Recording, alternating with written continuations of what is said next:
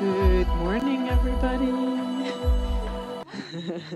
How are you after so many days of intense events? Here you can relax and sit back and in a minute enjoy a wonderful presentation, but afterwards even a more wonderful breakfast where we can rejoice over food and talk together about how we can change our food systems. But first, I would like to warmly welcome you to the Climate Hub Davos. For whom has not yet been here, I'm Nicole Keller. I'm the managing director of GreenUp, and we created this space to really get climate leaders, change makers, together with all the other people that are in Davos to enter into dialogue, to start collaborations, to share solutions for nature and climate in an open and accessible manner. And so far, it's been really, really great, and we're really grateful that we have so many great partners. Today's partner, we've done also really nice happy eco hours with, and I guess now it's over to you to share all your beautiful work on food and how you're transforming it for us. So thank you, Sarah. Thank you so much. I would say it has been an amazing journey, and it's been amazing to connect the dots and come together with the GreenUp and the Climate Hub.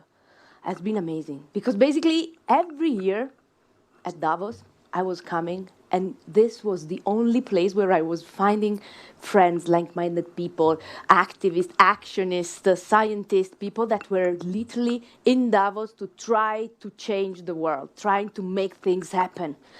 And I was very honored this year that when I called them, they said, okay, let's do something together.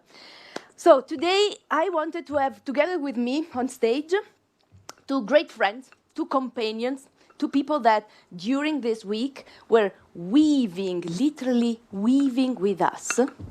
We are the Future Food Institute. We are a non-profit organization. We started 12 years ago with the big ambition of trying to change the world starting from food.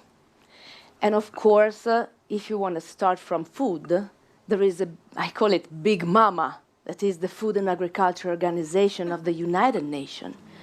That is, let's say, our home, the one that are collecting the data, supporting the farmers, trying to solve the big, huge, among issue of food security. Since 80 years, we are struggling with food security.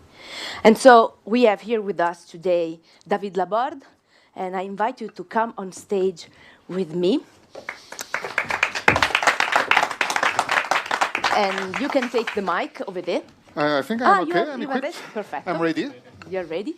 And then I invite on stage another friend and companion. That is Marine Dolls. That is here with multiple hats, because these system thinkers and doers wears multiple hats in their life. And he's here, of course, as part of our big family of the Future Food Institute, but also representing the Bioregional Weaving Lab. That is another friends and family group that came together with us in this long journey on trying to change the world, starting from communities and food system transformation. So Marine, please come on stage together with us. So to start this morning, I wanted to ask them what we have been learning this week. Of course, we were all super scared about this week, more than the other years. And actually, the president came with the Air Force One, but I thought it was much more stressful. I haven't heard him too much here in the city.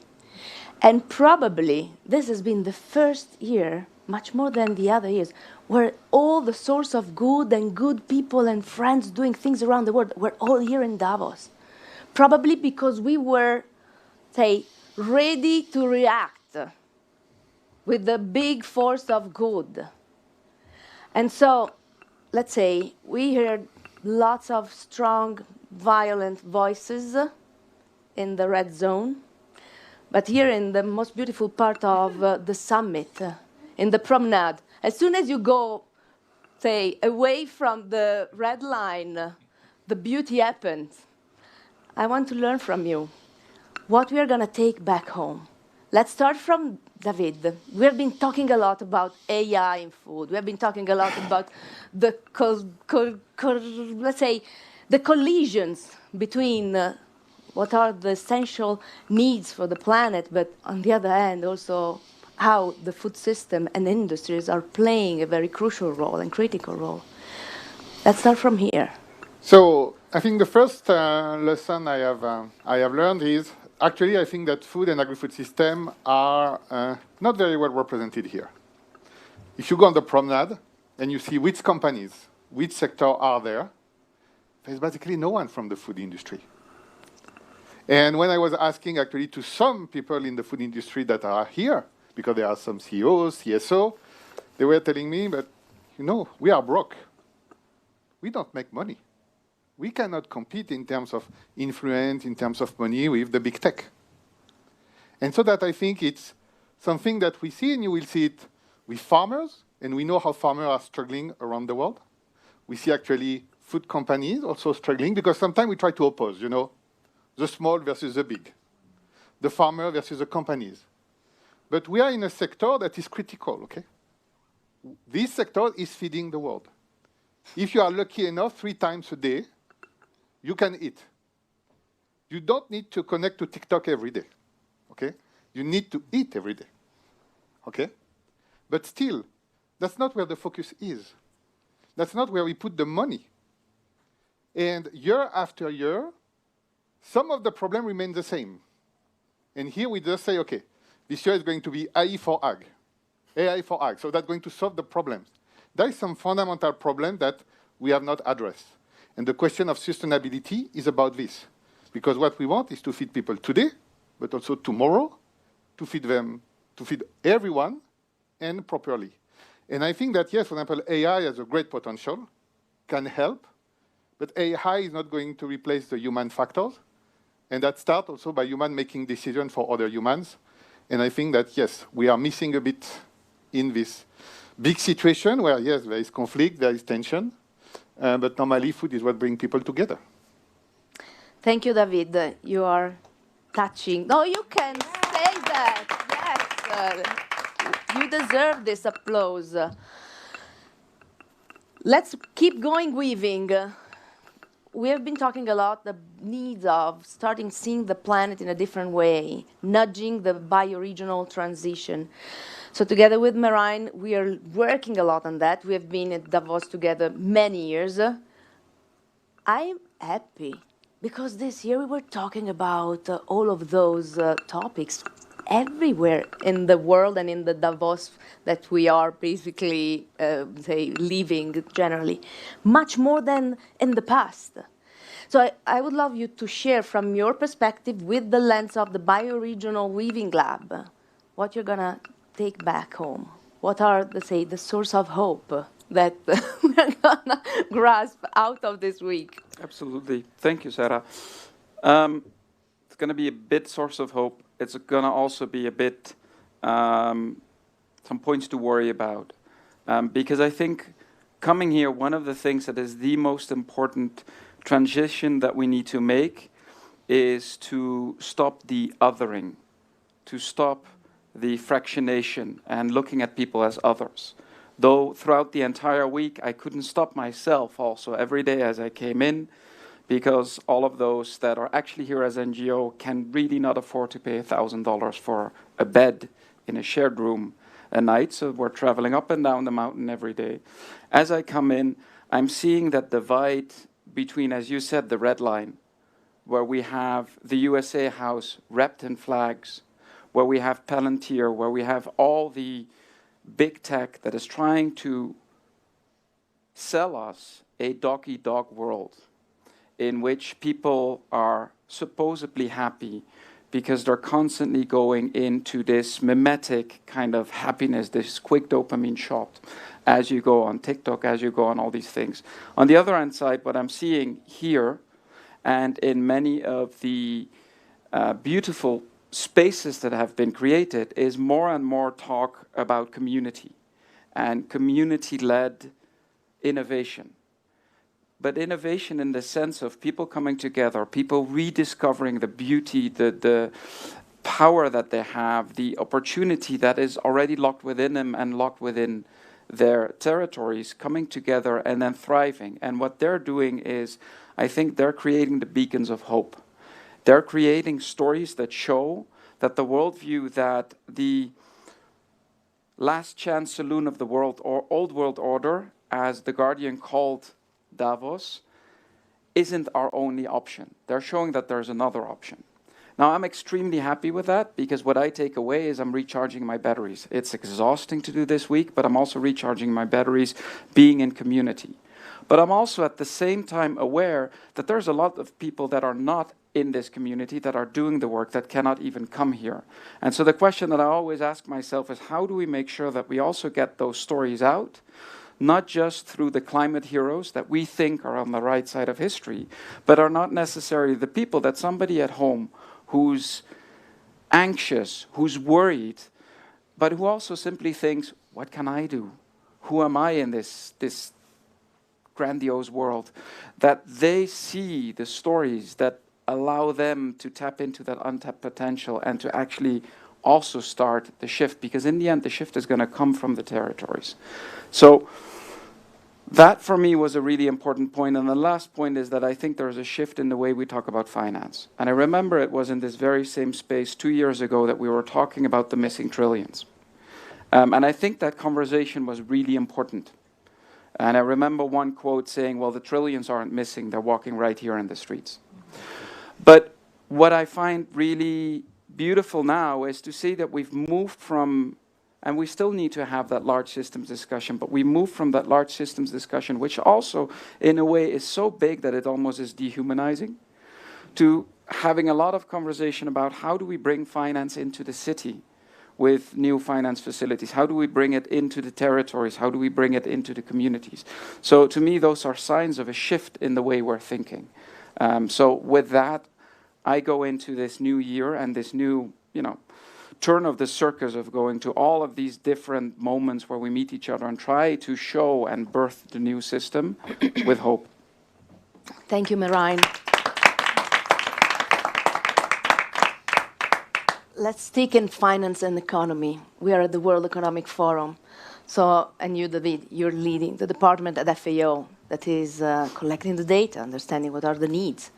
From your perspective, considering that feeding the planet anyway is the most essential need for all, what are now the pain points and what we all collectively can do, and what is missing? Because we all, the people that are attending the events at the Climate Hub, we're all taking this moment as a kickstart for the year, and we go back with homeworks.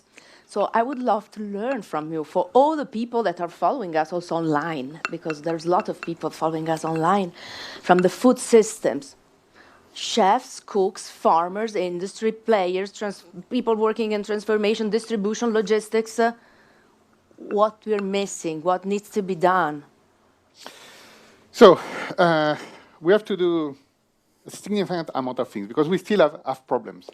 The first thing is, most people understand that we face these challenges in terms of the lack of healthy diets, the fact it's still very expensive for people. Actually, for 2.6 billion people, it's too expensive to buy every day something that is healthy. And we have nearly 700 million people that go to bed hungry. So you know that we still have this fundamental issue, and at the same time, we have overused water, we are still using too much land. So we need to make sure that the natural capital, among the other capital, is also respected and considered. And I will come back to that. Now, I think also we should all accept that we have a part of responsibility in this. Because if you listen to many people, they are not the problem. All the companies I was talking say, we are doing good. That's the other guy that is a problem. Always. I will say you discuss with NGO, that's the same thing, okay? We are doing this, and we try to be inclusive, and someone else is not doing something right. We are all producers, actors, activists, consumers. All the choices we make have an impact. So at the individual level, we have to be responsible and not to lie about what we do. Now, alone, we are not going to change the system. So we need to act collectively as a group. And normally that's what the human species has been super effective on this planet. We can work as a group. We can take a lot of challenge as a group. And we need coordination. And I think that really the important step, and on which an organization like FAO, that has been around for 80 years, that has been designed to help coordinating policy, coordinating standards, coordinating investment as a role.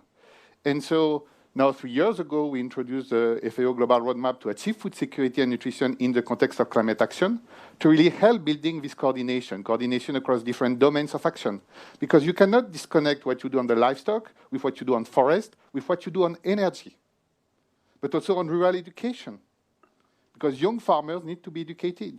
Young girls need to be educated to access to finance, otherwise we will not be productive farmers. And if you are not a productive farmer, you also misuse the resources that you have. And you are poor, and you don't benefit the collectivity as you can. So we need this plan, and that's what we have this roadmap. But we need also really to connect people, companies, small and big, farmers, the civil society, researchers, policymakers, from the leader of the world to the mayors in cities, because they all have a role to play. So it's basically an orchestra, okay? And everyone is playing its own music. With the roadmap, we try to get, a common music sheet, but we are not the musicians. You are the musicians, but we still have this role to play. And finally, I think that we really want also to make sure that we have this mean of connecting and coordination. And on one hand, we have markets. Markets is a way to coordinate people. Markets are not bad. Prices send signal. But the prices we have today are incomplete. That's one of the big issues. We don't pay for carbon. We don't pay for water. Even most of the farmers today doesn't pay for water. So we are taking decisions on the wrong things. And at the same thing for the boards of many companies. They look at their assets. They look at the value of their asset with the price of today, but they live in an illusion. It's a myopic thing, because the price of tomorrow, at one point, Planet Earth reminds us the reality. When we don't have water, that's what people say, we have a problem. And water has a value. When we destroy soil, we say, now we have a problem. So when things are abundant, it's cheap, it's invisible, we don't see them. And COVID has started to remind some of us this. But I think really this, how we can get these better prices, this better valuation. But after, we need to, communicate also. There's a lot of informal coordination. Markets are not going to solve all the problems. Communication alone is not going to solve the problem, because communicating with 20 people, it's doable. Communicating with 10 billion people, and in a reciprocal way, that's difficult. But markets help this, because it's where people meet, and the prices have a role to play. So really, at the end, we have this plan, the roadmap, and now we build on different ways to make sure that we have the coordination to implement and to make sure we have solution, and we will not come back to Davos years after years to say, we still have a problem, and this year AI will solve it, next year crypto will solve it, the following year space adventure will solve it, and at one point the problem will still not be solved. Until when we are going to be the one creating the problem. This is going to happen. Thank you so much, David. Last question. We've seen that there's a big lack of trust and truth. This, I think, was the thing that was, pinging me for the entire week. And this links to the topic of leadership.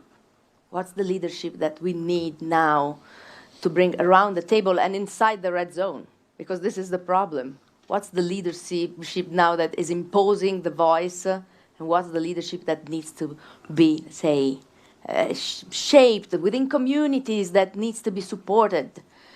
I think that now, this year, needs to be focused on empowering people that are in the good trajectory, that can make things happen. So from your two different perspectives, the policy world, multilateral agencies, we need to rebuild the trust. We need to rebuild the trust also there. I feel the need of that now more than ever before. But then we need that and this needs to be supported, and how we can do it within industries, but also communities. Just 2 words about leadership. I think the key point for me is leadership starts from within. Leadership is about actually leading mostly yourself and your own process of finding agency, but also keeping in check ego and the need to be right, the need to be superior. True leadership is very much serving, and that can be still leading away, but in a very humble and serving capacity. And I think that's what you see in communities. When you go into a community of change, you're not there to tell anything. You're there to ask questions. You're not there to give any solutions or answers. You're there to learn, and actually you're going to learn much more than the community. But in asking those questions, people will go on a process where they will discover their own inner power, their own inner potential, and then it will unfold like a fern. And that, to me, is true leadership. Thank you, Marijn. And what about you?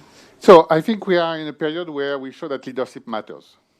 I mean, in all, you can bring companies to the ground with the wrong leadership. You can bring countries to the ground. So, people were telling me now, but it's not going to happen. I mean, I have seen, even in my lifetime, countries collapsing, just because a crazy president or leaders decided to be in power.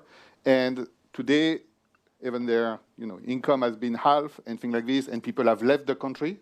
So things can happen and can happen quick.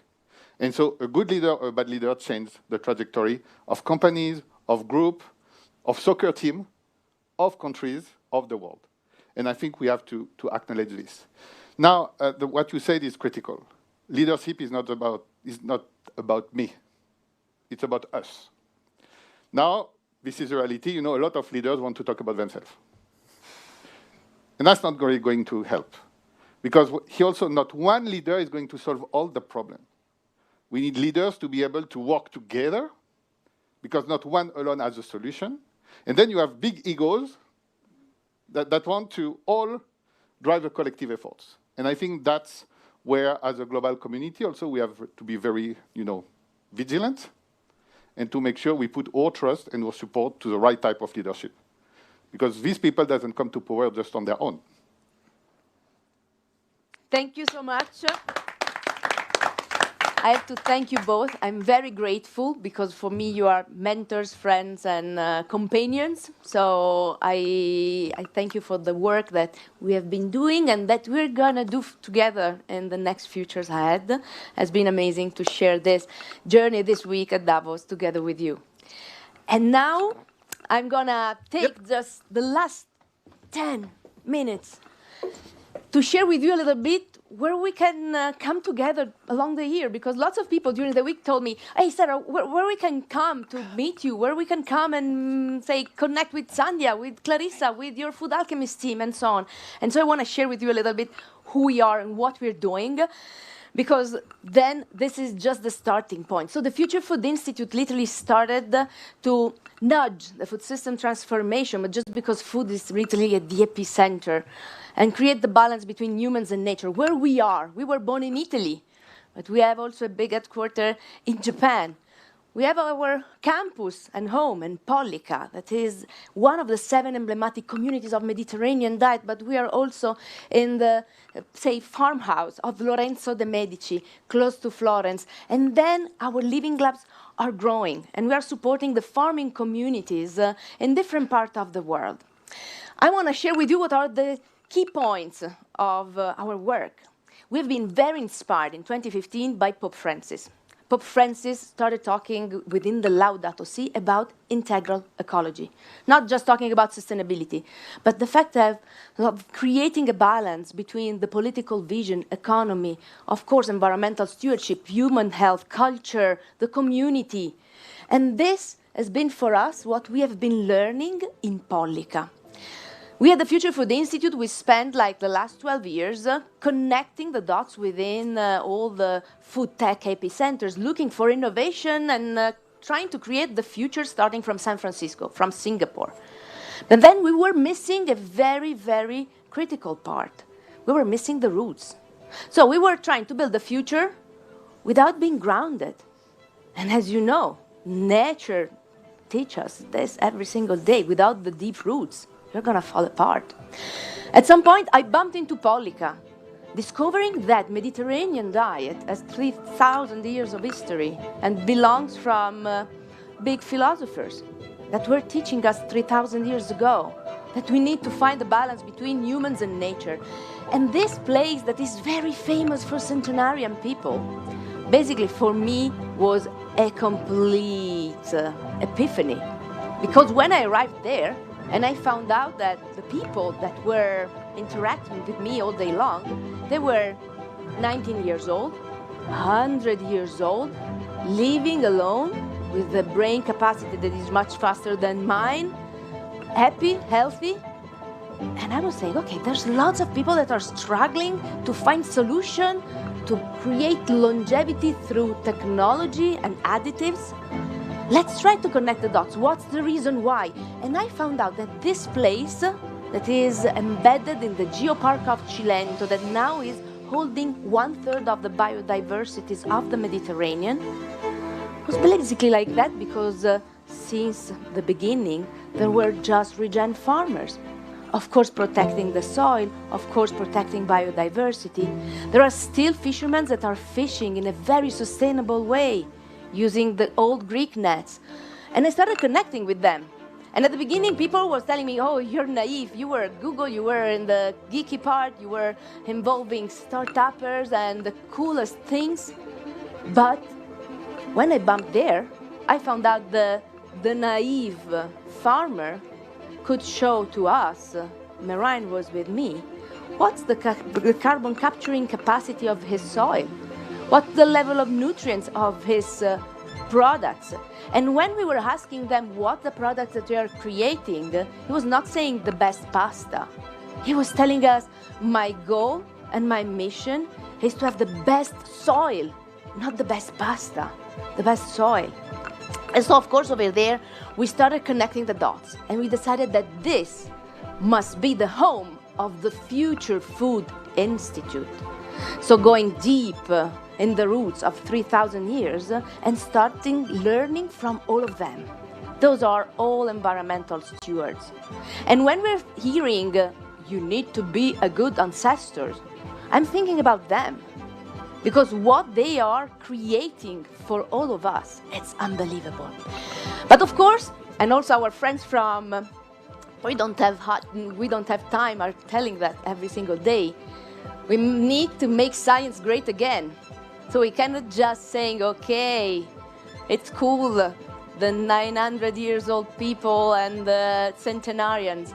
No, I need to show the numbers, start to measure, and try to create models to bring this kind of way of living in our world. Because, of course, our life in big cities is completely different. So now the big challenge is not to go over there and transform completely our life. We need to adapt and see how all of that can be a source of learning for all of us in our daily life. And we decided to start to connect the dots and start to invest on reconnecting with people and using the framework of the SDGs just as a map that could connect with the integral ecological vision. And we understood that to make it happen, we are private.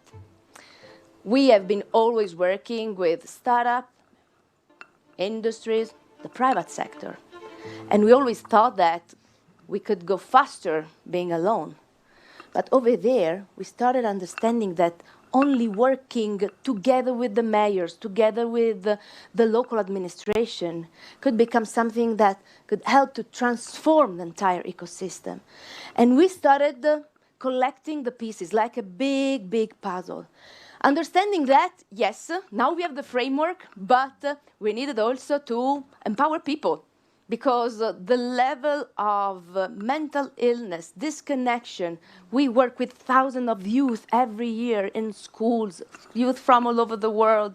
The level in the last 6 years have been going like crazy. Families are completely disconnected. And so we understood that we needed to empower leaders and youth.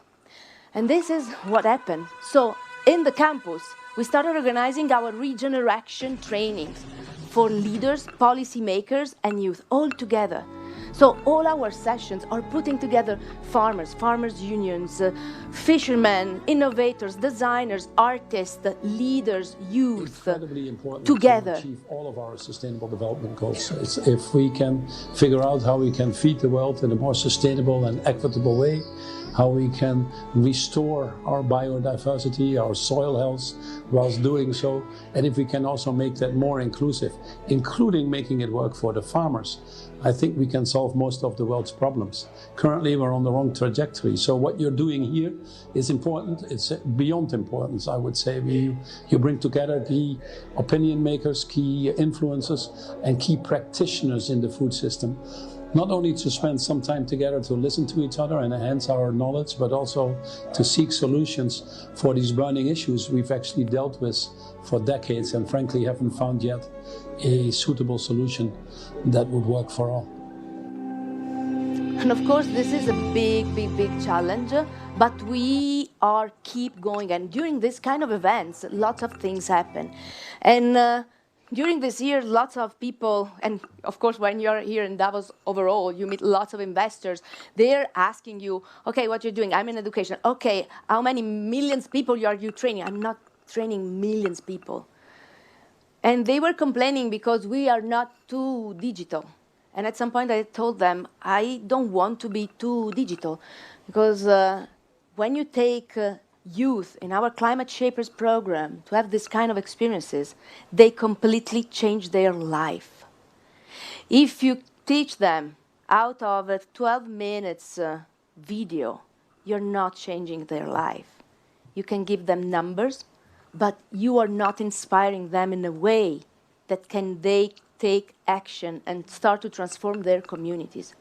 So this is what is happening every single day at the campus, here in Japan, in Iceland, in every part of the planet where we are running the Climate Shapers Bootcamp. And this was a program that started in 2019 together with FAO. We started targeting some topics. We need to regenerate our cities. We need to save our oceans. We need to protect our biodiversity. We need to start to see food as a tool to build diplomacy. And we started working, organizing boot camps that are involving people, always youth, but also leaders together in this kind of experiential experiences. And on top of that, of course, keep going, connecting the dots. The big goal is to save the planet, to care about humanity. Everyone is struggling with the interconnection between climate and health. And we started thinking, okay, we need to learn something from this community. And we started being very fascinated by this concept of the algorithm for longevity. And we started using our campuses literally as a source to collect all the data input, but also using the citizens as our ally, using the fishermen as our ally.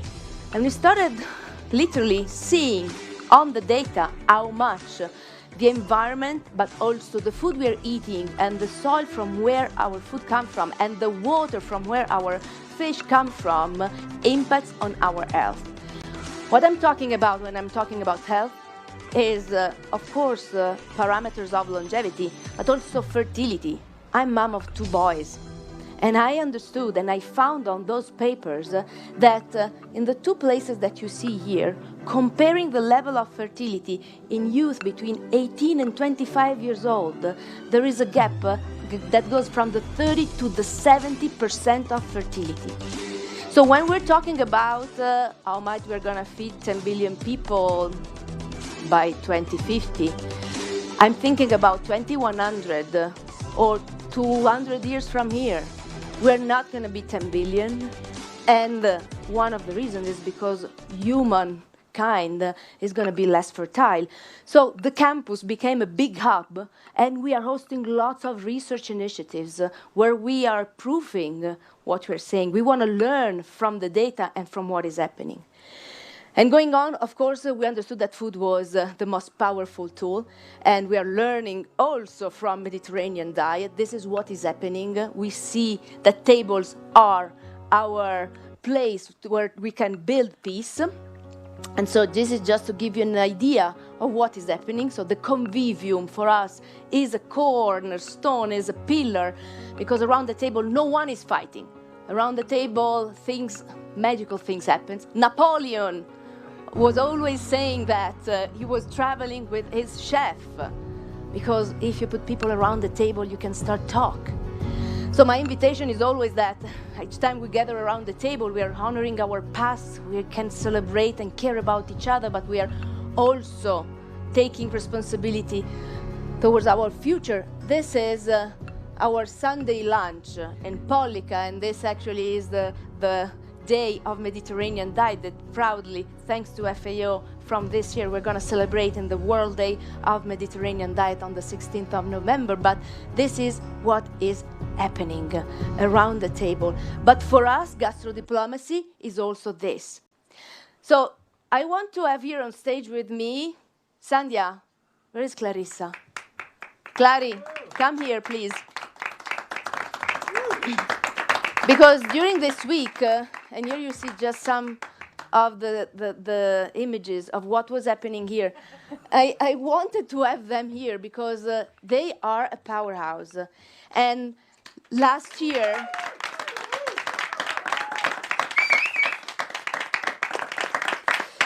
you're amazing, girls.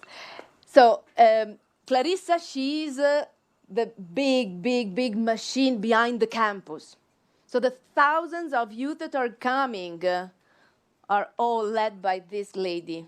And when I called her, hey, take the car, come in Davos, we need your help, you need to be here. She said, okay, boom. She drove up to Davos to help us. And Sandhya, she's our lead of the Food Alchemist team. The Food Alchemist team is made by food scientists, biologists, the designers, and of course also gastronomes and a nutritionist, and they're all coming together.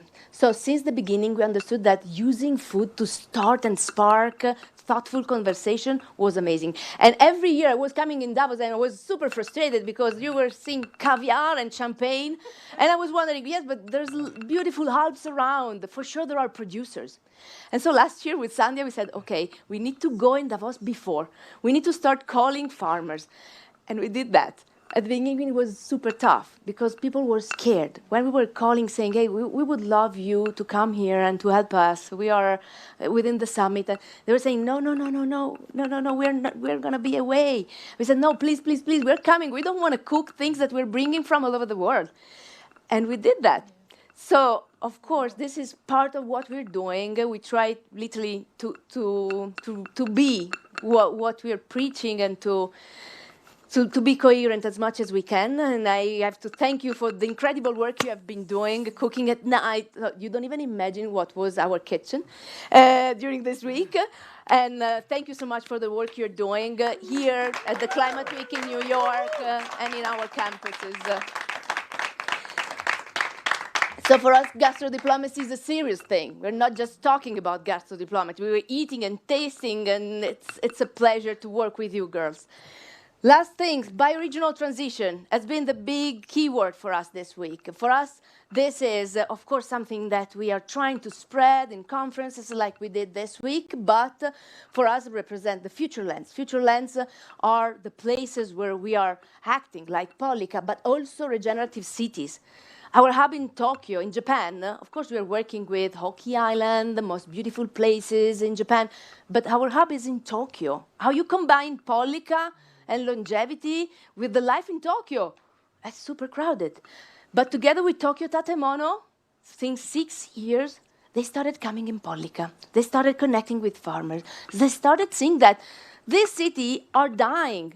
The big cities are dying, are ghost town, there's no life. Those overall the financial districts. And so we started learning together, and we started this big bioregional plan, and together with them we said, okay, we need to regenerate cities. We have not to keep going, building, creating spaces that basically are empty of life. And this is actually what we launched at the New York Climate Week together with them, and we are now collecting lots of other cities that are starting regenerative projects that are caring about the rural areas and building bridges.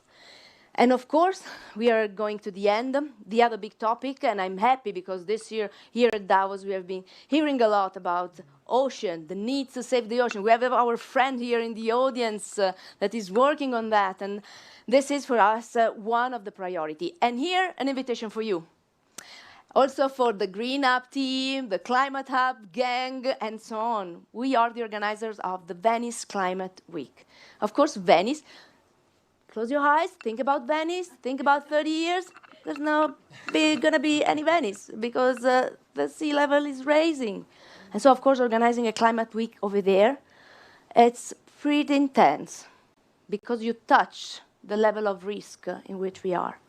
So every year from the 3rd to the 8th of June, we are in Venice. You're all invited not to come and listen because everyone who's coming in Venice is coming and doing, coming and sharing projects, coming and connecting. And we're very proud because for us, the Venice Climate Week is an opportunity to nudge the fact that people are adopting new policies that are needed. Last year, we started a working group during the week together with mayors, together with scientists, together with activists and the social community to create a law, to create blue communities in our country. And now there is an amendment that is under the vote to create blue communities and policies dedicated to that. So every time we organize something, it's not just an event to hug each other and have fun, but there's always a meaning. We always want to do something that can create an impact. And here I leave you with our Venice Climate Week. We're better to pay our respects and to our very special water planet in the universe than in Venice, the oldest water city on our planet. These 6 days will be a clarion call to cities around the world that water animates all of life on our unique little home in the universe.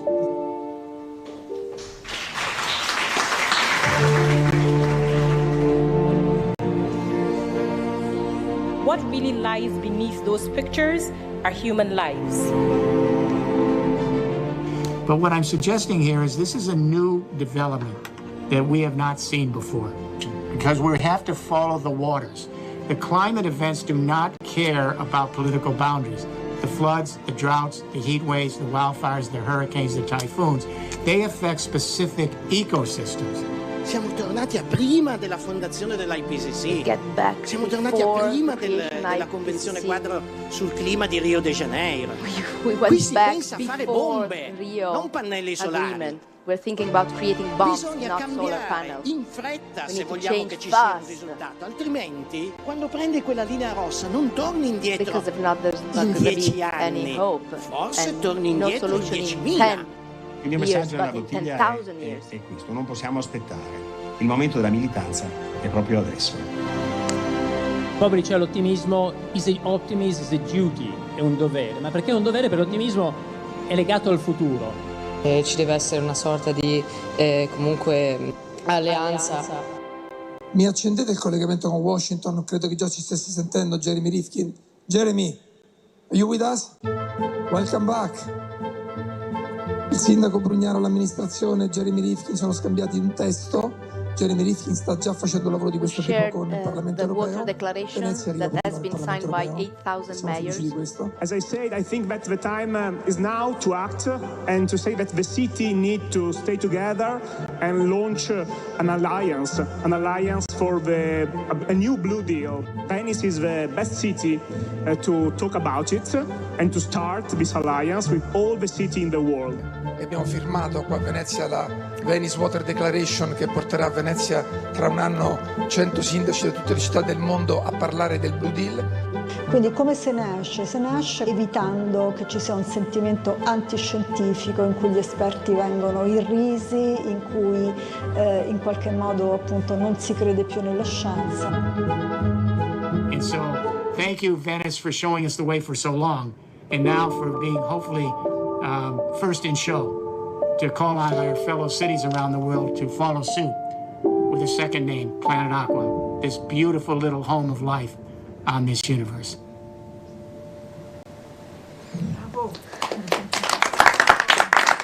So, considering that the 70% of the world is made by aqua, water, we need to call ourselves Planet Acqua and citizens of this Planet Acqua. You're all invited in Venice, and you have seen youth there.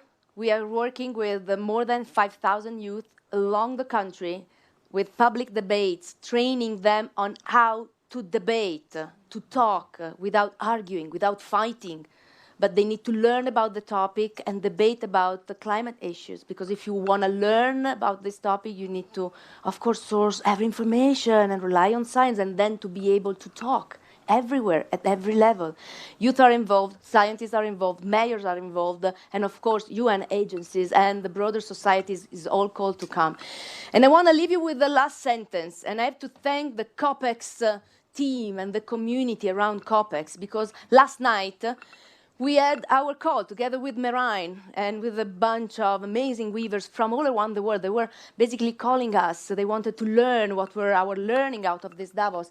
And a professor from Berkeley was sharing this sentence from Milton Friedman. And I think that I'm going to go back with this on my mind. Only a crisis, actual or perceived, produces real change. When that crisis occurs, the actions that are taken depend on ideas that are lying around. That, I believe, is our basic function, to develop alternatives to existing policies, to keep them alive and available until the politically impossible becomes the politically inevitable. So I think that our responsibility now is to inspire others and to go back to that. We need to be brave to imagine. We need to believe, and we need to act.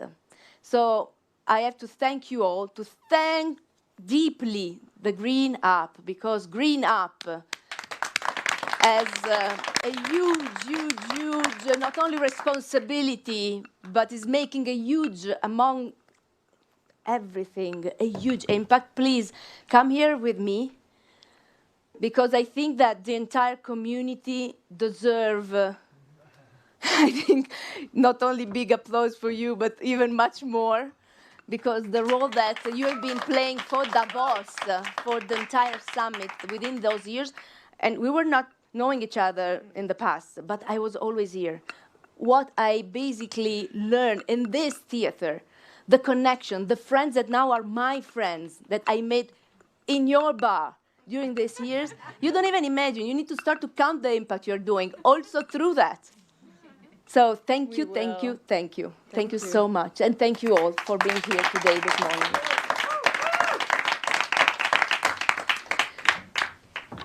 Now we need to eat. So, of course, exactly. The invitation is to go into the gastronomy. We do need to eat, but I cannot let you go without a really small food present from our region. Okay.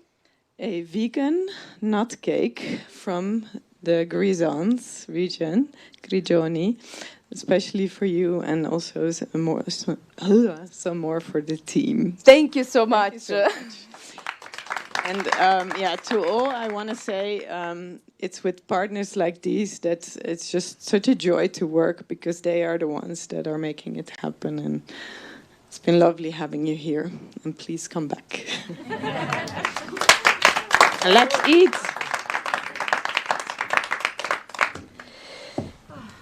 Great. Wow. It's been a long week, but what is a great work.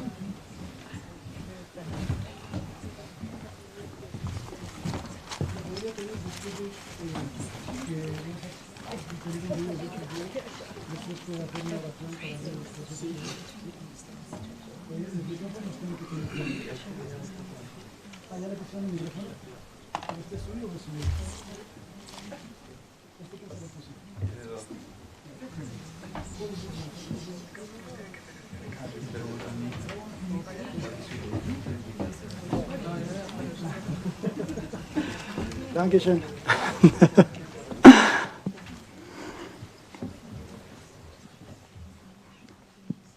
One minute? Okay, yeah, great.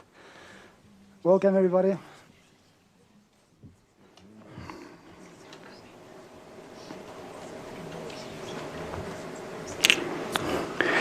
So 1 minute, you can play the video. Bring. It will be right now.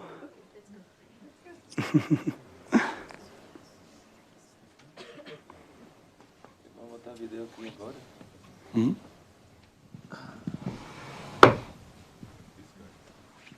Greetings to you all from Connecticut. So 1 minute, you can play the We've all video. been sharing this moving experience of watching Wisdom of Happiness, spending an hour and a half right now. with the profound and illuminating presence of His Holiness the Dalai Lama. This film is an invitation to enter an open, yet radical, I think, space that includes to you all from Connecticut. So 1 minute, A resetting of we've all been sharing this moving experience of watching wisdom and how we experience the world, right now. and also our higher responsibility to that world we share and to each other. This film is an invitation to enter, reminding us that we're open, deeply interconnected, radical, I think, space. It invites us to re-envision from Connecticut. So 1 minute, Resetting of we've all been sharing this moving we are living together. Misturado som várias coisas. Do it again. Yes, please. Esse é um ator famoso. Richard Gere. Aqui de manhã estavam apresentando um filme do Dalai Lama.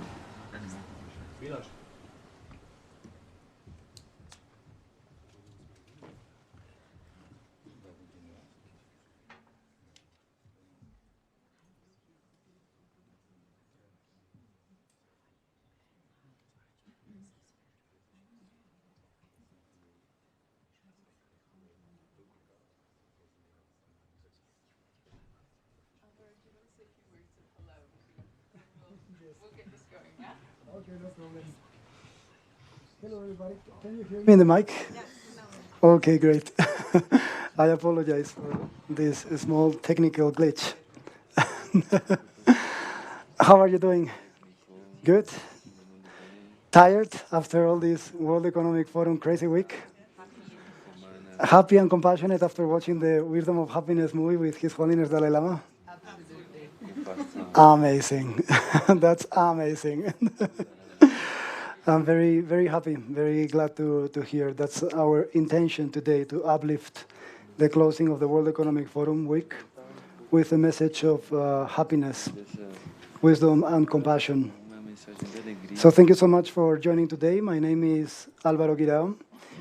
I'm the founder of a Swiss non-profit called Wisdom Health. It started in 2020 during the World Economic Forum Week, precisely for this purpose: how to restore coherence as a human collective between our current situation and our goals as a human species. We do this by doing activations like this in Davos during the WEF Climate Change Conference. We've done as well programs and hosting many kind of retreats.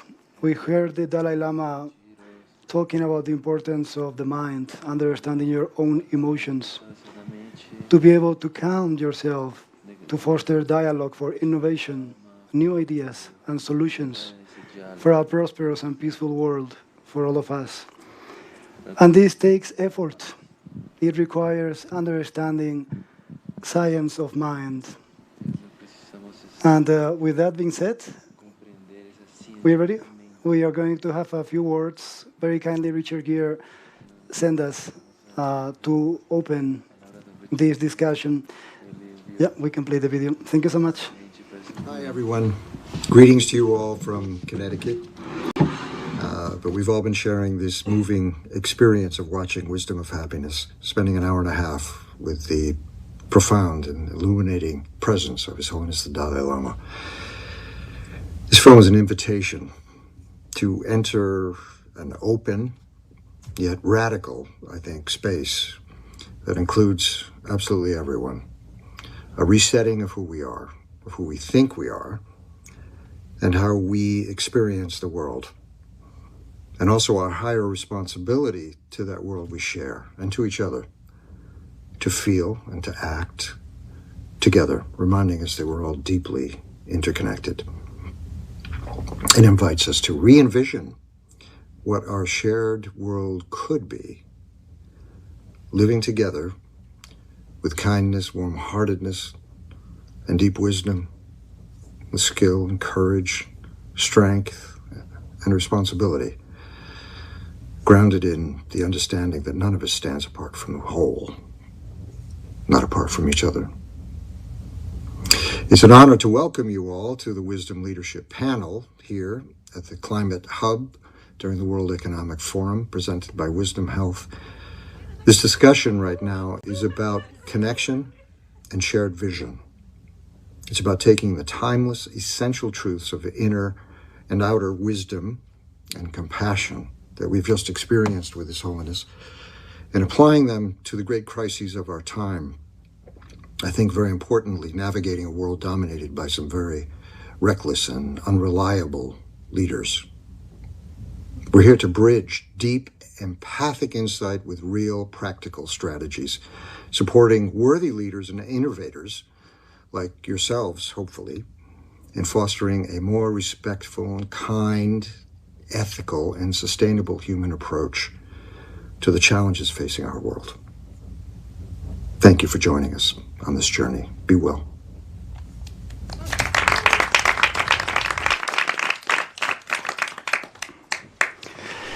Thank you so much, Richard. Thank you for your kind words. And well, I will briefly introduce myself. My name is Alvaro, and I started doing scientific research on the human mind and emotions in University Autónoma of Madrid, support to establish a research lab called Empathic Reactive Media Lab. I have a training in computer science, and I was just curious why we suffer and how can we have more peaceful, happy relationships. And I came from this very rational approach, looking at the mind and body. And through this, I was invited to give a conference in China, in a Buddhist conference in Shenzhen, with the Wooden Fish Foundation, to do a conference between Buddhism and neuroscience. And then it really made total sense for me. You know, when I started to read everything about inner science from the Buddhist perspective, understanding mind, I found it very revealing.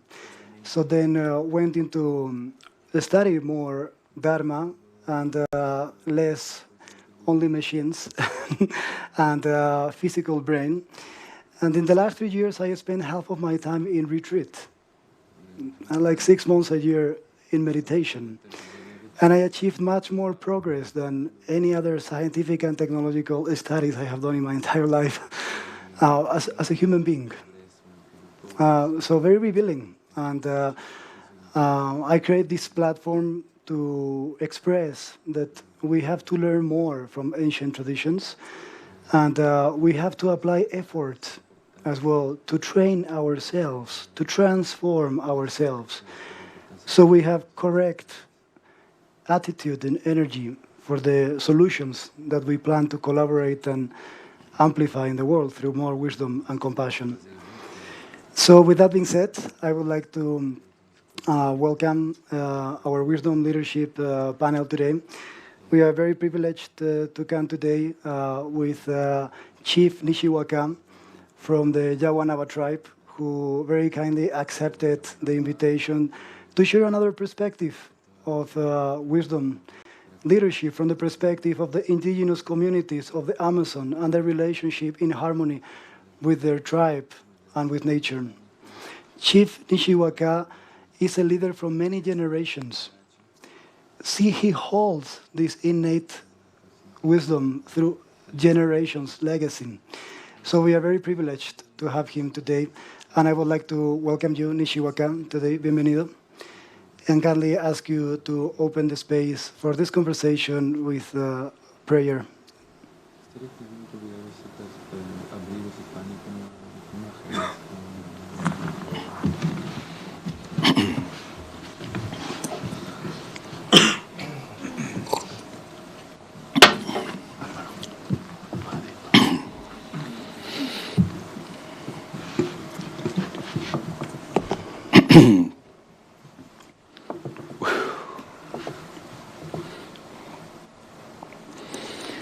Kanaro chirite te, kanaro chirite te,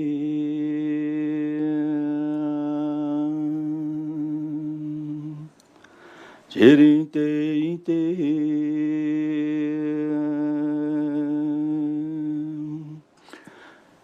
no ma mahe.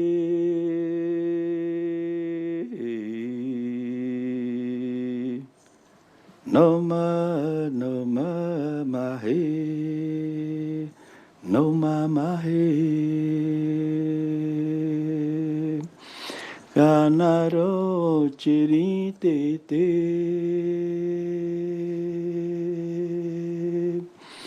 kanaro chirite te, chirite te.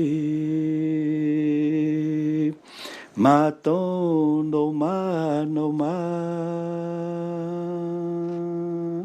mato no ma, mato no ma, mato no ma, hey,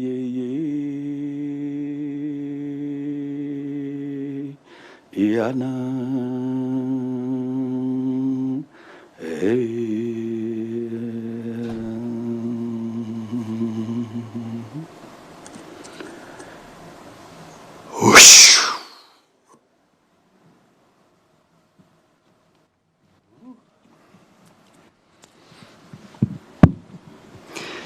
Thank you so much, Chief. Muchas gracias.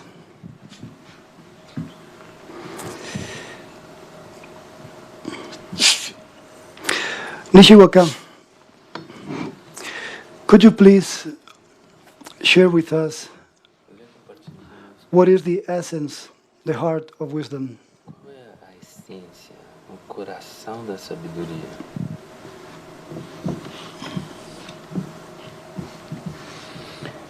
A essência para nós é o amor, a paciência. For us, the essence is love, patience. Primeiro você se ama. Quando você se ama, você sabe amar o próximo. First you love yourself, and when you know how to love yourself, then you can love the others. Você é grato You're por ser uma grateful. pessoa amada. And you become a beloved person as well. Você está em equilíbrio. And that's what brings a balance. E você pode enxergar todos os seres vivos. When you're in that balance, you can see all living beings. E manter a harmonia. And be in harmony. Com a terra. With the earth. Com a água. With the water. Com a floresta. With the forest. Com os animais. With the animals. E com todo o universo. And with all the universe. Se você não tem amor, se você não tem paz, if you don't have love, if you don't have peace, você não vai encontrar o equilíbrio. You will not find the balance. E muita paciência. Tem que ter muita paciência. And a lot of patience is needed. Eu venho de uma família tradicional. I come from a traditional family. De líderes. Of leaders. Muito tempo. For a long time. Minha família, eu não sei quantos séculos. I don't know how many centuries. Conduzem meu povo. My family is guiding my people. E todos eles são líderes espirituais. And all of them are spiritual leaders. Eu venho dessa família. I come from that family. E honro essa linhagem. And I honor that lineage. Com toda a força do meu coração. With all the force of my heart. Ser leal comigo. To be loyal. E com minha ancestralidade. With myself and my ancestry. Assim eu vou cuidar da minha família. And that's how I take care of my family. Com muito amor. With love. Da minha esposa. Of my wife. Dos meus filhos. My children.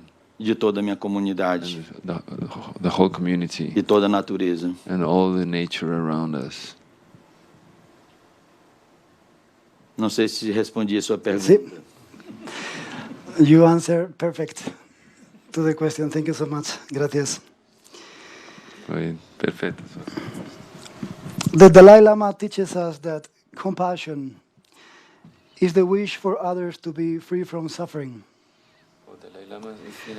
But at a forum like this, during the World Economic Forum and all our events, compassion must be paired with courageous action.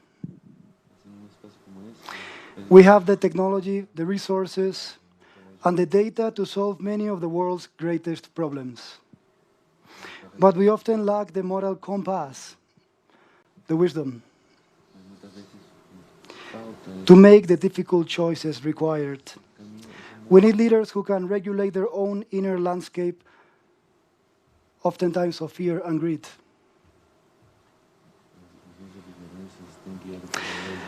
As the Chiefs has explained us, through deep connection with ourselves, with others, and with nature, and use that inner stability to make bold, compassionate decisions for the global collective. Wisdom leadership is therefore not soft. It is a robust, resilient form of leadership. Chief Nishiwaka.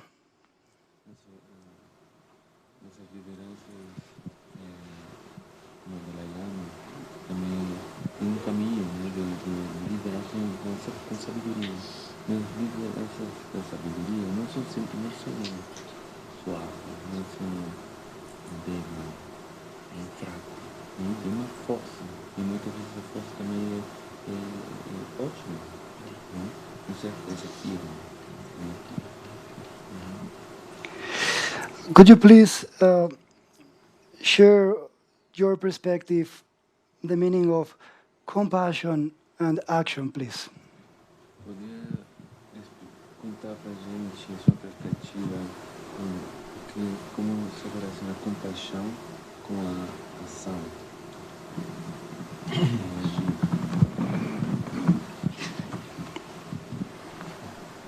Na nossa criação, In our creation. A história da nossa criação. The story of our creation. O primeiro nosso chefe. Our first leader. Chama Roi. Whose name was Roi. É como se fosse rei. It's like he was like a king. Mas é muito maior do que esses reis que nós temos por aqui. But it was much bigger than the kings that we see around here.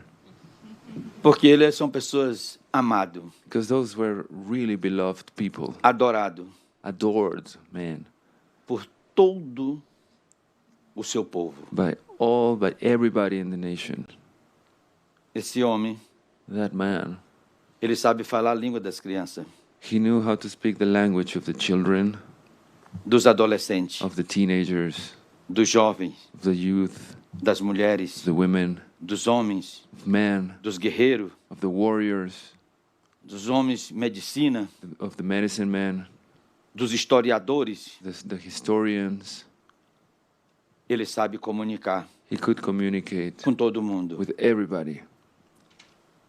Ele sente a dor. He could feel the pain. De todo o seu povo. Of all of his people. E ele comemora a vitória do seu povo. And he celebrates the victories of com his todos people. Eles. With everybody. Eu venho dessa tradição. So I come from that tradition. Para nós estar em paz. For us to be in peace. É eu ver minha família bem. It's important for me to see my family. Eu ver as crianças com well. saúde. Need to see the children. As with crianças health. brincando. The children playing. Com seus pais. With their parents. Com outras crianças. With other children. Chefe está feliz. Then a chief. Líder está feliz. A leader is happy. Porque mantém a ordem. Because there's this order. You're da keeping harmonia. This order of the harmony. Do seu povo. Of your people. É muito maior do que a palavra compaixão. It's bigger for us than just the word compassion. É viver uma energia espiritual sempre coletivo. It's always living in a spiritual energy that is always collective. E sempre está pronto para servir. And always being ready to serve. Hoje, no meu mundo, for today in our world, in my world, o que eu peço ao Criador que me dê saúde. The only thing I ask to Creator is to give me health. Quando nós conquistamos algum objeto, quando conquistamos alguma coisa material, every time we conquer something material, inclusive dinheiro, even money, nós falamos como a luz do dia. We speak with the light of the day. A gente não bota em banco. We don't put it in a bank. A gente não bota em código. We don't put it in code. Para ninguém não saber. So that nobody knows. Na minha comunidade não. In my community, it's no not meu like povo that. não. In my people, no. É uma conquista de uma nação. It's a conquest of a nation. E temos que dividir todos. And we need to share and divide. Quando cada membro da comunidade tem objeto que eles precisam, when everybody in the community have the objects on the tools they need, o seu líder, their leader, é sempre abraçado pelo seu povo. Is always embraced by his people. Porque ele se sente a mesma igualdade. Because he feels he is in the same level of equality. Com o mesmo direito. With the same right. Não porque eu sou chefe. It's not because I'm a chief. Eu tenho que acumular tudo para mim. That I have to accumulate and have all the things for myself. E decidir o que é que eu posso dar para cada pessoa da minha comunidade. Decide what to give to whom in my community. Isso não é meu. That's not mine. Eu sou líder. I'm a leader. Eu sou guardião. I'm a guardian. Eu tenho que devolver a nossa família. I have to give back to my family. É assim que nós vivemos. This is how we live. É assim que nós organizamos nossa casa. This is how we organize our home. E não temos problema. And we don't have much problem. Nós não temos perseguição. We're not being prosecuted. Não temos discussão. We don't have discussions. Não temos inveja. There's no envy. Não se traímos. There's no treason. Por causa de quê? Why would we do that? Porque nós compartilhamos tudo. We share everything. Essa é a nossa compaixão. That's our compassion. Gracias. Chief, many of the leaders in this room and watching us in the live stream manage vast, complex systems. Companies, nations, technologies. Lideranças aqui que estão olhando também pela internet, eles dirigem organizações muito complexas, muito grandes, países, companhias, muita gente. What is the single most vital lesson from your traditional multi-generational leadership that a CEO or a head of a state must adopt today to truly be a wisdom leader?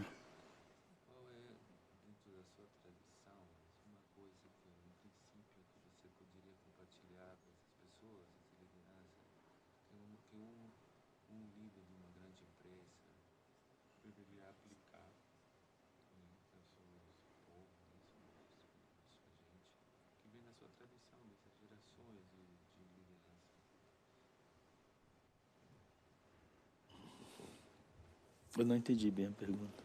Então, dentro da sua tradição, do seu povo, um conselho que eu poderia dar de como deve ser um líder, que possam entender essas lideranças de companhias, de países, que estão dirigindo organizações muito complexas.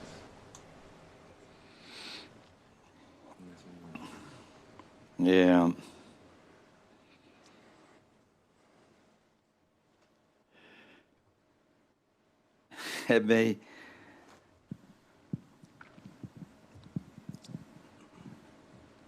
É difícil para mim falar. It's very hard for me to say. Porque eu venho de mundo completamente diferente. Because I come from a very different world. Eu venho do mundo coletivo. I have from a world of the collective. Eu venho do mundo de comunidade. I come from the world of the community. Eu falei aqui na outra pergunta. Just as I said before. Hoje um dos grandes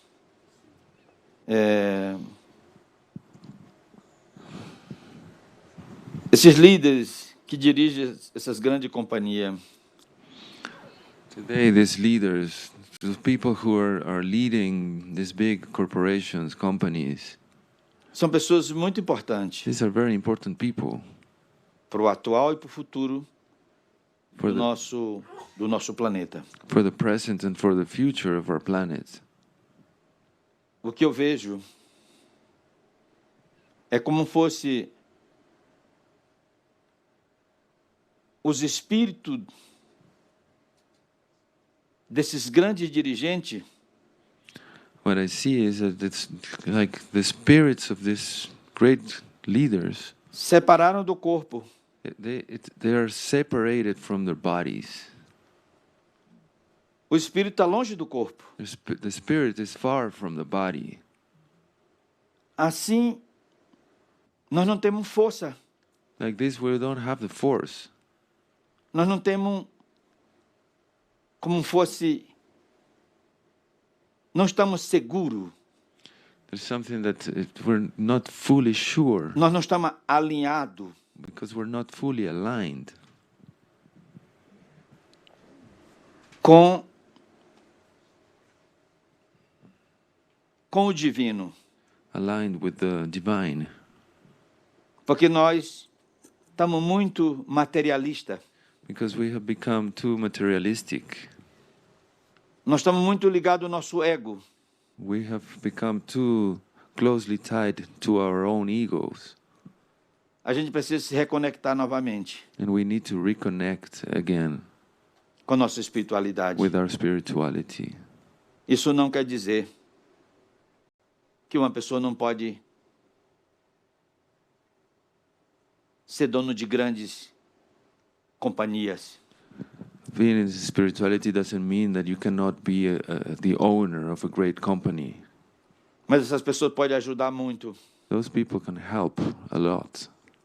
Quando um grande chefe de companhia, when a leader, a chief of a company, Ele está conectado com a sua ancestralidade. He's connected to his ancestry. Com a cultura. With his culture. Com o espírito. With his spirit. Ele vai saber. He will know. Cuidar da sua empresa. He will know how to take good care of his company. Que essas empresas não poluam. Que essas empresas não traz o desequilíbrio. So that these companies don't bring pollution, they don't bring unbalance. Do nosso meio ambiente. In our environment. Nós estamos vivendo agora um tempo de mudanças climáticas. We're living in a time of climate change. Nós estamos vivendo um desequilíbrio. There's a great unbalance. Não é o sol que está desequilibrado. It's not the sun who is out of balance. Não é a água. It's not the water who is out of balance. Não é a floresta. It's not the forest. É o homem. It's man. É nós que estamos desequilibrados. It's us who are out of balance. Se nós se equilibramos, and if we find the balance, nós podemos continuar com nossas grandes companhias. We can continue with our big corporations, companies. Fazendo o bem para o homem e para o meio ambiente. Doing good things for humans and for the environment. Então nós precisamos reeducar o nosso conceito da economia. We actually need to re-educate ourselves in a new concept of economy. Não sei se tive isso. Gracias, jefe. Muchas gracias. My final message is a call for a curriculum of the heart in global leadership. We have excelled at educating the mind, but we have neglected the heart. Wisdom leadership requires us to integrate the three aspects of our heads, our strategic brilliance, executive, our hands, courageous action to implement this change.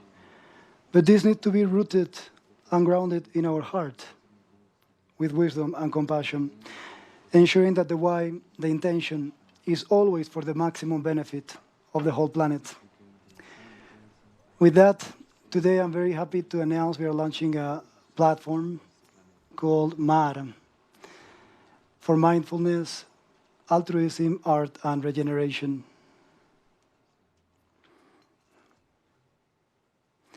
A return to what we truly are. Water remembers before names, before ambition, before identity, there was water. Moving, holding, cleansing, transforming. Water teaches us what the mind often forgets, how to flow without force, how to hold without possession, how to give without asking anything in return. The ocean does not rush, yet it reaches every shore. It listens, it adapts, it regenerates itself endlessly. How so do we when we remember who we are. Do we have the pens, Carolina? Yes, can we share with the participants? Okay, so then I invite you to do engage, participate here in the room. If you are watching the live stream, you can join us too. In this, by the way, mar means ocean in Spanish.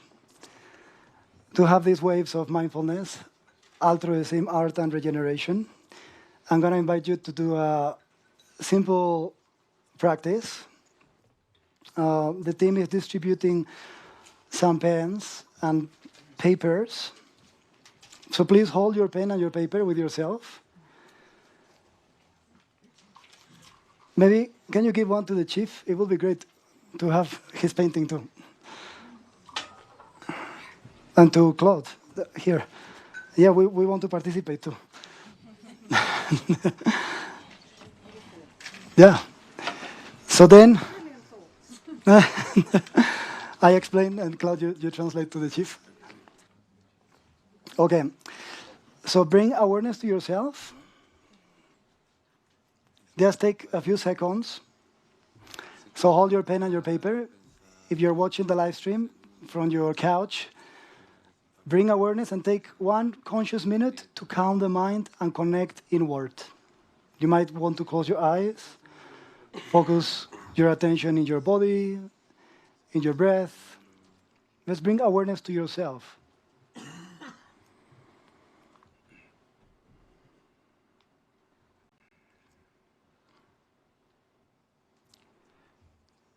From this awareness to yourself, to your body, to your breath, to your mind, give rise to loving kindness and compassion. Open your heart. Give rise to a wish to care for others, for nature, for animals, for all living beings and creatures in our beautiful planet Earth.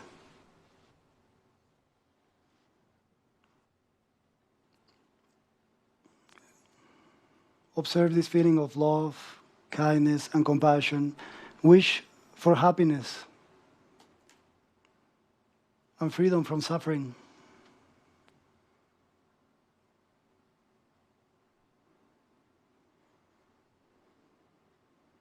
And as you have this feeling, observe if an image rises in your mind. And whenever you feel ready, you can open your eyes and you can draw that feeling in the paper you have in your front of you. You might want to draw, you might want to take a picture with your face, or you might want to upload a picture of nature, whatever feeling, artistic expression is calling you. If you're in your house, you might want to chant, sing, you might want to dance. Express yourself. Give rise to your creative expression. Open yourself. Share your positive feelings with others. A wave from your heart to reach the shore of the heart of others.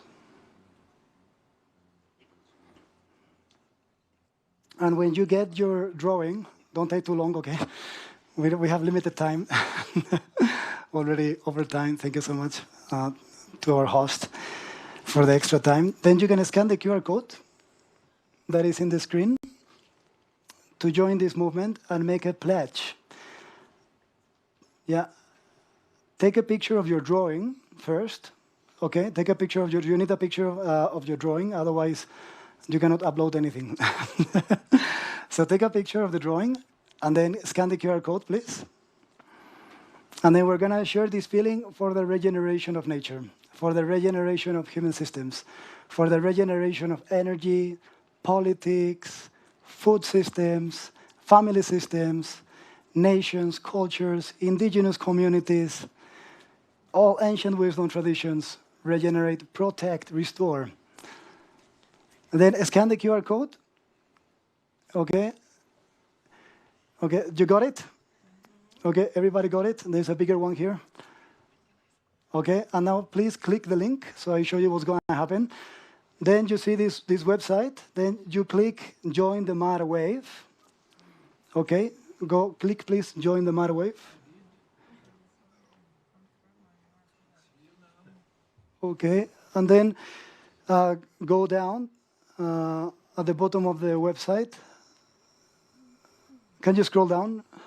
Yeah, and say join the matter wave.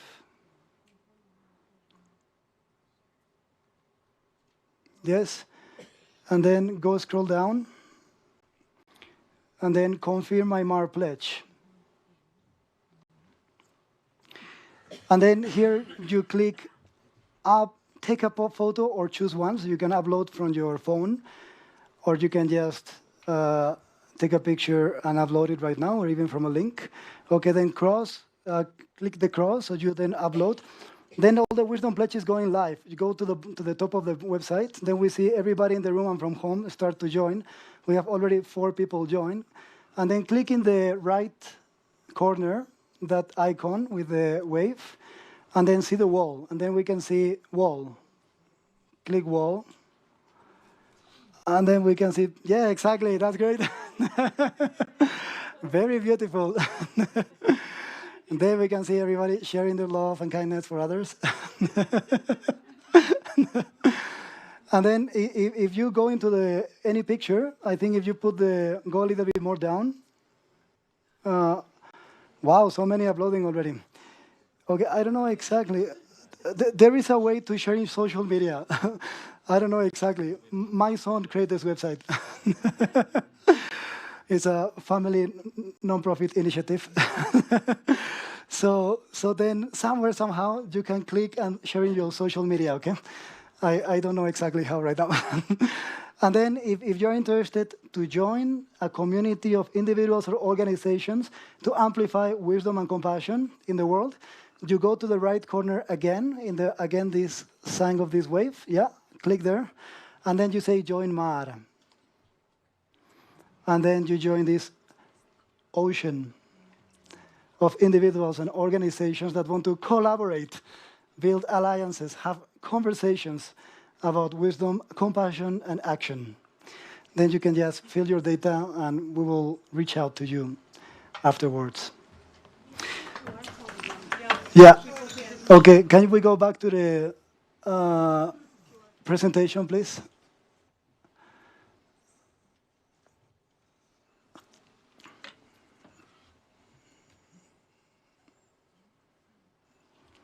This presentation? Sorry, I don't see the slides. Oh, yeah. Okay. In the meantime, while the QR code is coming back, so you can take a picture or a screenshot if you are watching from home, I want to close this panel. First of all, muchas gracias, Jefe Nishiwaka. Muito obrigado. Gracias. Gracias, Claude. Thank you so much for the translation. Thank you so much for sharing the deep wisdom and compassion of your people.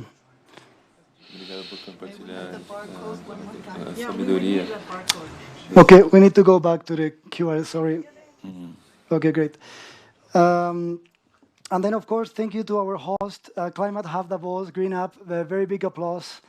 You know, they're doing an incredible program this week. It's thanks to this alignment of values, you know, that we can really create these meaningful programs during the World Economic Forum Week. So thank you so much for this vital platform. Let the happiness we seek be the compass that guides us all to a more compassionate, wiser form of leadership. We look forward to continuing this essential work with all of you. Thank you.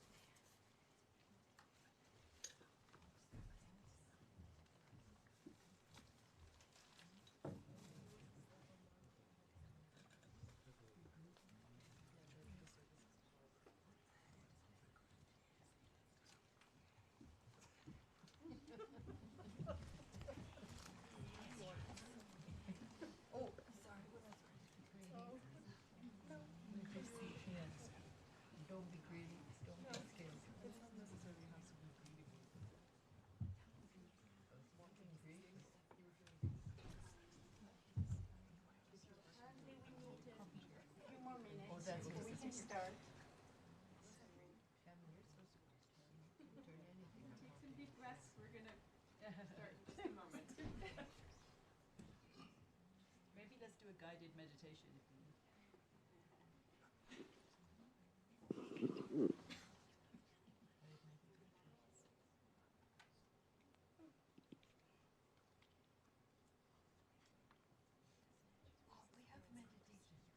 We have meditation.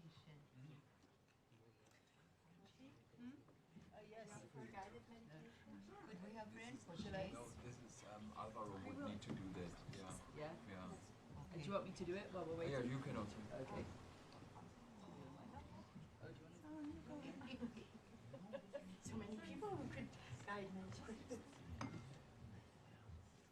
Okay, everyone.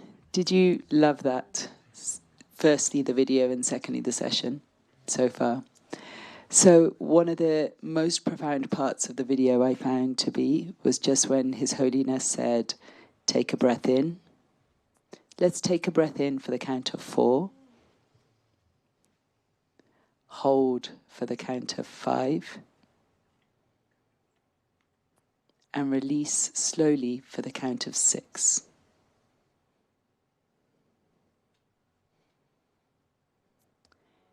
This time, as you're ready.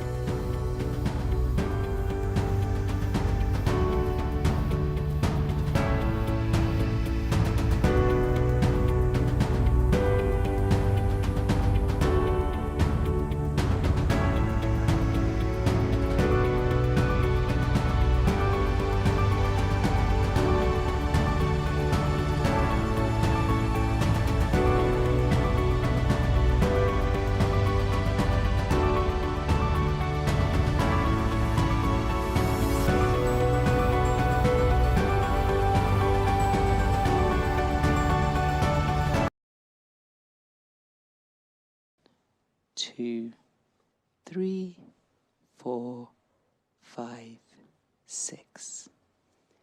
Now hold for as long as you can. If you can do 7, for the count of 7, that will be wonderful. Just try.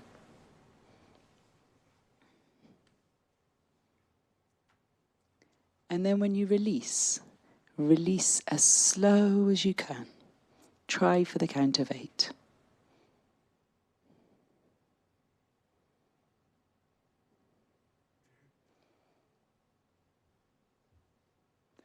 And just that simple 3 slow, deep breaths are enough to ground us. So whenever you think you have to spend a long time meditating, or that we don't have the time, or we don't know how to do it, it's really as simple as that. I've been working with His Holiness, thankfully, for nearly 20 years. They asked me they've been teaching me about values, and as you can see, their whole message is about values, not just about loving kindness or peace or the environment, but actually their message is about over 100 different values and virtues, and they're all inside of us. And they led me to write this book, The Values Compass, and then they gave me an endorsement, and they said that values takes us into the hearts, minds, and traditions of culture and people of the world. It demonstrates how interconnected we are, and how the divisions that exist between us stem from acting with narrow self-interest rather than concern for the good of our human family. I hope and trust that this book will contribute to making the world a happier place. His Holiness, the Dalai Lama.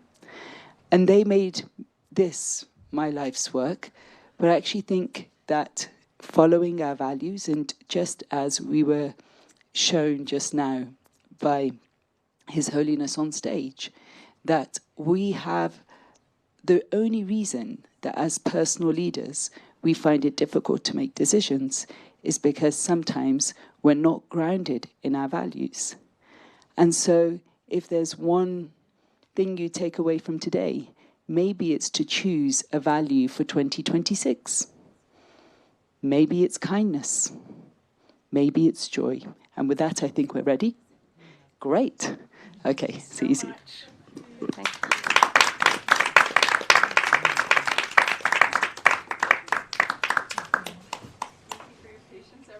We are still fiddling with slides, but the good news is that we don't need slides, because in the room we have everybody we need. We have our leadership on stage, and let's just get started. So welcome to the closing of Climate Hub Davos 2026. We have Nicole, our managing director, here on the left. You've seen her a few times, I think, this week. And we have Michaela Reinman, who is our board president, and myself, who is the former board president, Renee LaPlante. So welcome, and thank you for staying till Friday. I know Friday is like the tired day, right? Everyone is exhausted, including us. But we really want to do a moment of reflection together. So we have a few thoughts prepared, and it's been an intense and exciting week. So I wanted to ask our team representatives, what are the thoughts and feelings you have at the forefront right now, at the end of this week? Well, maybe I start. I have so many thoughts, and they are not well sorted at the moment, so it's difficult to say something about thoughts. But there is one very dominant feeling that I have, and that's gratefulness. So I'm really incredibly grateful for a fantastic team. We had an incredible team spirit for the whole week, and that's something that makes me very, very grateful. And then there is a second feeling, and that's I'm really humbled. I'm very humbled by the people that were here during this week, incredible leaders, all sorts of leaders, and yeah, that's what I'm feeling at the moment. Beautiful, beautiful. How about you, Nicole? I also have two that at the moment are going through my head. And one is of hope, because I have seen so many wonderful people that are working and are implementing the solutions that we need. So I'm very hopeful, and I just believe it needs connection for us to know from each other what those solutions are, who we can collaborate with, and connection with each other. And that's why it's also so important that we do this, that we have a moment to connect, and also to connect with ourselves, actually, what we really want to do and what we stand for. And the other one is, it sounds strange maybe on the Friday, but I do feel energized and also anxious to get to work somehow with all the different things that happened. I see a lot of potential to do more. There are so many people that approached us to partner up, to connect. So yeah, I'm actually also looking forward to next steps. Wonderful. I hope the team, don't worry, we can still relax a little bit before we get to work again. Maybe, again, I feel like you, Michaela, I have a lot of thoughts, but I think one feeling I'm certainly feeling right now is pride in what this has become. For any of you who've followed us for years, this was about 4 years ago, Nicole and I, and a bunch of local Davos team members from the GreenUp Green Hub, actually had a tent on the promenade. And that tent was our test of whether or not this kind of idea for climate and nature representation on the promenade during the during the Davos week would be welcome, actually. And we tested that, and we had visitors that stopped by, and they were excited, and they loved it, and they were like, yeah, what is this? We want to be involved. And it's just grown and flourished since then. So obviously we have upgraded the venue, and don't have to wear warm coats constantly. So from our very humble beginnings, I'm very proud of what this has become. And it is because of the team. This huge team.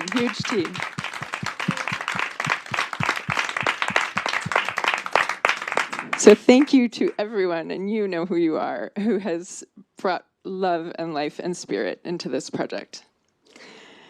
So we do want to kind of highlight a couple things. Like, we all had some highlight moments. So what were your highlight moments, Nicole? Do you have one in mind? Well, I wrote them down because I don't remember so many.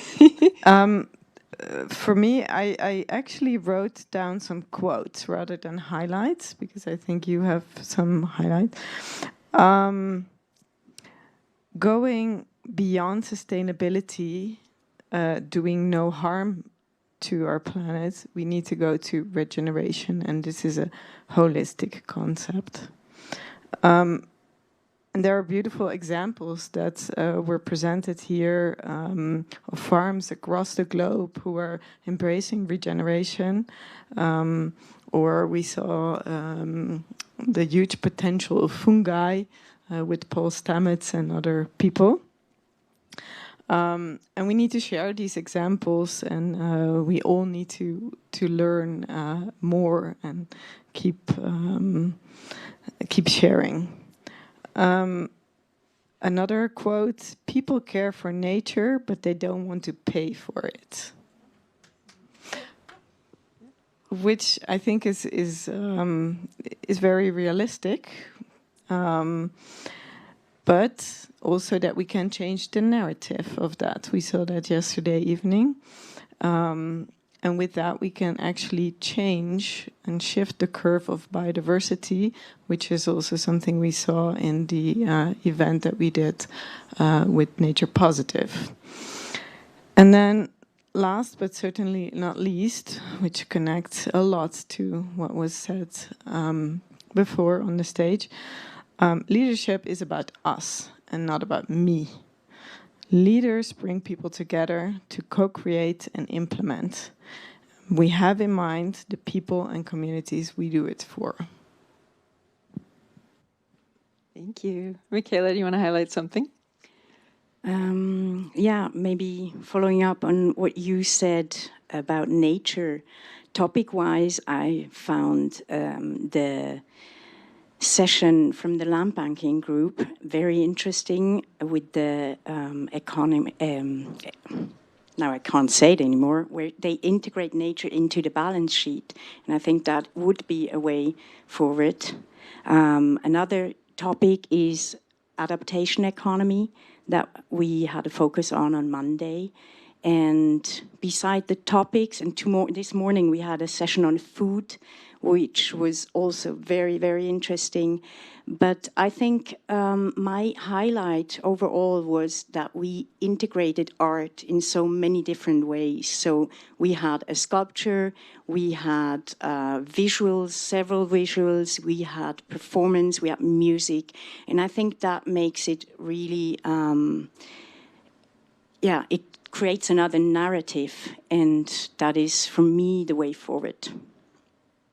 I love that. And I want to add on a little bit, which is we had art. And what I noticed here is in terms of like kind of a really well-rounded program, our partners were incredible, bringing kind of solutions, like real, tangible solutions forward. Our team was bringing spirit and joy and, sometimes frustration. But just seeing these moments of collaboration that were just ongoing, one after another. For me, it's not one single moment, but it really was nonstop collaboration that I really witnessed with my own eyes and feel like, it's very special about what we do here. Yay! So what are we taking with us and what comes next, ladies? Is there any way that we can show them? That would be so nice. I think Thomas is still trying to get us some pictures of the team. We have a beautiful slideshow of the week, actually. In terms of what I'm taking with me, I'm taking a lot of smiles, a lot of really exotic memories of meeting new people and being challenged to really reflect and take deep breaths in both calm but also stressful moments. And I'm going to take some new friendships home with me. What about you? Beautiful. Me too. But I take a big learning for myself with me, and that is Sani. During the opening, she said, "Perfection is the enemy of the good," and probably many of us tend to want to be perfect and so on. And I learned this week that I just have to trust the process, and that things will just, be good in the end. And I think that is the spirit I take home. And I think we have to work on it, but it's, that is what I feel. What about you, Nicole? You only live down the street, so I hope you're not taking chairs and tables with you. Well, no, that's what we do with the Green Share project. So that's what we're doing next week. It's never a boring moment here in Davos. I don't know, there are so many takeaways and beautiful moments, but for me, it clicked when somebody told me yesterday, "Are you mapping your impact?" And I'm like, yeah, well, I'm really trying to, but it's hard because people connect, you know something is happening, but it's very hard to see what comes out of it. We do ask, but it's not always easy to get the answers because collaboration is a process, trust the process. But this person told me, you are having a lot of it. So there is a lot happening because the space exists, and somehow I knew that, you sense that when you walk around and when you interact with everybody, but having somebody say it like that, that was a very positive takeaway, I would have to say. Amazing. And what's next for us, right? Well, I know for me, I'm going to rest next week as much as possible. And as the partnerships lead and team lead this year, as partnerships people, we will be following up with our partners, making sure that they feel a wrap up, that we get, that they get their videos and photos, that they feel thrilled to have participated in this week and proud as well. And then I think we have hopefully our video coming of other pictures. Go ahead. Please. All right. And I was supposed to sing during this segment, so I'm just teasing. No, we can continue to talk. There's no music. We were going to background just talk over it. No. But here you can see now in the background some amazing highlights of what has transpired and we have accomplished as a team over the past week. So any other closing thoughts, ladies?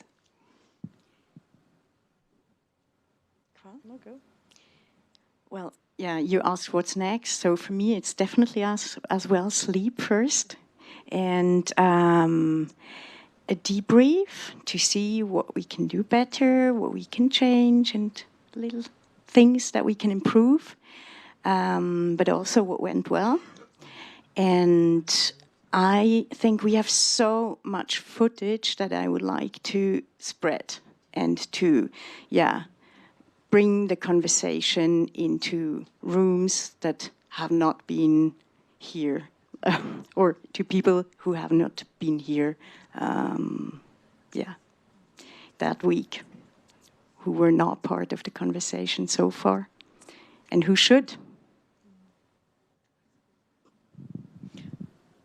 Well, as I said, what's really next is that we have a circularity project, making sure that no waste goes to waste. So we reuse a lot of stuff that are in all the hundreds of event spaces across Davos and give it out to the local community. But we also help to change things, look for alternatives like empower people to use Davos water instead of other water. So that's coming up next week. But when you say about what's next for me, and I think GreenUp is a very hands-on grassroots organization, and we're all about positive action. Yes, we can. And what did I write down about the yes, we can? Well, I think we want to ask everybody here and also everybody online to do that with us, I would say. So go through the rich materials that will be soon on our website. All the talks will be on YouTube. Write your own takeaways, I would say, what you can do with those for your organization or also personal lessons. And then we really warmly invite you to make it happen and do it without fear.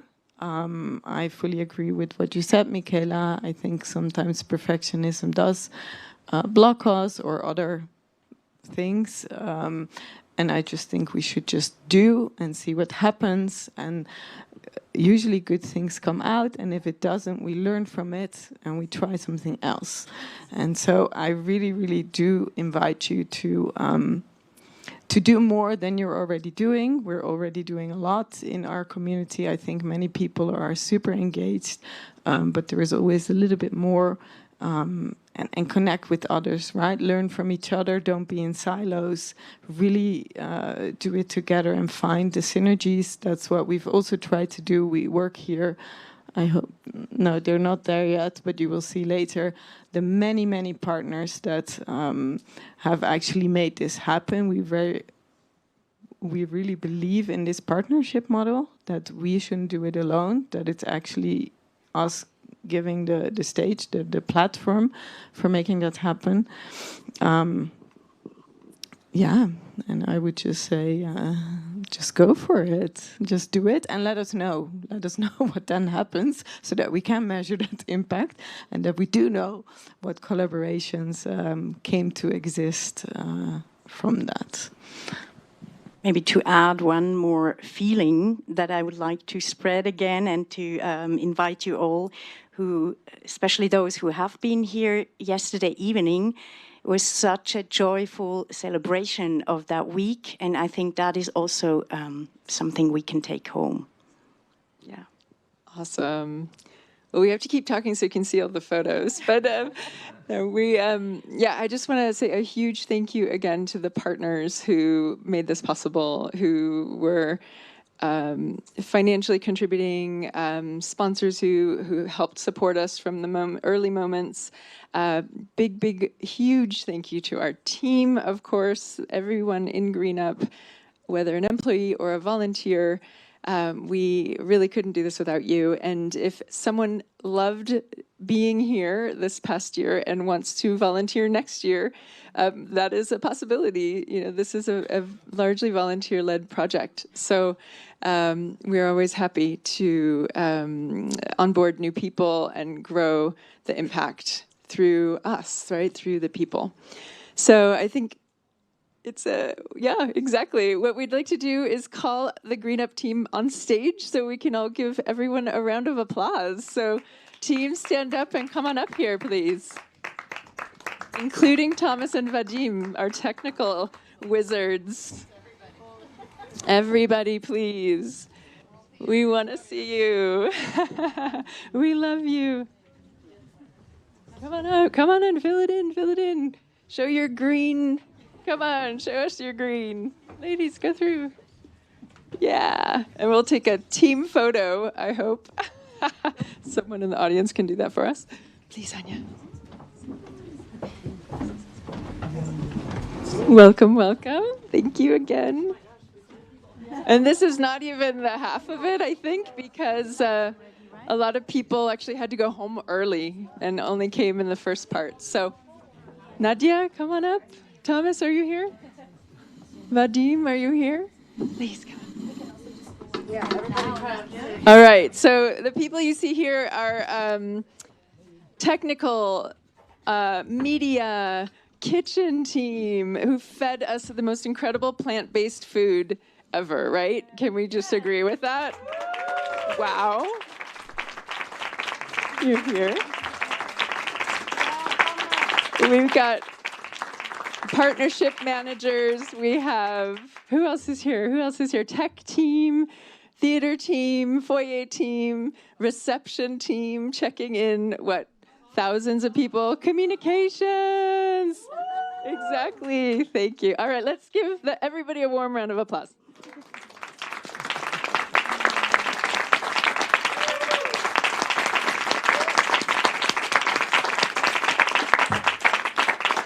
Did anyone in the audience get a photo by chance? Would you mind? It would be so kind of you. Thank you. Thank you so much. And I promised the team, since Katy Perry couldn't come this morning to congratulate them, I promised I would tell them that they're all fireworks. So thank you for being fireworks with us this week. Thank you, everyone. And we're done.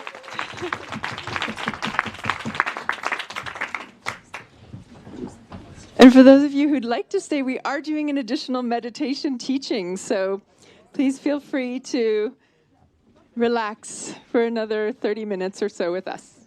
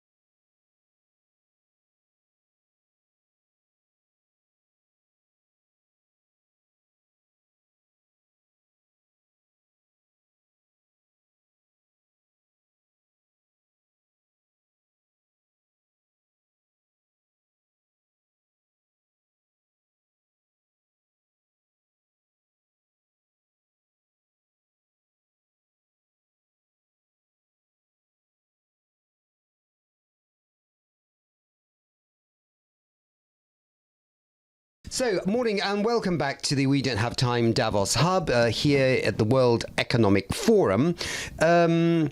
It seems that the theme this year has been a spirit of dialogue, which some people might find amusing. I mean, there's been a lot of dialogue, but some of it's been very fraught, particularly as the US president came, Donald Trump, and set off on his first course here of basically taking over Greenland. Seems to have rolled a little bit back on that one now. Let's see.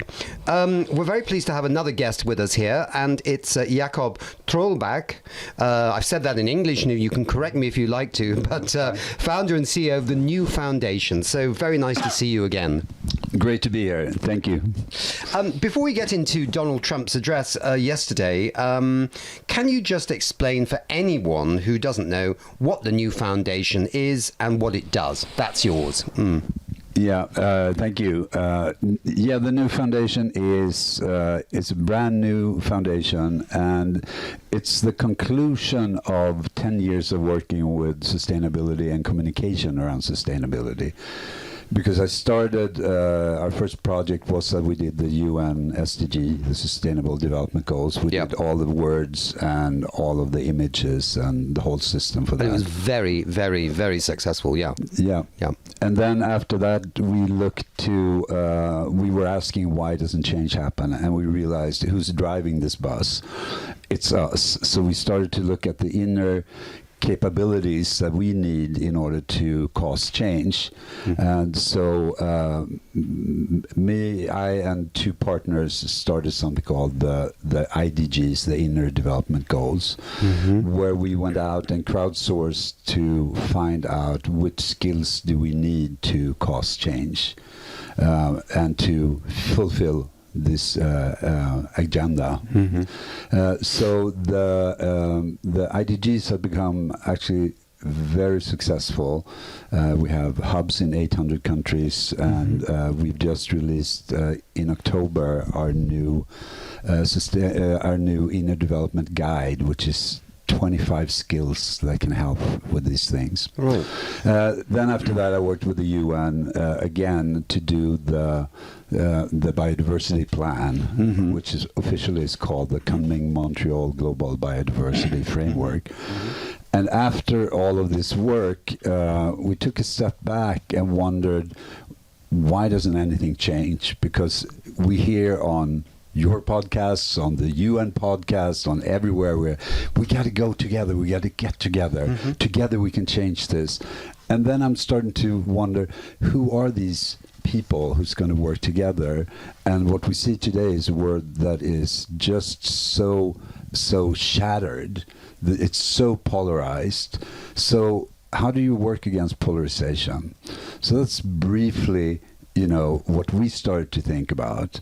And the first observation we made was that everyone wants the same thing. Like, everyone wants to have a good life, want to have good health, want to love and be loved, want to have financial security, want to have a good environment, want to explore life. And you can ask anyone over any political spectrum, and they're going to all answer basically the same thing. So if we all want the same thing, why are we fighting? So coming from marketing and advertising, you don't make advertising that people are like, oh, that doesn't jive with my values. So how can we talk about these really, really important issues in a way that people are like, that sounds great. What does that mean? So that's in short what the foundation is working with, and what we're doing right now is that we're looking for sources for change, because there's a lot of fantastic people who are doing really, really good work. They don't break through. We've worked with hundreds and hundreds of NGOs, so different organizations. For example, when we did the biodiversity framework, I was part of a flotilla call with 150 organizations working with biodiversity. What do they share?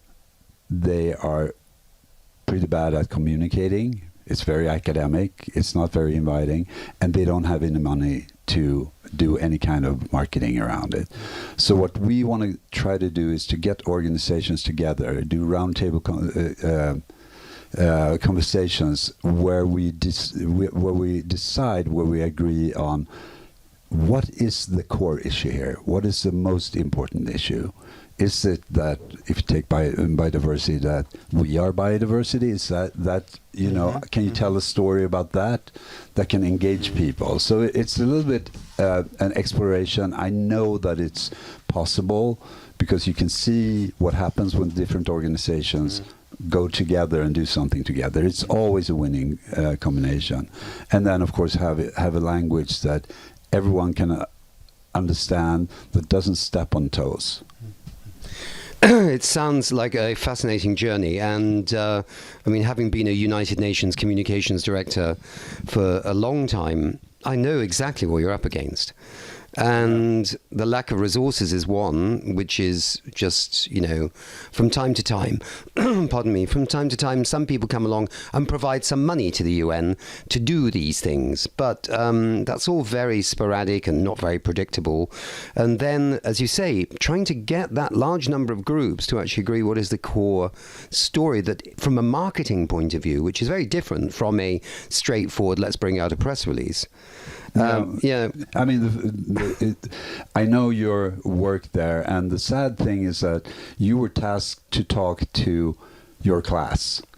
You were not tasked to talk to the people out in the world. It's like, how can we communicate this thing? And when we did the SDGs, the global goals, we had to fight so hard to make the names of the goals short, so people could just be, that's what it is. Because there's some people who works with whatever it is, right, with biodiversity, that says that this thing is so important, it needs to be in the main title, because people who are not communicators, they don't understand the idea of structure in communication. Like, you pick one thing, so everyone is like, oh, that sounds interesting, I'm into that. What does this mean? And then they continue reading, right? You need to have a hook with everything you do. And that hook needs to be good, and it needs to be meaningful for people. As an example, Goal 13, I fought really, really hard for that. It's, climate action. I wanted that goal to be called Protect the Planet, because protect the planet, no one can argue with that. It doesn't matter where you are on any, I mean, Trump would say, yeah, that sounds good. We have a beautiful planet. We should protect it. You know, it's when you frame it as climate action, and this is, of course, 10 years ago, and in America, it's like, oh, is this some Greenpeace thing? Are these some, and we see the backlash now also, right? So the language is so important, and if we don't find the right words, we're not good storytellers, and we're not moving forward. I think there's one last thing I'd say is that I was in the UN system at a lucky time as well, because if you've got a head of an agency that's absolutely clear that communications and marketing is important, then if you're in that role to do that as the director, you have somebody who's got your back, right? Otherwise, you are sucked into the bureaucracy with 50,000 people looking over the choice of 2 letters, right? I mean, it's absolutely absurd. But if you have the right kind, you don't see those kinds of bosses anymore. You don't in the UN system. They've either left because they got so beaten up by it, or they just became bewildered by what it is that I'm trying to achieve in a world that doesn't seem to want the UN. Yeah. So it's tricky. I was so I wondered why there were sentences that were just a paragraph long. It could be 5-6 lines, and it was one sentence, until I understood that there were all of these people who were like, I'm not going to be in the second sentence. I want to be in the first sentence. So it's like a child game about, my stuff is very important, instead of saying, okay, how can we get people to understand the story of the work we're doing? And then there's the language as well, right? So you try and produce something in English, and the person you're dealing with is a French speaker or whatever, and they're not quite sure the meaning that you're... And then there's a long merry-go-round on that one. Oh, Jakob, we could go on for ages on this, but the inner development goals sound very, very interesting. And is there a website that people could go to understand more about it? Yeah, so obviously everyone knows where to find the SDGs because they're everywhere. The inner development goals is just innerdevelopmentgoals.org. We're just working on rebuilding the website because we just, as I said, in October released sort of version 2.0 of it. But this is really, it's great. It has 5 categories. It's about being, it's about thinking, it's about relating, it's about collaborating, and it's about acting. And there's skills that everything from humility, appreciation, critical thinking. You have intercultural disciplines or skills.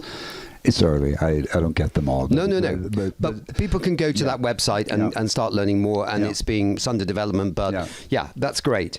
Okay, let's just go about finding common ground then. Let's go back to Donald.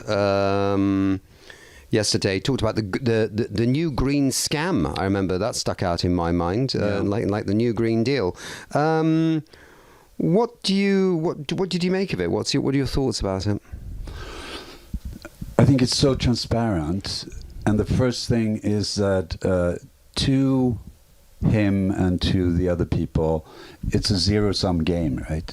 Everything, it's a zero-sum game, but progress has never been a zero-sum game. Progress is always about growing something. And to talk about zero-sum game, like, you just have to go out and look at biodiversity and look at nature, look at how things grows, and you realize that there's so much energy coming from the sun. Right? There's no reason for us in any aspect to think that it's going to be this or that. But it's also, when you're doing that, you showcase power without wisdom. That's what he has, right? And it's dominance without responsibility. And it's finally, he shows some kind of confidence, but there's no coherence in it, because he's talking about Greenland. How many times does he mention that in his 1.5 hour? Like, in different little pockets, right? And all the topics.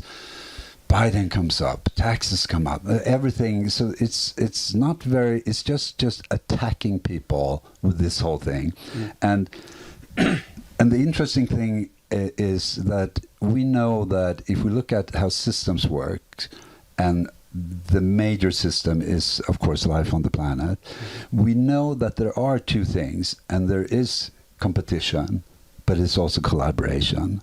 And you need them both, because competition, that's what pushes us forward. Collaboration is what builds stability in what we have done. So someone says, we can do this, and then, oh, that's cool, let's work together to make that happen. So he doesn't believe that. His people doesn't believe that. They just believe in it's just competition. That's why, you know, he's slaughtering these institutions, because institutions is about, okay, let's have a fair, equal ground. He is against regulations. He is against the rule of law. He is against taxes, because that's how you create stability, right? Because you take money and you build infrastructure from it. And he's also, it's very strange, but he's against kindness, right? He's against anything that brings people together, which is what any autocrat would do, because that's the danger, right? When people stop and think about it. So he you know, the whole immigration, the horrible things that he's doing to this country that's built on immigrant. I'm an American citizen, but of course I was born in Sweden. I'm a Swedish citizen too. So, but he's just shattering that whole thing. And I think that you know, if you kill collaboration, then a lot of things comes with it. Why is he against green energy? It's really hard to think about it until you realize what's the difference between oil and gas and green energy. So green energy is distributed, right? It's something that doesn't belong to a few people. It's just people putting solar panels on the roof. And there's never going to be a war fought over solar or wind, right? But oil, we've been fighting wars about that for what? 100 years. Yeah, exactly. These are all very good points. We're fast running out of time. I suppose the only other thing to say about Donald is I wonder if he was bullied when he was younger or forced by his mum to wear shorts up to the age of 18. You know, because he was bullied by his dad. Yeah, probably bullied by his dad. Now he bullies other people. And if you don't say how wonderful he is, then you know you're public enemy number one for at least 2 weeks. Yeah. I mean he needs some therapy, doesn't he? Maybe he's too old for that. Don't we all? Okay, Jakob. I think we have to end it there. One more point. We talked a little bit. I said the info for the inner development goals. Inner development goals. But just to make it clear, the new project we're working on is the inner foundation. No, it's the new foundation. Right. And the new foundation, it was launched on Friday. So that's just the new foundation.se, and you can read about everything that we're working with. Okay. When it comes to creating this, building a common ground, and create a way for people to talk across this big spectrum, and find unity and find ideas that matters to everyone. Okay. And, all right. And it's I'm thinking about it as some kind of cognitive liberation, like for every one of us, because we've been taught exactly what to think before we're 7 years old, right? You know, because it's not critical thinking, and that's the person we become often. So just liberate us from that and start to build our own values. Thinking, have critical thinking, and building things together. Right. Okay. Good, Jakob. We've got another guest coming shortly. Lovely. But thank you very much indeed for your time, and very nice to have a chat. Yes. All right. Great. Cheers.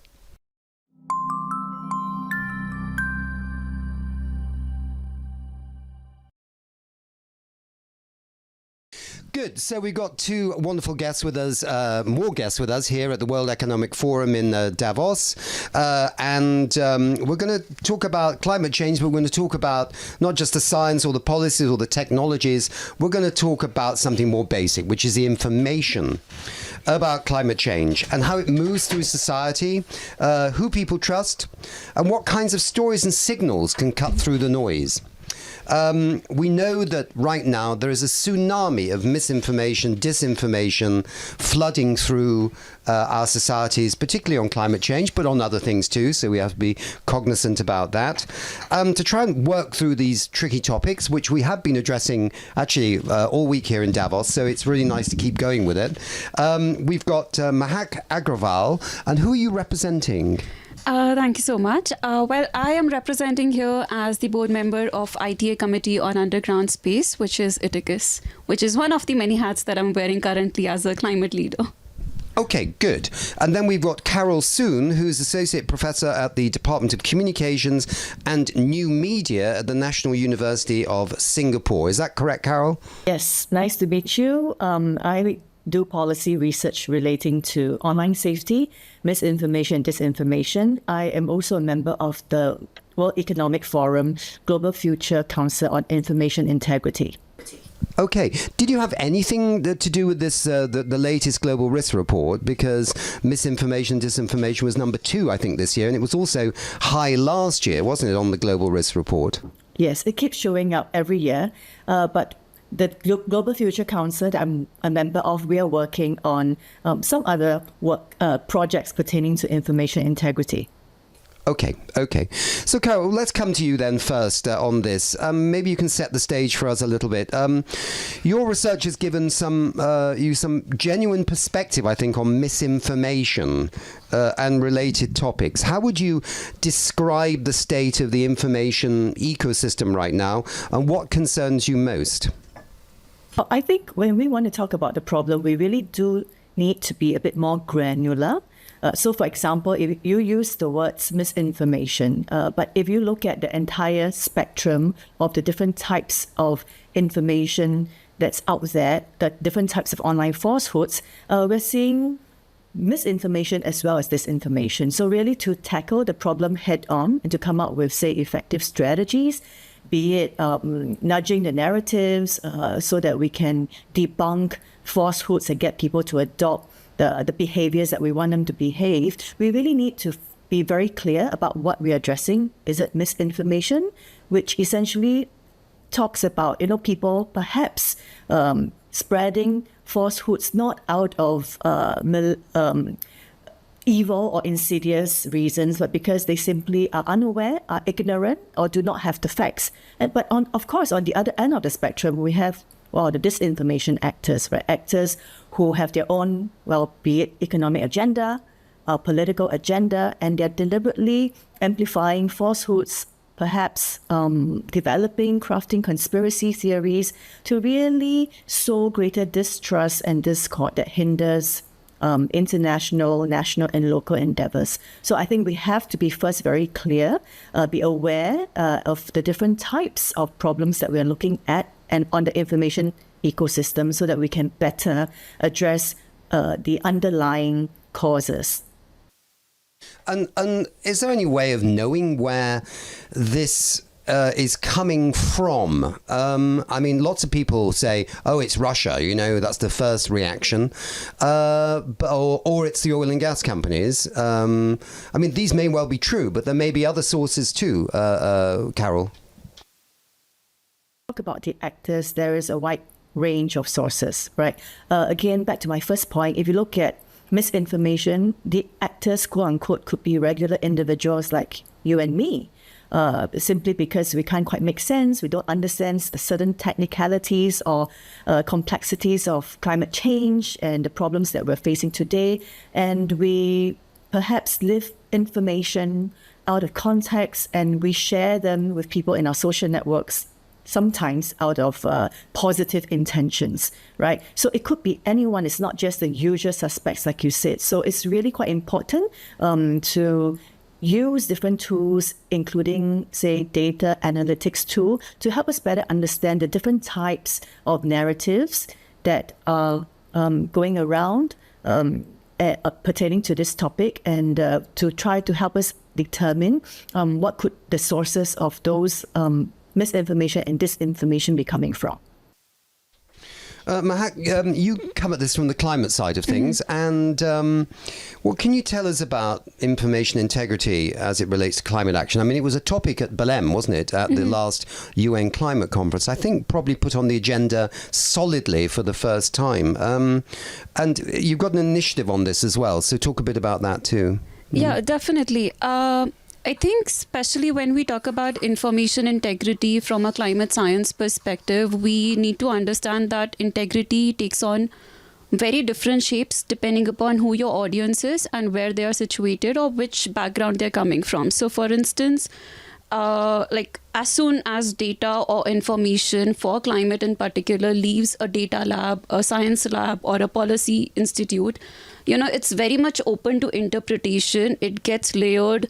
Initially, it used to get layered with politics power, as Carol was mentioning as well, that, there are sometimes several monetary influences, political influences, but now algorithm is playing a major role. And like right now, climate conversations are being dictated by what's more clickable rather than what's more credible. And people are taking it in a sense and sharing it across the media in a way that just bubbles up and, just like snowballs in a way that's giving them maximum impressions and intent. And if I come from India, this information integrity on a climate science space, it plays out in a sense of one, misinformation, which is, what you're getting across in terms of information or data on climate, whether through print, whether through media in the news channels, or whether through social media. That's very disconnected and very different across the outlets. And the second one is also integrity in terms of access, like who is getting access to how much information, in what format, and basically what they're doing about it or not doing about it, like whether they're disengaged, whether they're just simply rolling their eyes about every information that's coming out on climate. Or, they're just able to do something in terms of acting upon it. So I would say that integrity plays very different, it has very different phases or faces, I would say, across the spectrum. Yeah, and the challenges are also operating at different levels, right? I mean, like what Mahak said, there are certain system level challenges like media polarization or even political polarization. But we also need to look at the other levels, like at the tech level, we have talked about the algorithm bias, which unfortunately reinforces echo chambers and reinforces very warped worldviews. But let's go back to the individuals, like you and me, and all of us, we are prone to individual biases at a cognitive level. So how do we also recognize that and challenge those biases? So, I mean, you both set up the problem. I mean, I was a UN communications director for, God, how long was it? 15, 16, 17 years, dealing with the issues of environment and climate with UNEP and also the UNFCCC. And so I know a bit about this. And I mean, it does seem it's more intense right now through social media. And also we've now got AI coming in, which is already causing some waves, big waves, because of the way photography is being used, the way videos are being used to put an agenda forward.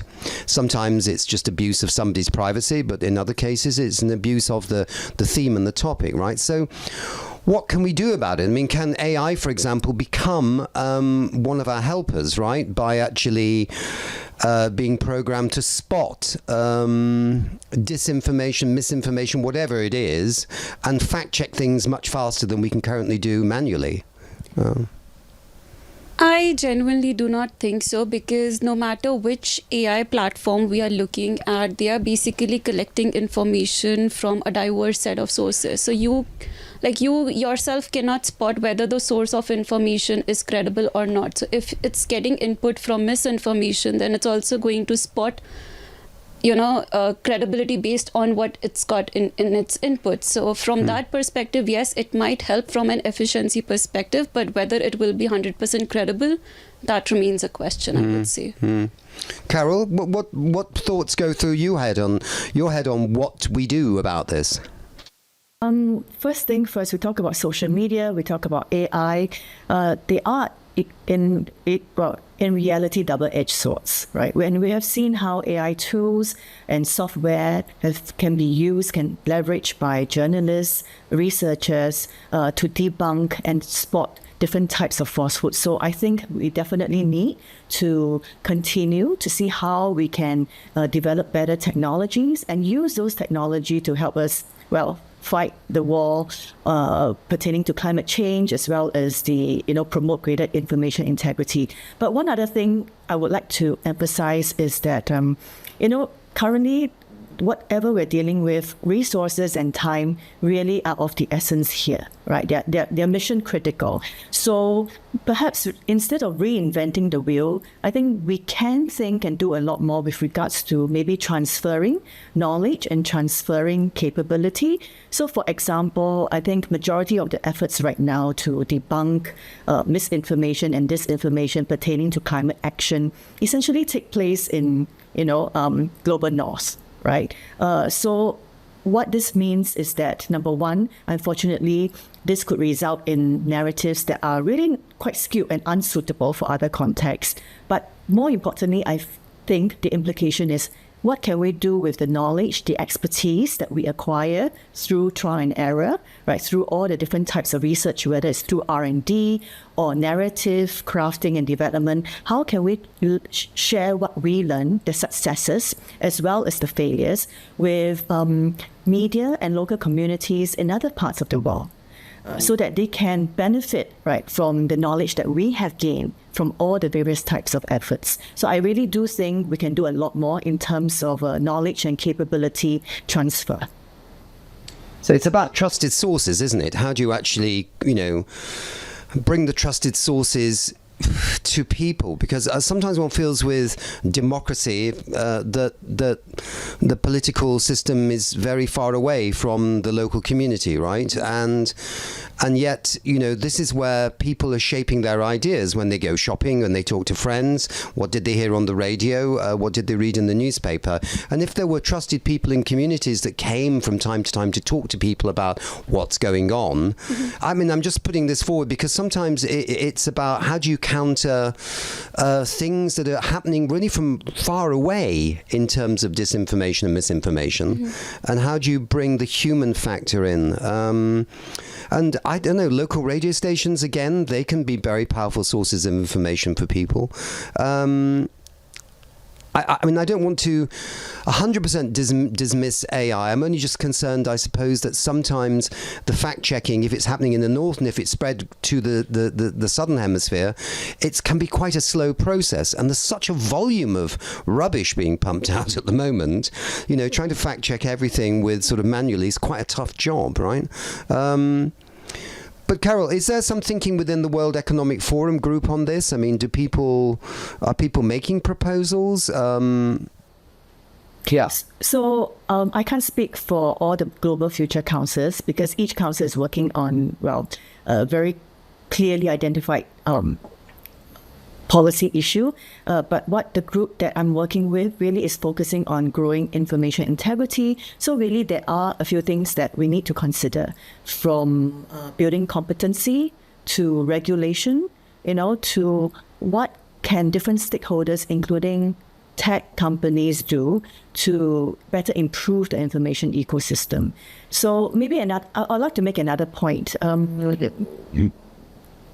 We see freedom of speech and freedom of expression being heralded as a very key tenet in many societies, and for the right reasons. But I think in most of even the developed and democratic societies, it's not unfettered freedom of speech in all instances, right? So certainly certain speech are regulated.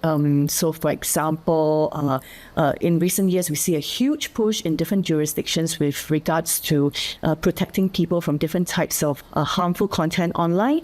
And these are the issues which seems to pass the clear and present test. So we need to think about, when it comes to misinformation and disinformation, specifically related to climate change and action, should we also consider certain types of regulatory measures that hold different actors accountable? I was saying to Mahek just earlier that we helped launch on Monday here at the WEF a new social media company, new social media channel that's trying to put integrity at the heart of its operations. They want to make sure that there is nobody on the channel, no users that are not humans. And that also they're going to use things like AI to make sure that when people say they are, say, a medical expert or a environmental expert expert or a tech expert, that they can use artificial intelligence to scan that person's background very quickly to make sure they are what they say they are. And I suppose the thought being that if you're having a conversation with a human, you know, as opposed to something that you don't know, or if you know the background of the person you're talking to, you can understand the conversation you're going to have. So if it's the head of Exxon, you know where they're coming from, right? But you can't if the head of Exxon is pretending they're a chipmunk from Canada, you know. So to put it that way, yeah. But I mean, there has to be some value in, as you say, regulation, but also in the tech companies actually starting to take this seriously as well. I think I would actually divert a bit from here. So when you say about regulations, I think one good regulation that has recently come out, I think it was in the last quarter of 2025, that was from China. And I think they said like what precisely W is trying to do, that, you know, if you're not an expert in the domain in which you're saying you're an expert, you cannot claim to be an expert online and spread information or guide your audience accordingly. And I think those kind of regulations, yes, it might work in the kind of governance and administrative setup that is there in China. But then if we can implement that sort of systems, whether through tech companies, whether with tech companies and the national governments, I think that's what's actually is needed to curtail misinformation, disinformation, and improve the information ecosystem in general all over the world. Because in the world of AI, influencers, a lot of content is getting out there, and we need to define what is real, what's not real. And another thing that I would actually add is when we talk about improving the information ecosystem, yes, it's very important to focus on the credibility of the data and information. But when we talk about, say, from climate perspective, we also need to make that information relatable and relevant to the audience that you're trying to reach. So for instance, if I say, you know, XYZ national government said that we are going to decarbonize our grid by X% in 2040, that's not going to make sense to anybody that's reading a newspaper in a general public. It's irrelevant to them. But if we try and break down that story from a policy perspective to say that, you know, the electricity that's powering your phones, that the device that you see first thing in the morning before you even open your eyes, and, you know, start sort of like craft stories that relate to general public, I think that's where you actually improve that ecosystem of information from a relevance and relatability perspective. And that's, I would say, is something that's very much missing in the climate communication space. Carol, we're getting close to the end here, I think. But what are the next steps here? Are there any plans to move forward on integrity issues globally? Are there any forums that are going to take this ahead? Are there any big conferences coming up in 2026? What's the landscape look like at the moment? The landscape is immensely very, very diverse and also quite fragmented, right? But just want to, talking about moving forward, maybe I just want to make one concluding point pertaining to going back to what? I think we need to think about how we can go back to the building blocks of society, right? Which are people themselves. So we have talked about what can be done possibly in terms of regulation. We have also discussed what tech companies should do, the role of media, and what Mahek just mentioned, a very important point about crafting relevant messages that that's easily relatable to individuals living very different lived experiences. But I think we can tap on maybe perhaps another modality, working on citizen engagement, bringing different citizens together where they are exposed to people who are very, very different from themselves. So I've done a fair bit of work designing public engagement where people are brought together to not just quote unquote talk shop, but to actually co-create solutions for very specific policy problems. And one of the magical aspects of such a process is people actually get to know others who have very, very different aspirations, very different lived realities from them. So sometimes it is not just a problem stemming from not understanding, but actually a very basic problem stemming from not knowing. So let's think about how we can address that.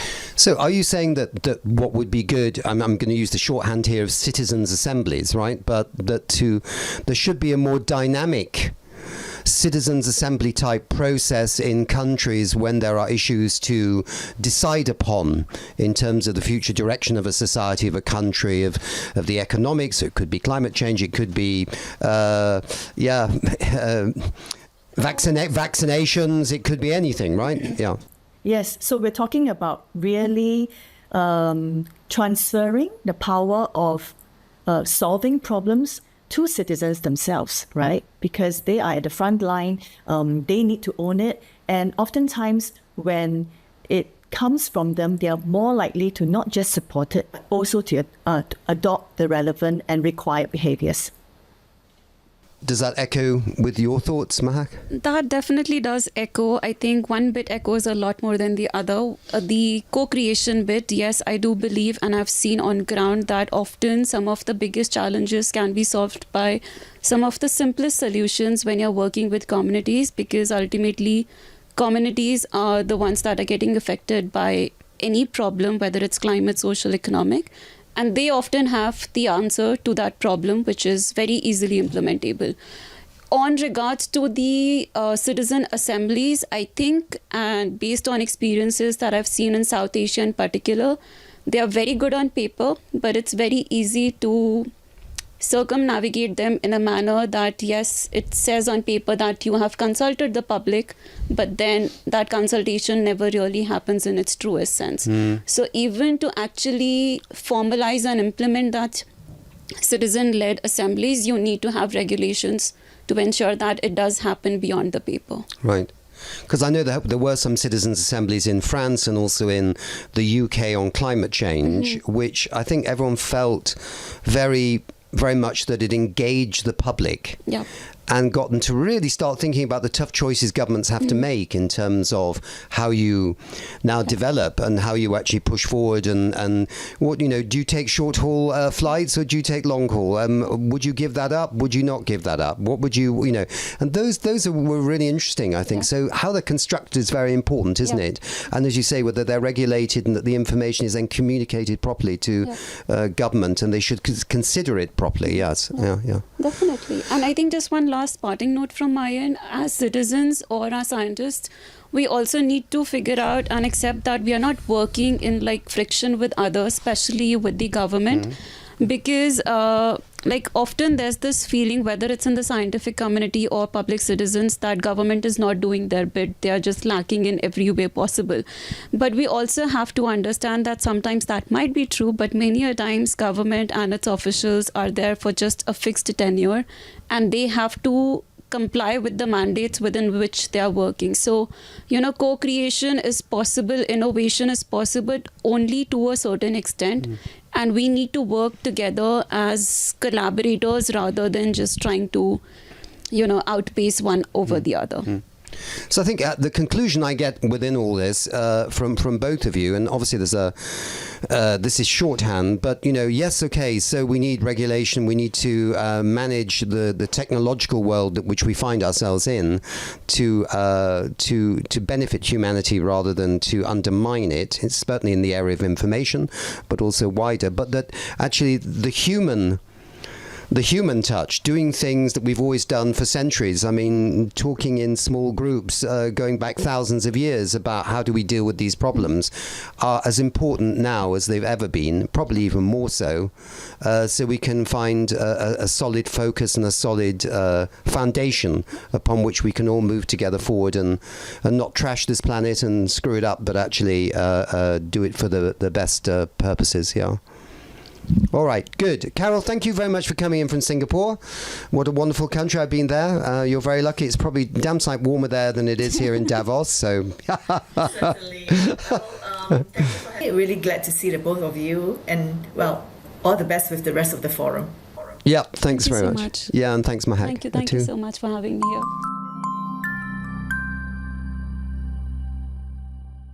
So we have another wonderful Guests with us here at Davos at the World Economic Forum 2026. If you could say who you are and who you're representing. Hi, Nick. Very happy to be here. I'm Paola Pinho. I'm a spokesperson for President von der Leyen at the European Commission. And it's a big pleasure to be here with you in this wonderful setting. Exactly. It's a bit chilly, but we're doing our best. I don't normally wear my Kenyan kikoi, but here it's perfect for the job. Yeah. So you're the spokesperson for the Commission, and but you had a former life, I think, before that. We'll come to that in a second. But what is the main thing that's on your agenda here at Davos? What are you dealing with generally? That's I can imagine what it is, but just briefly, what's been happening for you?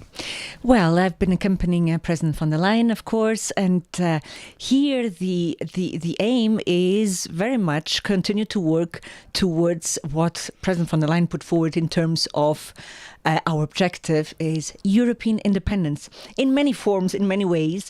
And this is not as a response or as a reaction to any of the recent developments. This is really something that the President herself had already put forward as a main objective for Europe in terms of economic independence, in terms of digital independence, in terms of energy independence, since you also mentioned. So that's the overarching theme that is also in a way underpinning the meetings and her speech yesterday here in Davos. Okay. Energy is an eternally interesting and important and politically sometimes charged topic, and energy and the links between energy and climate change. We're a predominantly climate change broadcaster. So has there been much conversation either in the corridors or around about climate change, energy independence, energy security, maybe glimpsed through the lens of renewable energy and even energy efficiency? Listen, energy is a topic that will always be at the core of the political agenda.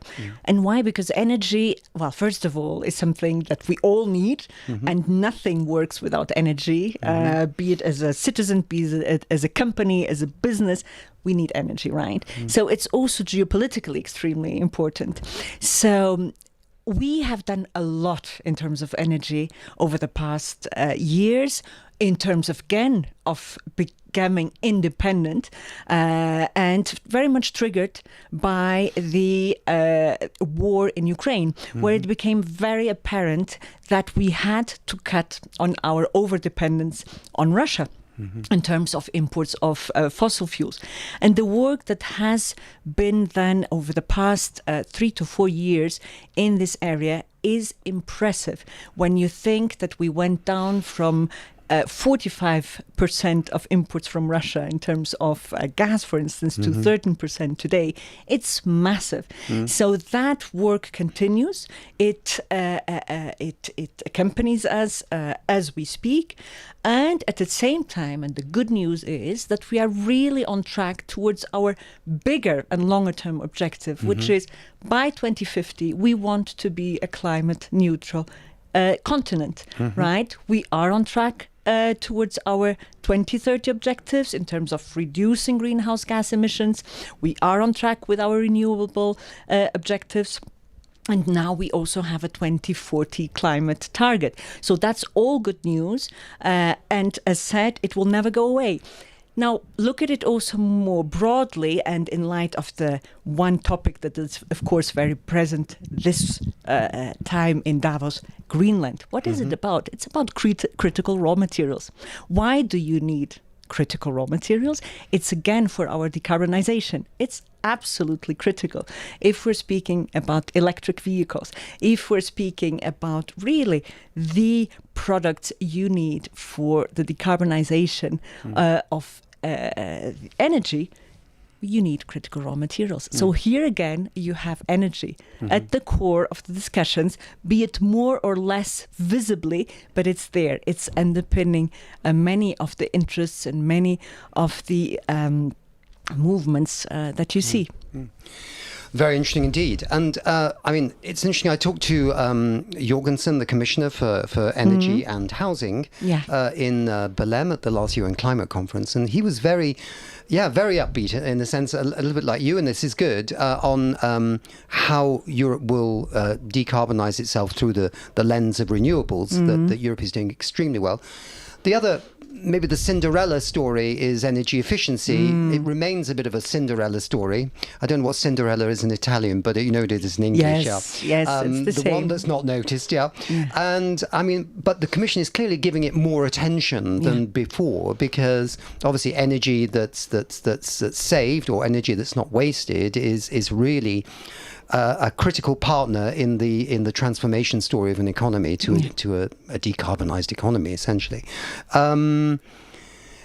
There are many wonderful projects in Europe, Horizon and Life projects, and others trying to fast forward these. Do you think there's something that could be done to really give a big impulse into this? I think the European Investment Bank is trying to get a lot of the small and medium-sized enterprises in Europe to adopt more energy efficiency measures, and that maybe is a good starting point, I think. Perhaps it's the investment, perhaps it's overcoming some of the concerns that the small and medium-sized enterprises have in Europe in terms of cost.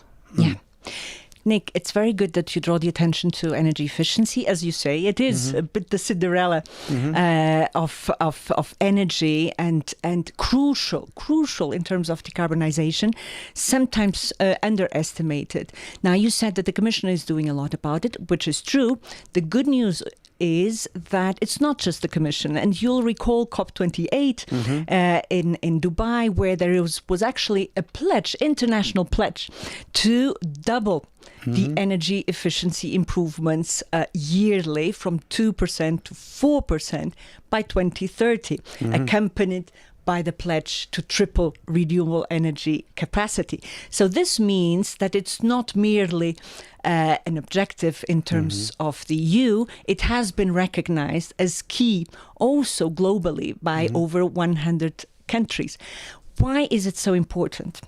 When you look at the estimation in terms of electricity consumption in the coming years, if you look at 2030, there are different estimations, but they go as far as saying that we could have an increase by at least 20%, go up to 40% of more electricity consumption. So whatever you do about it, and even if we're trying to really make sure that these will be low carbon sources, so mainly renewable energy sources, it will not be enough. You need to generate much more electricity, and hence everything you can do to make that generation more efficient and to make the consumption more efficient is absolutely crucial. And why is this? You look at the main factor for growth in terms of electricity consumption, it's AI. AI is leading to massive increases of electricity. So you do need to make sure that not only you generate more renewable energy, but you also do it in a much more efficient way. So you have to look for all the ways in which you can make energy consumption, energy generation more efficient. That's what it is about, and that's why it's not surprising that across the world that there is now finally a recognition of the role that energy efficiency plays. But of course it's not visible, right? It's not so tangible. No, absolutely, yeah. No, you're absolutely right on this, and I also think it's very important politically as well within the EU, because I think if citizens can see that, we are becoming a more decarbonised bloc of nations, and also that, through energy efficiency and renewables, we can start bringing down the costs. I mean, that once that starts happening, once they can see that the way that renewables is overtaking fossil fuels and the way that energy efficiency can also come in and deliver savings, if we can get to that point soon and quickly, then I think politically also people will have much more faith in the democratic institutions of the EU. So I think it's not a small issue. It's a big issue in terms of climate change, but a big issue in terms of people feeling we're heading in the right direction, and that's vital.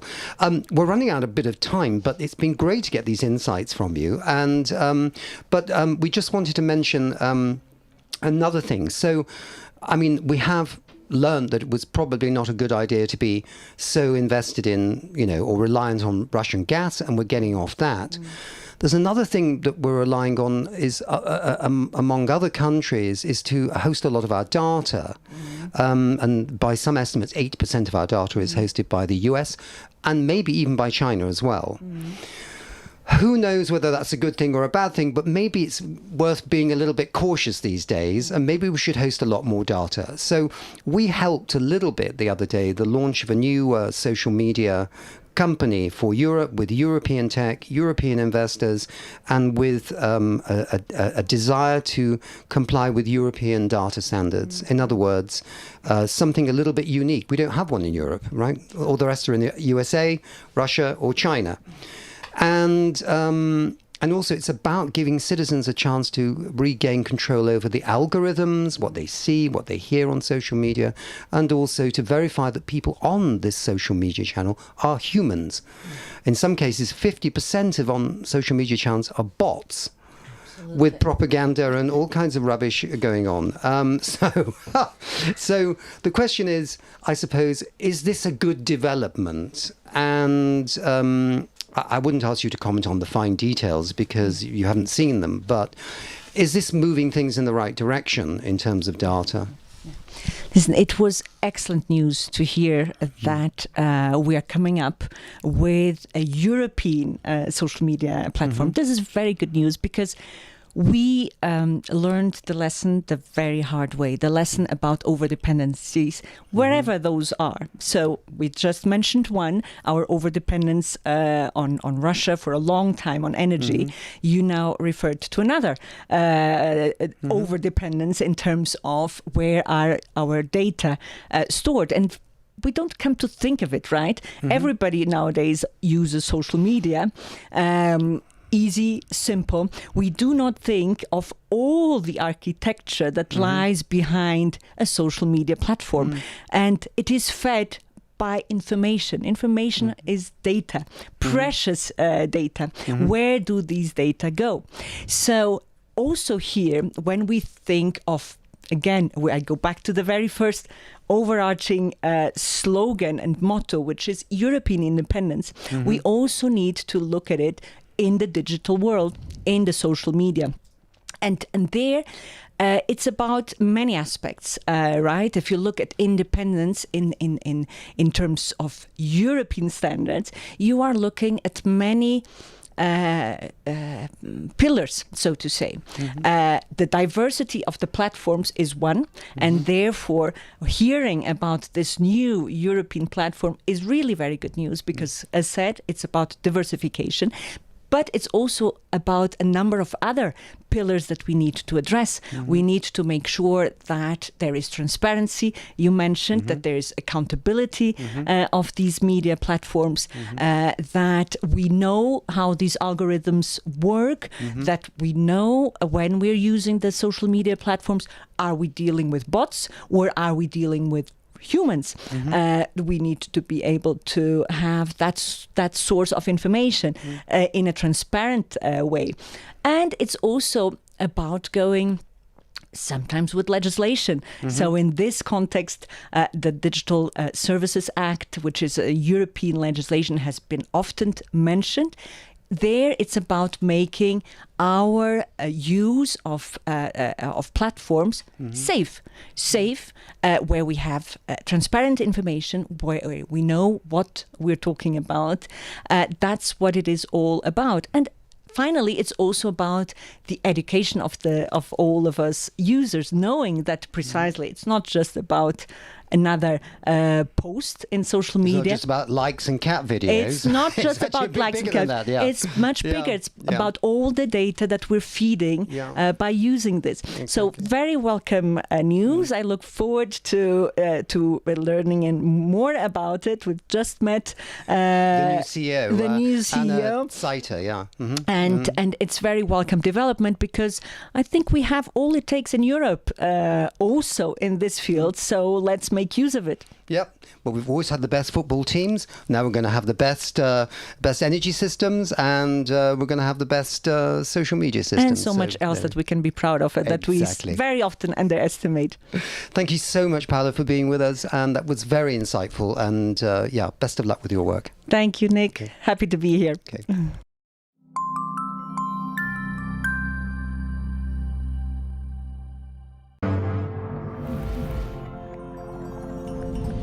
Urban action is key. Mayors are the great committed diplomats on climate action. They are the first institutional phase where citizens realize whether we are successful or not. And we need to use this very powerful energy to develop, to boost, to improve climate action all over the world. As a member of city governance, I feel a strong responsibility to hand over to next generations a sustainable Yokohama and a planet that everyone can be proud of. Climate change is certainly a global challenge, and taking it requires transformations in people's awareness and behavior. I am sure that we can do this together with the whole world. Creo que esta COP30 es la COP de las ciudades, donde la voz de las ciudades y también la voz de las mujeres, que son quienes más sufren junto a los niños las consecuencias del cambio climático, va a ser un antes y un después en este Brasil, en esta América Latina, donde la transformación en las ciudades ya la venimos realizando, donde la acción climática ya es una realidad. Necesitamos financiamiento y necesitamos que cada vez más los gobiernos provinciales o estaduales y los gobiernos nacionales entiendan que la acción climática es con el protagonismo de las ciudades. Be very clear and simple. You can quit smoking, for example, but you can stop breathing. So in order to have a clear air, a good quality of life, you need to invest in green technologies because it's cheaper and it's healthy for our people. First of all, don't wait, act. If we can act even the wartime, under constant shellings, under problems that we have surviving, we're still implementing these green technologies and resilience in our city. You can do it without any problems, and don't wait for the better times. The time is now. And we are also going to do something else with the support of Bertrand and the Solar Impulse Foundation, which is 2 pilot projects that take a different approach, which is the approach of servitization.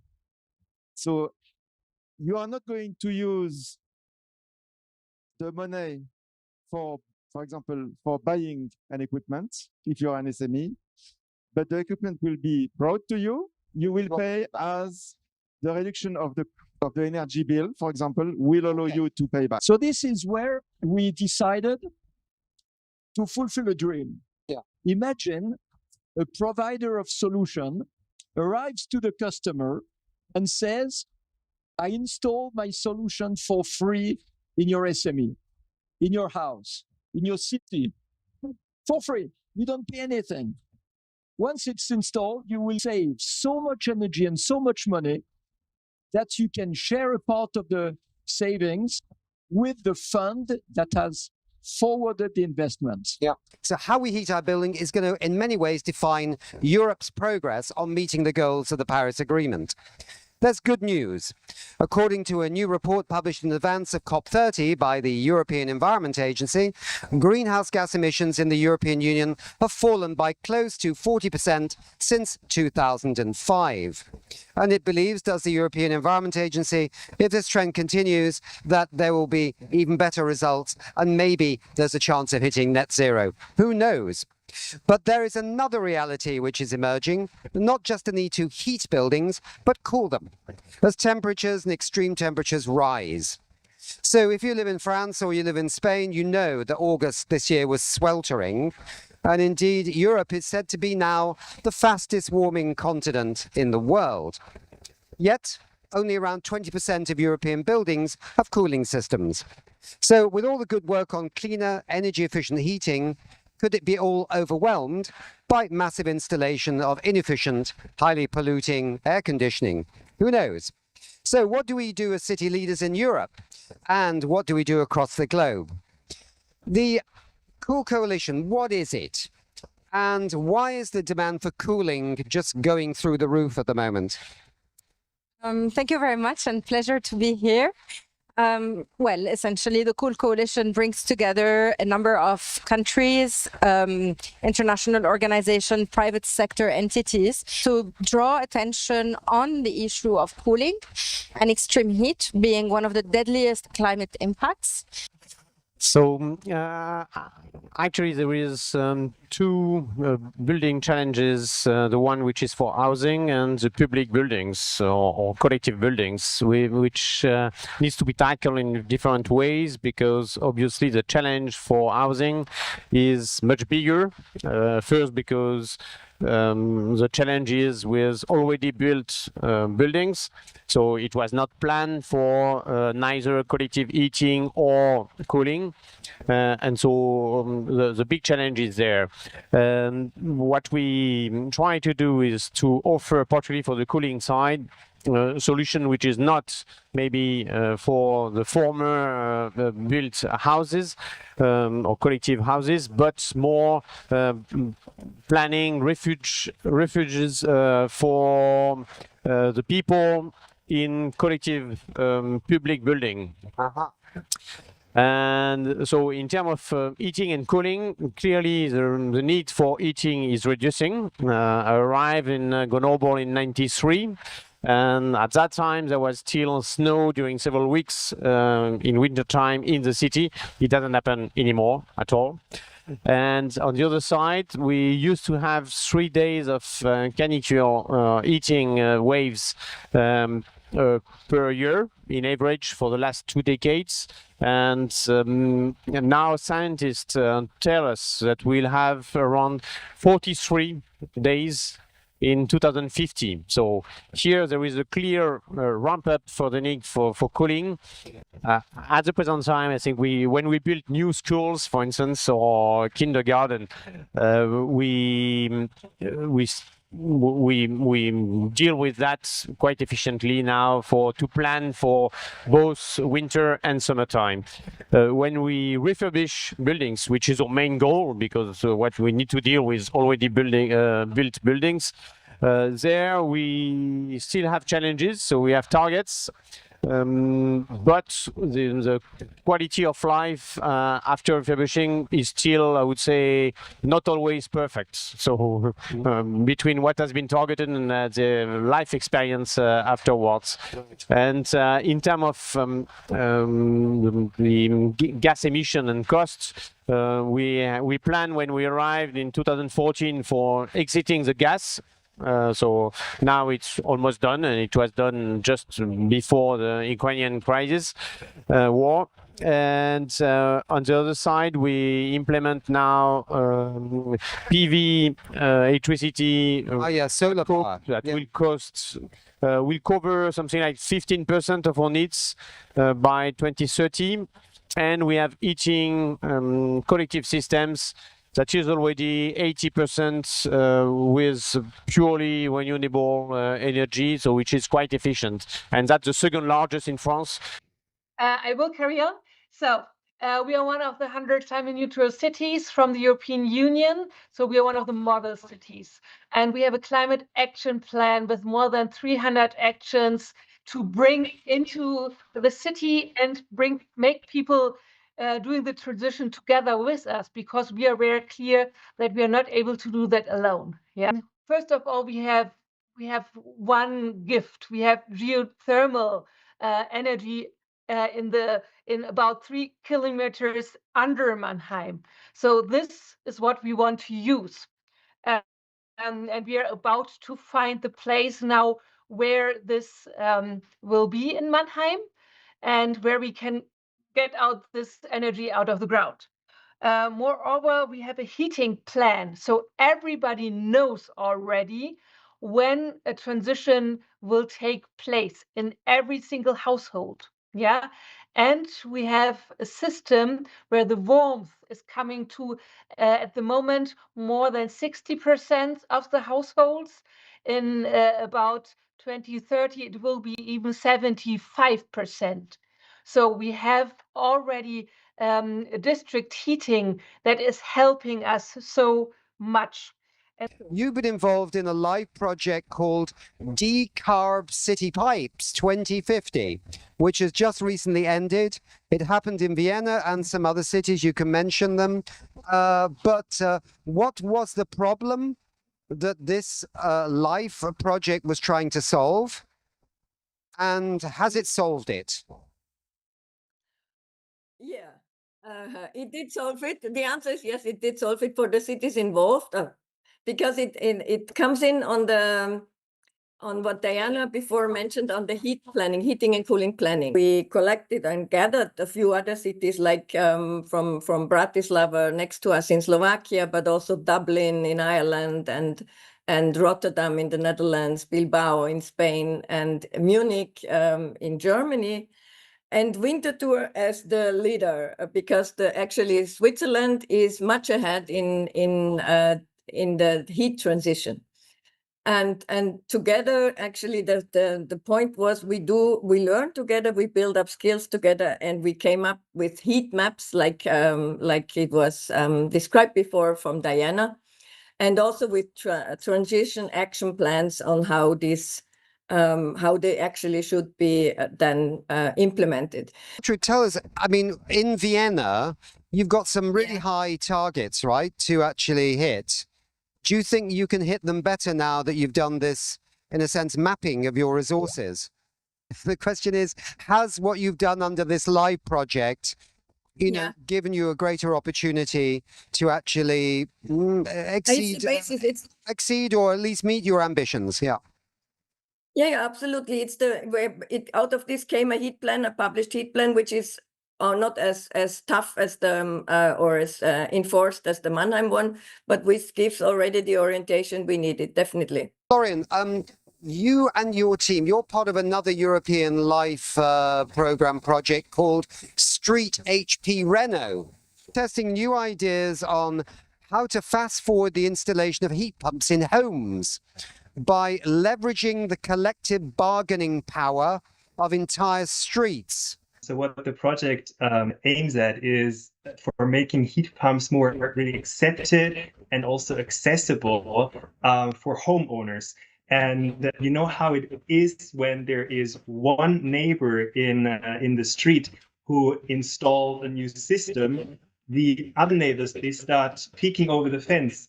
Because they're curious, and we are basically trying to speed up that process a little as part of our project, and thereby we help move whole municipalities to switch to cleaner heating together. So at the same time, switching to a heat pump as a more efficient and decentralized solution, it still feels very complicated and it feels very risky also to a lot of people. And there's also a lot of misinformation out there, actually. And that makes people feel very worried about switching to a heat pump because they worry if it works in their old house or if it's actually getting more expensive rather than cheaper. And that's really where our project, Street HP Reno, comes in. Because as you mentioned, we want to make these large-scale rollouts of heat pumps possible through local collective action as a group. So for this, we educate people, we create trust, and we move faster together towards the adoption of heat pumps in a municipality. The fact is, at local level, it's much more. There is much more consensus on what needs to be done because it protects inhabitants and it brings return on investment as well. In Grenoble now, in the last 10 years, we reduce our energy consumption by 40% and the emission by 70%, so changing the mix. So it's a gain clearly for the city. I would like to convey the message that the first objective of efficiency is to suppress the need for cooling. And you suppress the need for cooling by thermal insulation, by retrofitting, by increasing nature-based solutions in cities. One of our partners, Rumble Foundation, was just sharing that by increasing nature coverage and canopy coverage in cities, there's a temperature differential of roughly 10 degrees that happens. Let me come back to Mannheim. I understand that you are the hottest city in Germany. Is that correct, or? Absolutely, we are, and but we also have the first heat action plan in Germany, and we really try to bring this into action with a lot of green in the city, and of course, also people have to look for each other. The point I want to make at the end, why are these projects also so good? Because several cities together, we actually were also during the time influencing EU legislation, and one of the things we managed to stimulate was what is now the internal market for renewables gas, for natural gas and hydrogen. And in there is now an article for decommissioning planning of gas distribution grids. And that article was stimulated by our projects because the one that goes directly with that is that we abandon the right to connect to natural gas, which is still in the legislations. And you're absolutely right. You're absolutely right. I should have asked you that question because it's so important. This regulation where cities can get off gas, right? Yeah. So, welcome, ladies and gentlemen, to episode 3 of Energy Efficiency First. It's a collaborative, live, 6-part series from COP30 with friends at the European Commission's Energy Directorate and the City Network, the Global Covenant of Mayors. I'm Nick Nuttall, and I'm your host. Buildings are often described as energy hogs, which means pigs for those that don't know. But we can change that. If we're going to achieve the doubling of improvements of energy efficiency in Europe and around the globe, we need to turn our homes, our offices and our factories into beacons of energy savings in terms of equipment, materials and their operation. This is about, in part, renovating older buildings at scale, but also ensuring that new buildings, wherever they are, meet ever higher standards. It's about smart appliances. It's about energy-saving heating systems. It's about digitalization. It's about so much more. I think what's interesting thing that's scaled in the past years is something that promoted the EU Commission is development of a one-stop shop. It was recognized as something of great value and that every local authorities should be providing to individual owners advice on what they should do. And I think the next step of future is promoting the way we're done one-stop shop with this industrial aggregation team that we're helping, because we're here to kickstart better relationship and value change. For now, it's started in a few regions of Europe, but it's not reproduced yet at scale. So we're trying our best for different EU-funded projects, but it means maybe a perspective, EU-wide perspective of saying, guys, this is working some places, this needs to be scaled with what is really in common in public policy. Classically in public policy, you have policy that support the offer, subsidies, or the demand, but rarely middlemen trying to connect the offer and the demand. And we do believe this is something very needed, a new kind of recipe for public policy. And having that being promoted more widely, as I'm given today the opportunity of telling it, really will help to scale. Now, globally, we are already investing twice as much in renewables as in fossil fuels, and it's only a matter of time before renewables will be dominating the market. However, the energy transition is also raising, an important social question, and that is who will benefit from this transition. Will it be the large utilities, or can we find ways for ordinary people to share in the profits? In Europe, here we are currently witnessing a massive rollout of solar PV, and that, of course, is a great development. But yet, we must recognize that many ordinary people are not always in the capacity to produce their own energy, either because they cannot afford the investment, or because they simply don't have a private home themselves, or maybe because they live on an apartment building where the rooftop space is shared with their neighbors.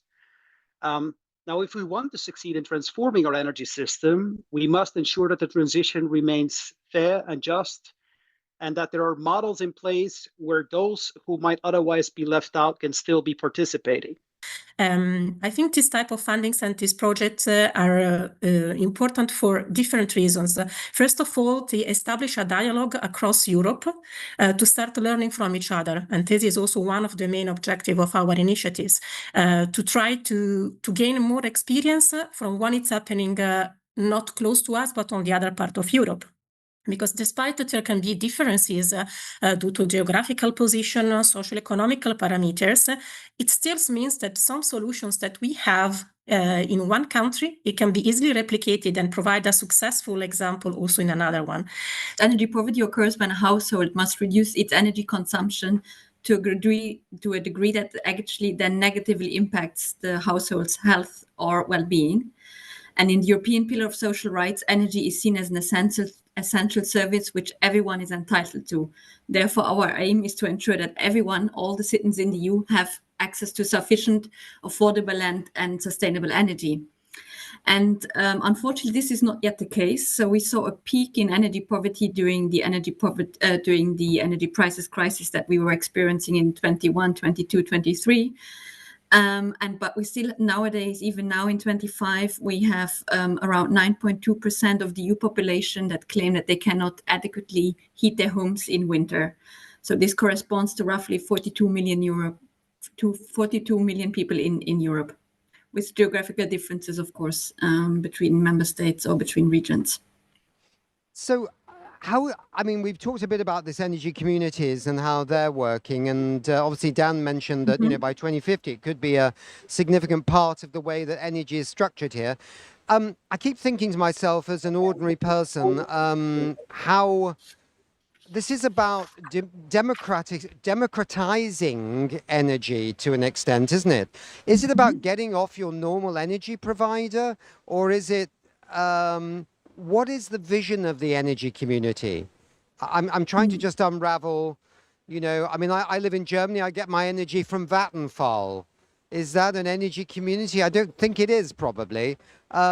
Is it about me living in a big house, a mansion block, as they say in Britain, and we all coming together to say, we're going to generate our own energy? Is this what it's about? Energy communities have one part to play in addressing energy poverty, but clearly also not the only one.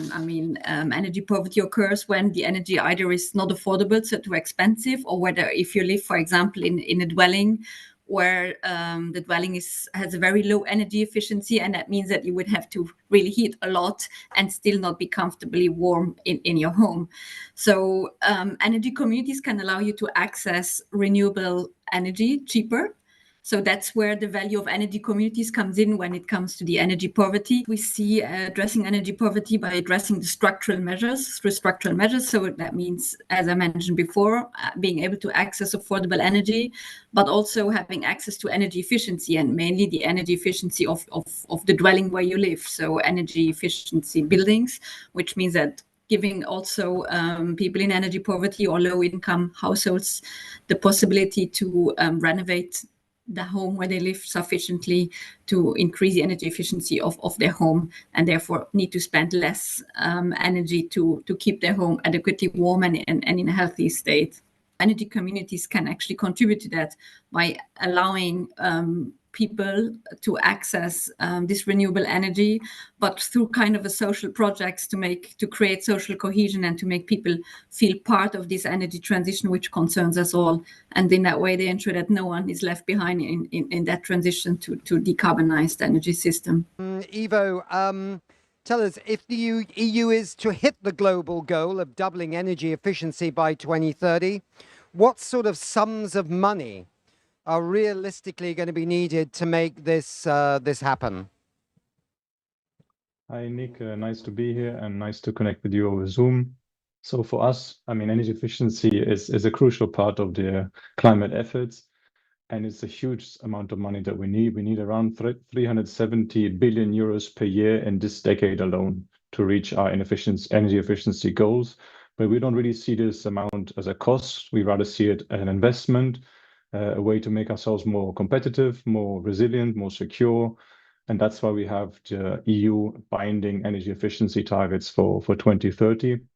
Over the past 20 years, we've had a whole ecosystem of legislation composed of the Energy Efficiency Directive, the Buildings Directive, product and eco-design energy labels, and altogether they have allowed us to save around 27% of our energy use over the last 20 years. So quite a huge amount. So we are the first continent globally who set themselves the target to be climate neutral.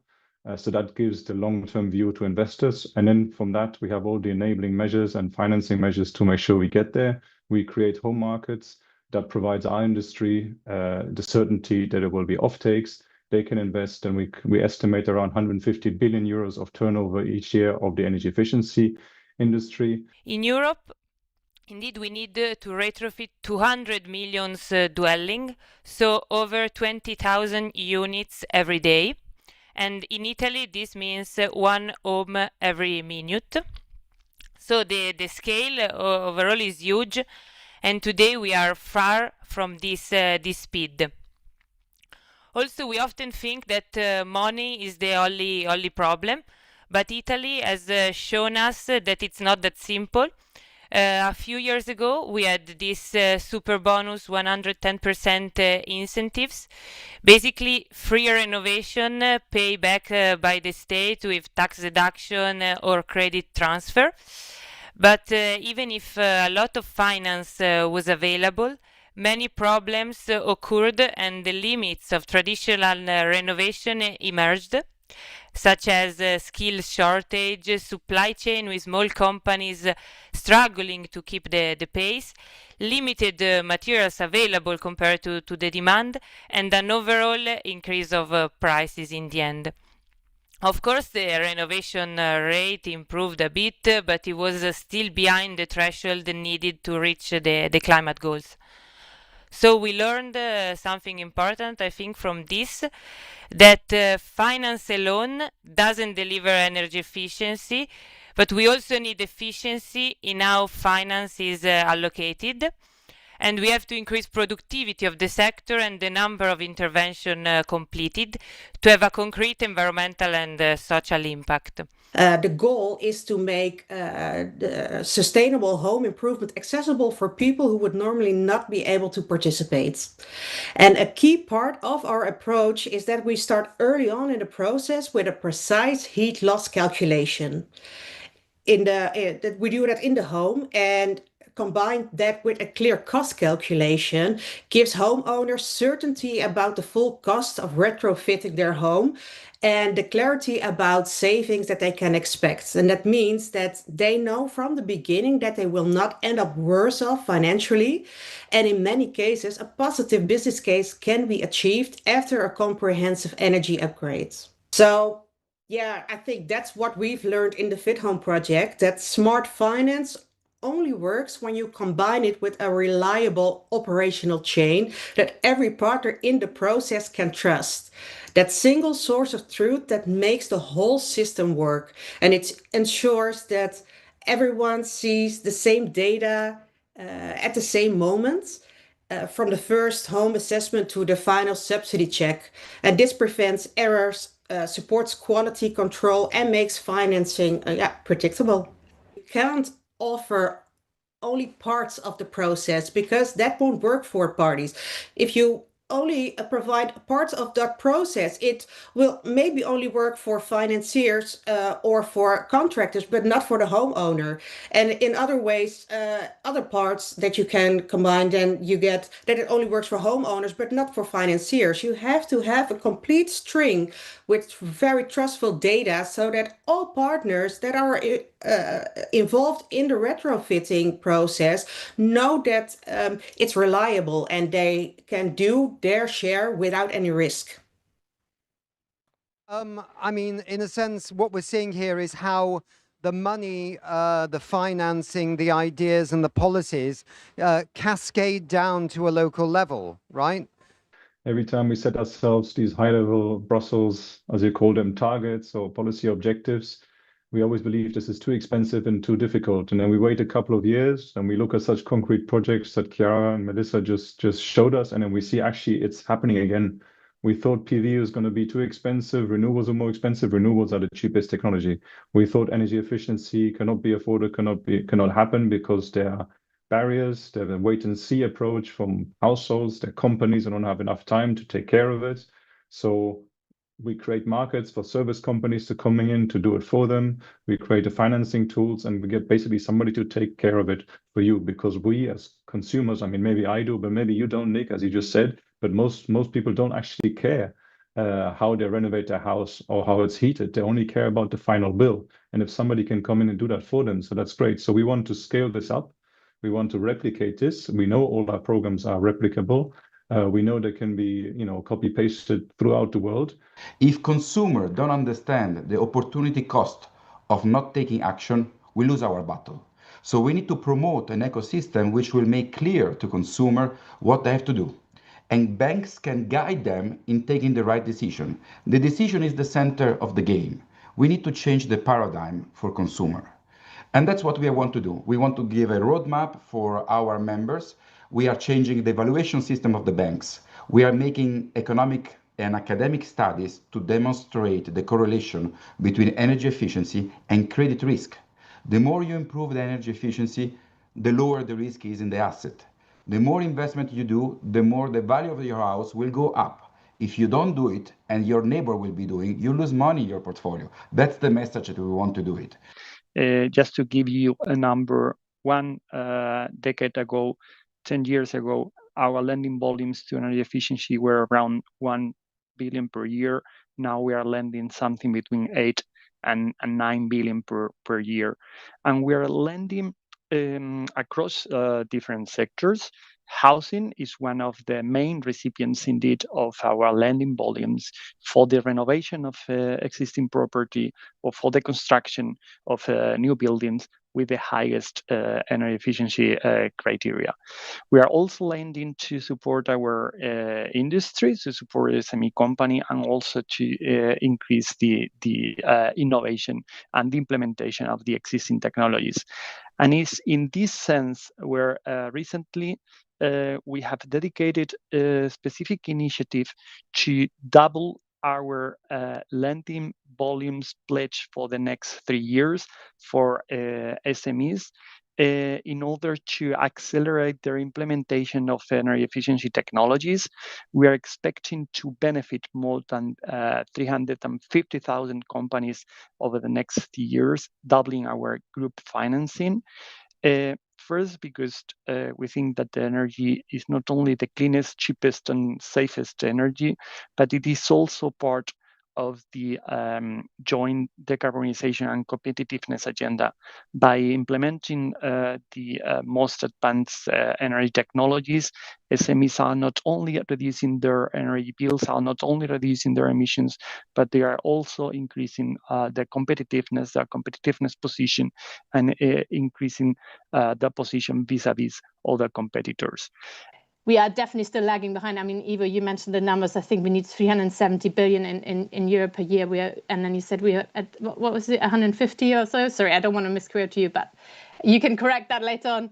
But we're definitely not where we want to be. And so we really need to get to those structural solutions. And I think for the EU, and then I can comment on the global as well, that piece that Luca mentioned around mortgages, I mean, and the role buildings play in economic resilience is really important. We know, as the Bank of England has done similar studies, the central bank in the UK, mortgage performance tracks energy efficiency performance of buildings. Now, that is a risk that can be managed at bank level, individual bank level, but if there's an external shock like a gas price crisis, it can become a macroeconomic shock, right? And this is the kind of understanding we really need to build if we want to leverage finance and financial change in a different way. So I think what we learn, we take as lesson from this week, and also from all these shows and our work so far on energy efficiency, is that the core lesson we see for global partners is that energy efficiency success basically is guaranteed or can be there when you have the triple approach of policy plus finance plus the market design. So when you have that pull and push approach, then we see this works. We have very good experience in Europe, whether it's deep renovation models, energy efficiency as a service, industrial heat recovery, and efficient district heating, and on and on. And we have sort of generated approaches that are scalable, that can be replicated. And so we see that as a success already from the so-called EU model. I think we need everyone, and we need all actors if we are to change our energy system. So I think, there's definitely going to be prosumers, people that will be consuming and producing their own energy, and those who can afford and have a suitable rooftop will definitely be able to take on a private investment and do that on themselves. But I think if we are to shift our energy system, we're going to have to put in place models that can only or that can also include ordinary people. And not everyone can afford putting solar PV panels on top of their private home. Not everybody has a suitable rooftop. So I think collective models like energy communities can help to keep the individual investment affordable. But tell me, the EU, is it on track, do you think, with this global goal of doubling energy efficiency and tripling renewables by 2030? So in the European Union, we are indeed on track with regards to our renewable energy targets. We will deploy 89 gigawatts of new renewable energy this year. Last year it was 78. That was a record.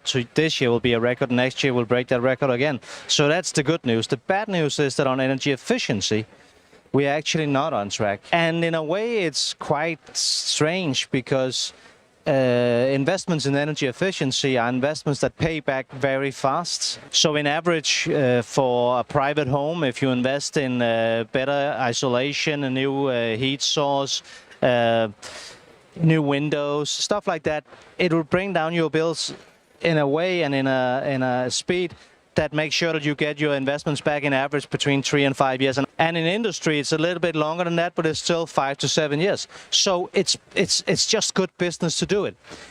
So why doesn't it happen? Well, I think we need to be better at focusing on the advantages. I think we need to be better at making sure that the financial instruments are actually there.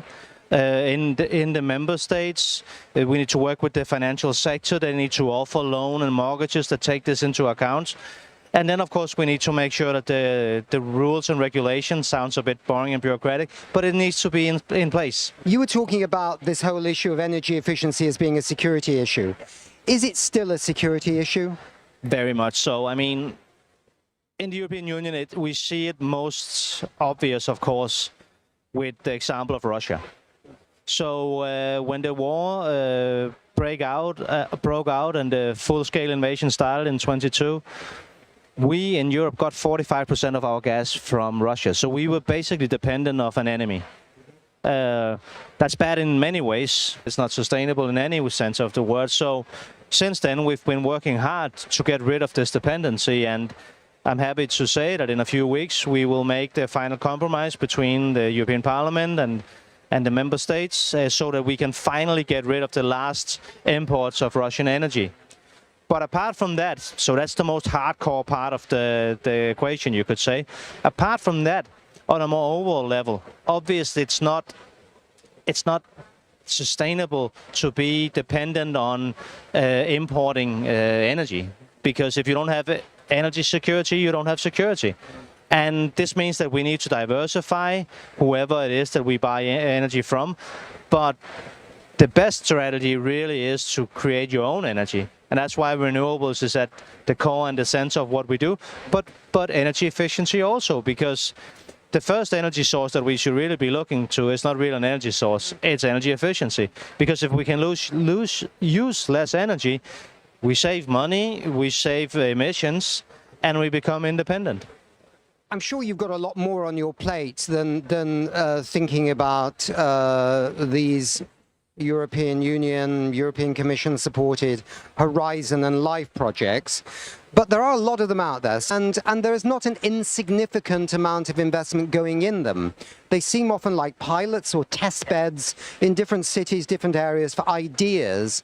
And hopefully after that they get scaled up and become just normal across the European Union. But just say a little bit about them. They are an important part of the strategy, yeah? They're extremely important. Remember, all of the technologies that we now consider mainstream, didn't used to be that. They used to be small, insignificant, maybe even a crazy idea. And then all of a sudden we see that the potential is there and we bring it up in scale and down in price. And we need pilot projects for us to do that. I think everybody's talking here a little bit about what happened in the European Parliament the other day. And the Financial Times, which is a pro-climate action newspaper, expressed some deep concern that this might start paralyzing Europe's ability to move forward on the climate agenda. Has it made your job harder, what's happening right now with that vote concerning regulations on business, but have wider implications? Well, so it's clear that we have disagreements in the Union, not only in the Parliament, also amongst member states. And from my perspective, representing the Commission, my job is, and our job is, to make sure that we put forward the proposals for the legislation that we think is needed, and then after that, help make compromises. So, yes, there are differences of opinion, and yes, some would even say conflicts, and that is of course not ideal in a situation where we need to act fast to fight climate change, fast to become energy independent, and fast to bring down energy prices.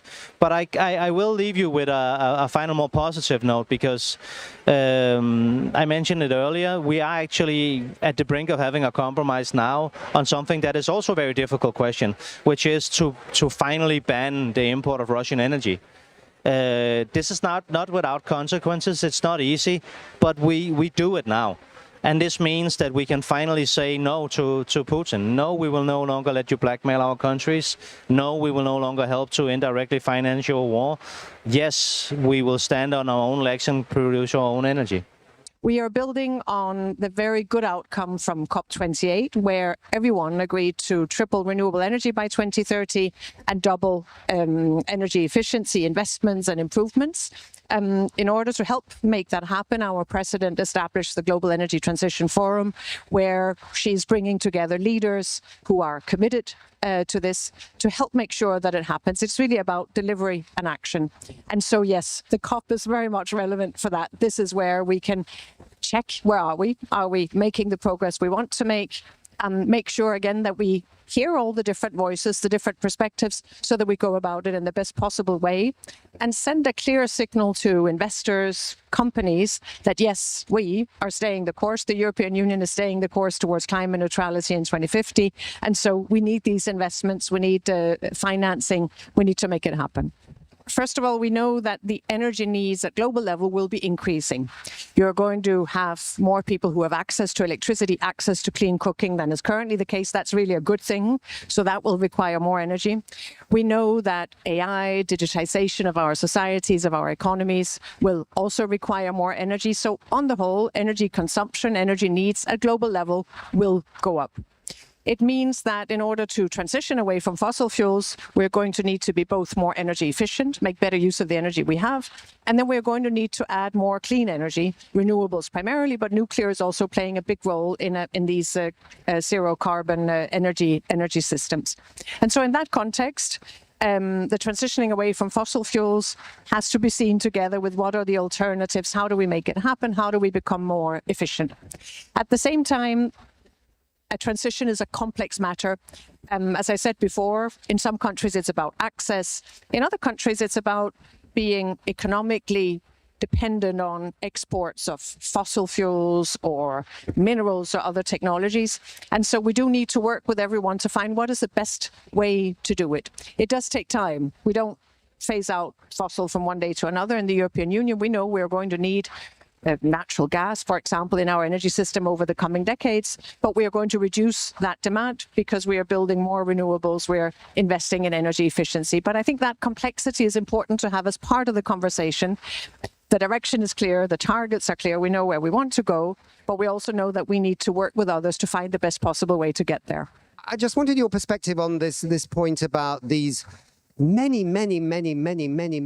Horizon and Life projects and other European Union investments which touch on energy efficiency and renewables as well. What do you think about them? They're like test beds for new ideas. Exactly. They're really about innovation, creating opportunities, identifying some of the many, many solutions and technologies that are out there that can help bring energy efficiency into our systems. So I think one of the really interesting things about energy efficiency is exactly that. No, you've got all these different technologies, some of them very simple, many of them ready to be used, and yet it's difficult to get the investments going, and so they're not deployed as widely as they could have been, despite the fact that they offer immense opportunities in terms of economic gains, simply savings on what we spend on energy, immense opportunities in terms of cleaner air, reduction of greenhouse gas emissions. And again, for our security, that's a really, really good thing because it lowers our dependence on imported fossil fuels. We in Europe have seen what that dependence on Russian fossil fuels has meant during the crisis. So there's a lot we can do, and a lot of these technologies are there. And so our programs, Horizon, Life, and others, really try to help make it happen and help finance the innovation, the research, the spreading the good news, if you will, about the energy efficiency. I think at the same time in energy efficiency, one of the challenges is exactly that. The fact that we are talking about many different sectors and many different technologies. And so it's kind of a very diverse area, and that makes it more difficult to get funding. You know, it ranges from, you mentioned heat pumps, which is an absolutely critical technology in the energy transition. It is about collecting waste heat. We see a lot of waste heat. A lot of energy simply is wasted as waste heat. It's about the efficiency of our energy systems. It's about the efficiency of our water systems. It's about more integrated energy systems that can make use of what otherwise would be wasted. And so I think that diversity in energy efficiency is both the opportunity, but also the challenge in terms of the investments and making it happen. Rosalinda, we're going to go to Rosalinda van der Vlies. And I'm just scrolling down my little thing here. She is Director of Just Transition, Consumers, Energy Efficiency and Innovation at the European Commission. So quite a small portfolio there. Rosalinda, lovely to see you coming in on the magic of Zoom.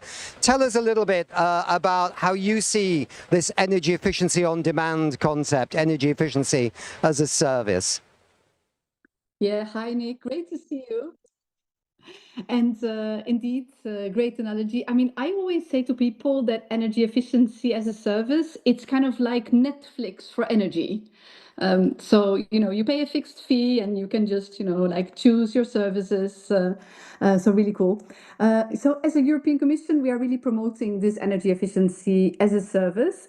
We have enshrined it in our EU legislation. So we really encourage our member states as well to make sure that there is an enabling framework for energy service providers to really make sure that they can provide these services. And the idea is really that, you know, much more people are starting to, you know, see energy also as a service and not something that they need to basically purchase big heat pumps or other things in their houses. And it's also really cool that we have specific projects that we are funding through our EU funding projects like Horizon Europe, but also our LIFE program on clean energy transition, that we really want to develop concepts like smart energy services to really make sure that this will become more innovative and also more widespread in the European Union and beyond, of course, as well.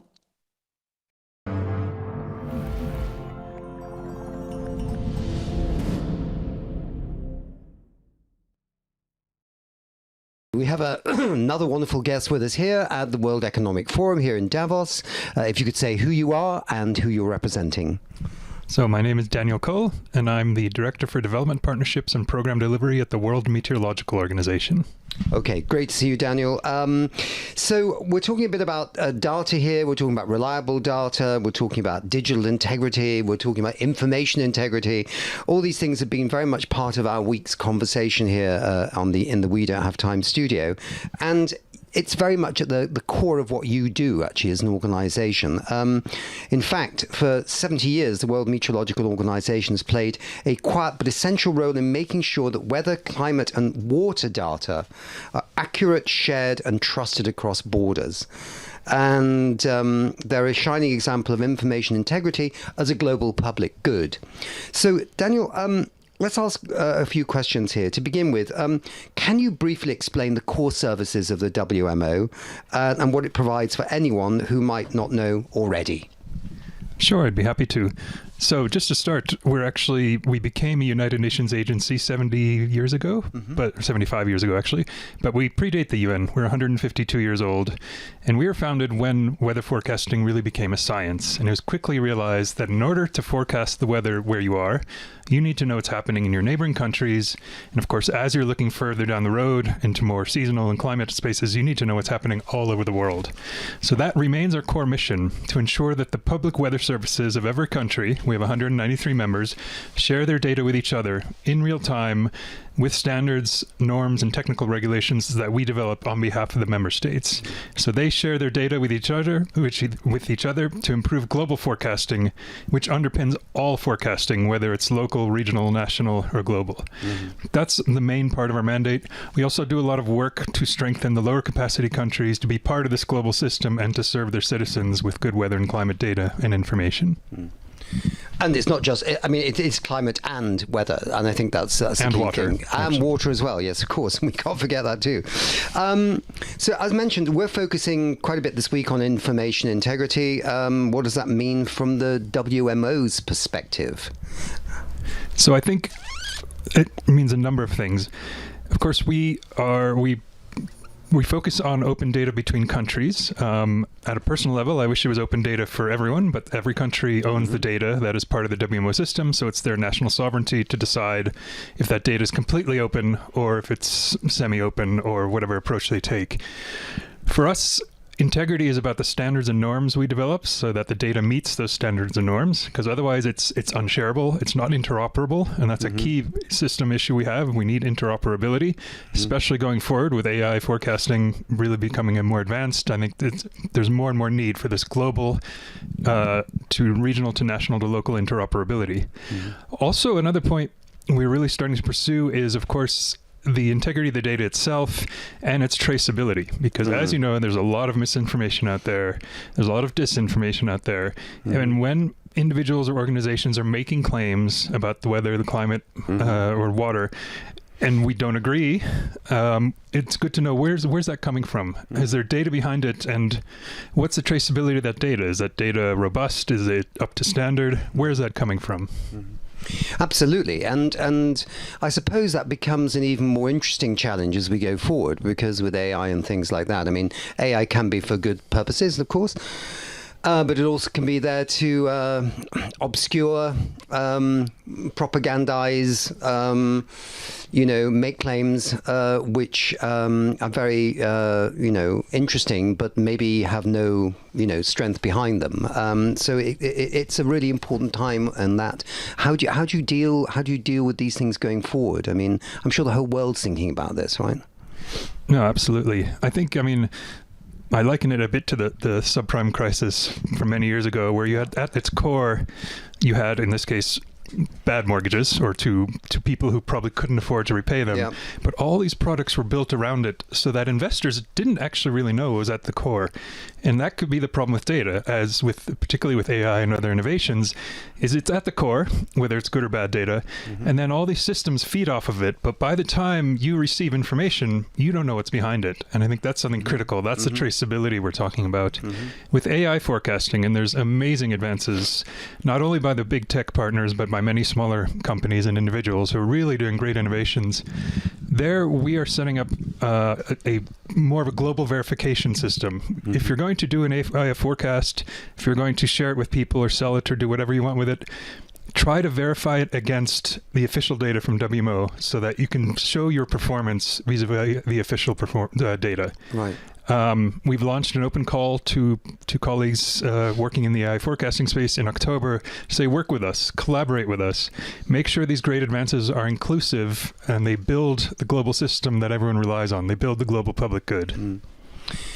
Is this the new initiative? Because we talked briefly, didn't we, before WEF, and that you had something that new that you were doing. This is the core of it, is it? Yes, it doesn't really have a name yet, but it's an open call for collaboration to really agree on some rules of engagement, to respect the national authorities in terms of early warning systems. You don't want 17 companies issuing different early warnings. It'll lead to chaos. Yeah. But to really work together on this, because as you know, if there's competing information, it just leads to confusion, which nobody benefits from. When you say an open call as well, who is it to exactly? I mean, is it to companies or is it to national meteorological organizations? Is it to both? Is it to other things as well? I mean, it's to all of the communities we work with. So the National Weather Services, who are our members, private sector, of course, also academia, who's also doing some great stuff. It's anyone in the space who's working on this. We don't want to get in the way of innovation. We just want to work together to make sure it's for the benefit of the good. Are you getting some feedback? I mean, are people coming back to you from this call?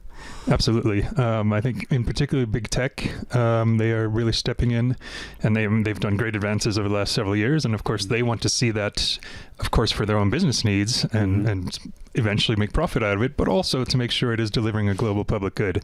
There's also smaller firms that are getting more and more involved.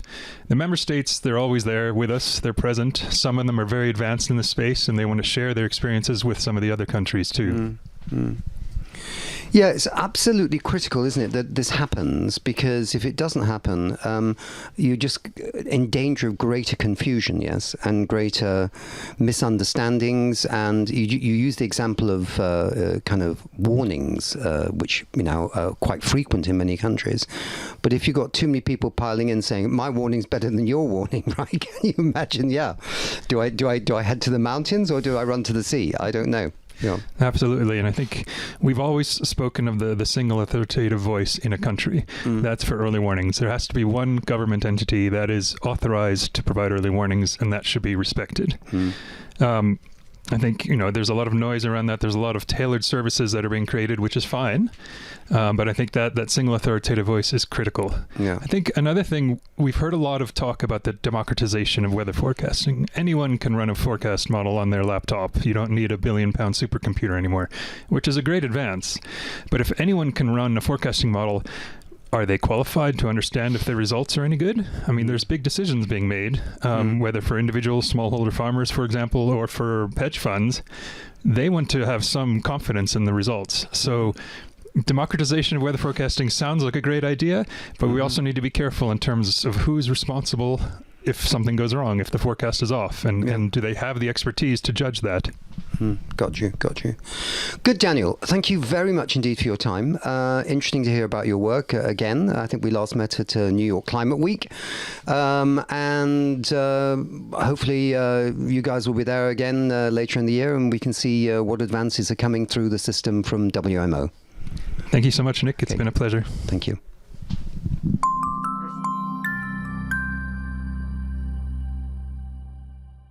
So we have another wonderful guest with us here in Davos at the World Economic Forum. If you could say who you are and where you're from. My name is Tommy Andorff. I'm the co-founder and CEO of Trust Group. We offer a neurotechnology, which is basically payments and identity onboarding solutions and tokenization or digitization of assets. Okay, so you were actually on this launch of this new social media channel company for Europe, W, and I think you were sort of showing a little bit about how it works, etc. What's your role in this enterprise? So Trust Anchor Group is a technology company, right? And W Social, which is the launch we had yesterday, is really using the technology that we provide. We offer ID and verification technology, making sure that humans are humans and who they are, they say who they are, and also verification of payments and micropayments in the future. It seems that one of the things about this new social media channel is that the CEO, Anna Saiter, is emphasizing that she wants people to be able to sort of take back some control of the social media space, individual users, as it were, and that conversations work better somehow if you know who is this person. You know, are they really real, or are they sort of a bot, sort of sweeping in from the cold Siberian wastes? So verification seems to be a hot topic for this particular new company. And is it easy to do? I mean, is it easy to show that somebody is somebody who they say they are? Well, if I broaden it a little bit, we have technology to do verification and authentication in that sense. When we digitize context like humans, or even, let's say, climate claims or other things, we typically go down to sort of micro, macro level and connect them both. So verification of humans can be very linked to regular things like Face ID, passport, NFC checks and things like that. But it can also be peer review, so connecting to other people who know you, lots of different aspects in different regions and contexts. Oh, yeah. So LinkedIn has something where people sort of say, I know this person. Correct. I say they're really cool and they're not an asshole and I really like the work they do and things like that. So there are multiple. So there are already people using these kinds of things out there, but you're advancing this in a sense and going forward with new ideas too. So it's the beginning of all this, or it's the middle bit of all this, or we're just starting with all this, but there are whole kinds of horizons coming through on how we make sure people say who they are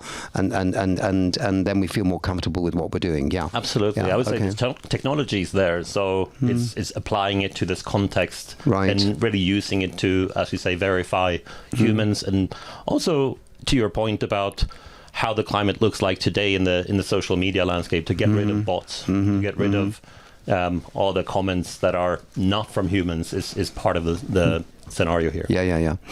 On climate change, I mean, there's a lot of talk right now about integrity, digital integrity. I mean, in Belém, in the last climate conference in Brazil, there was a lot of talk about that. It was actually officially for the first time on the agenda of a United Nations climate conference. How can your technology help with the issue of climate change? Yeah, it's very interesting because I think most of the claims of change in climate up until now has been very process driven. You have an auditor verifying something you claim that is true. If it's, for example, we work a lot with carbon credits or carbon removal credits.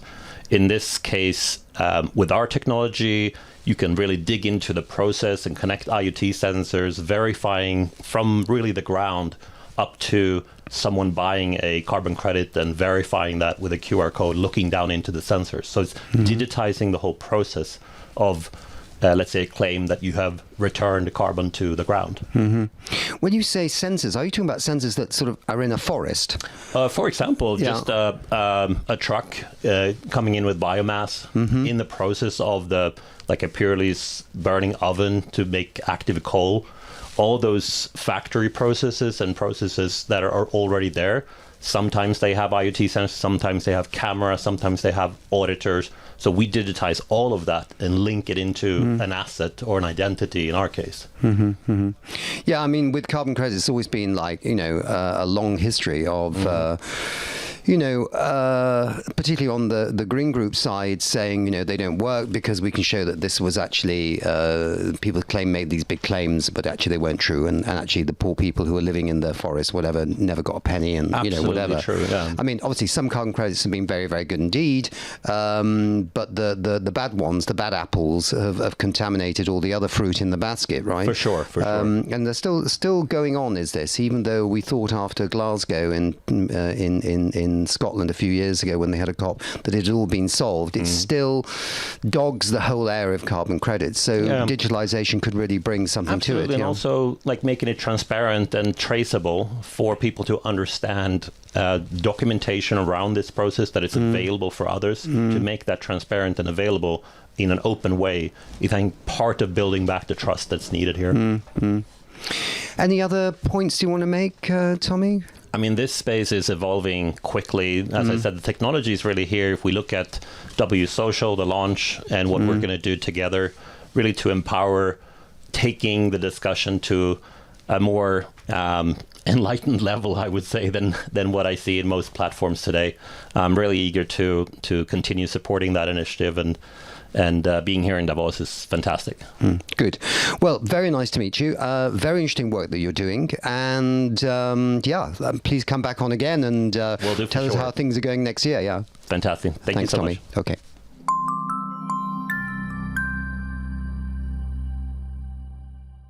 Okay, welcome everyone. I have a very interesting guest and a topic near my heart right here. Last year, We Don't Time, we founded a follow-up campaign to the very successful Move the Money campaign. Move the Money is all about moving the money from the problem into the solution. And this new campaign named Move the Travel, and it's addressing a big topic where a lot of emissions for individuals and companies are actually coming from travel. And we need to travel. I mean, we are here in Davos, people travel here. I think it's meaningful that leaders meet in person to try to solve things. How can we make sure that all those people are traveling in the most friendly way? I mean, one way to do it is to do broadcasts from here, so you can watch what's going on without going here. But if you are here to talk and meet with other leaders, it makes sense to come here. And it's possible in Europe to take the train, but if you come from another continent, you can't take the train. And it's not always the case that train travel have the lowest emission compared to flying either. That is actually something not many people are aware of. But I think my guest here, Shashank Nigam, from a very interesting organization called SimpliFlying, and he's also an author of this very interesting book. He knows a lot more about it. Welcome here, Shashank. Thank you, Ingmar. It is fantastic to be doing this one whole year after we tried to do this last year in Davos. But guess what? Good things comes to those who wait. Yes, and you gave me this book last year. And that was volume 1. This is the new one, volume 2. It's come out. Can I get this one too? Absolutely. And this book, the last book, were actually a big inspiration when we created this Move the Traveler campaign. And there's so much to it. So I can actually just give some background, and you can talk more about this. But I said that not many people knows that sometimes it's actually the same emission or even lower with flying. Not if you do it on a shorter distance. I mean, I love train, but if you spend trains journey that takes days, that is not necessarily the lowest carbon emission option. So I've looked into if you fly between like Sweden and Spain, the carbon emission from flying by sustainable air fuel and taking the train is about the same. I think that's quite fascinating, actually. But many people criticizing sustainable air fuel. So I just want to go straight into it. How does sustainable air fuel work? Is it really working the way, or is it just a way for the airlines to keep going business as usual? So, as you know, airlines use jet fuel to fly. There are about 29,000 airplanes in the air today. By 2040 or 2050, there'll be 49,000 airplanes in the air, almost doubling. And like 99% of them are flying on fossil fuel, right? Exactly. No, I wouldn't say fossil fuel, but they're using jet engines built today for some sort of liquid fuel. Yeah. Now, this is jet fuel today. It could be an alternate or a substitute like sustainable aviation fuel tomorrow. This percentage needs to increase. Now, let me dig a little into SAF. And what is SAF? In layman's language, you can make sustainable aviation fuel from things you eat but waste. So cooking oil, use cooking oil to SAF. You can make SAF from the actual things you eat and some waste from that. For example, corn waste, sugarcane molasses. This is called alcohol to jet. And the third way is e-fuels, where you don't touch anything that you eat and we grow. And you can capture carbon from the air. You can split the molecules. If you go into CO2, carbon atoms, you keep the O2, you add water, it's H2O, right? You keep the hydrogen, you keep the carbon, release the oxygen, and you get a hydrocarbon molecule. You can, basic chemistry 101, make science great again, right? 8th grade chemistry, you get a hydrocarbon at that point. You can make fuel from thin air, and those are e-fuels. Increasingly, the use of SAF is doubling. The production of SAF is doubling year on year by airlines today. Sure, it is still just around 1% of total use, but the production is increasing. It can rise faster, but we see huge momentum in powering these existing planes that will continue to fly using jet engines, flying SAF in the future. It's fascinating, but I also see a lot of skepticism around this topic, and I mean I think it's a big hurdle because normally environment-friendly people like me are the ones that are trying the new solutions first, buying local produced organic food, vegetarian food, use electric cars and all that. But when it comes to flying, I think most people that care about the climate are actually staying on the ground and don't fly at all because they don't believe that. They just see the big emission from airlines and. How can we get the environment movement to trust this solution? Because it's a big distrust out there. And why is that, do you think? There is a trust deficit. I agree. And this cannot change overnight. And that is because not just aviation, many industries have been guilty of setting very bold targets of when they will reach a certain milestone in sustainability and then missing it or pushing it. I think the industry is to blame a little here. Yes, let's set targets, but let's not set a deadline to it. Otherwise, you'll have to keep moving it because there are often externalities outside your control, which are, ensuring that this may or may not happen based on when you want it. So the when it happens puts the trust into question, but not the how or the what. The science around ethanol, in Brazil, more cars use ethanol-based fuel than petrol. And that has been the case for decades, right? The technology has existed. Fischer-Tropsch, which is used to make e-fuels, was invented in Germany in the 1960s. Yeah. I think it's celebrating 100 years of Fischer-Tropsch or something like that. So the technologies exist. That's not causing the trust deficit. It is these sometimes artificial deadlines we impose on ourselves, which we then fail to meet. That's what's got to go. And also, I think airlines have started to walk the talk, where you only talk about what has been done. I saved this much fuel this year. This resulted in this much carbon emission savings. Or we have taken away single-use plastic from the book, from the airplane. Its reduction is this. Let's talk about what's been done. But if we look at the overall statistic, the fraction of sustainable air fuel is very... It's 1%. Yeah, and we don't fix the problem if we only address 1%. It's the way I see this, it's not about the technology. We need to scale the production, of course, but if we get a bigger demand, that will happen. That's how a market economy works. But the problem, it's expensive. Mm-hmm. Do you have like the numbers, how much more expensive sustainable air fuel, like biofuel and e-fuel, compared to fossil fuel? Do you have the numbers? Absolutely. It's included in the book. Actually, we start with the research. The cheapest biofuel-based SAF you can get is in California today. It's about 1.5 to 2 times the price of jet fuel. And that's used cooking oil to SAF. If you go to e-fuels, that's usually 6 to 8 times the price of jet fuel. Most airlines in the world will actually go bankrupt if we force them to switch tomorrow to buying all SAF. The good news is, using 1%, 2%, 3% mandates, we can ensure that this increase is incremental. Those are the mandates in Refuel EU, some of the incentives and mandates coming in Japan, Korea, Singapore. There's one more thing, though. There's green premium, or grey discount, as some others call it, can be bridged by Scope 3 partners. So a very interesting case study we share in the book is Alaska Airlines wanted SAF.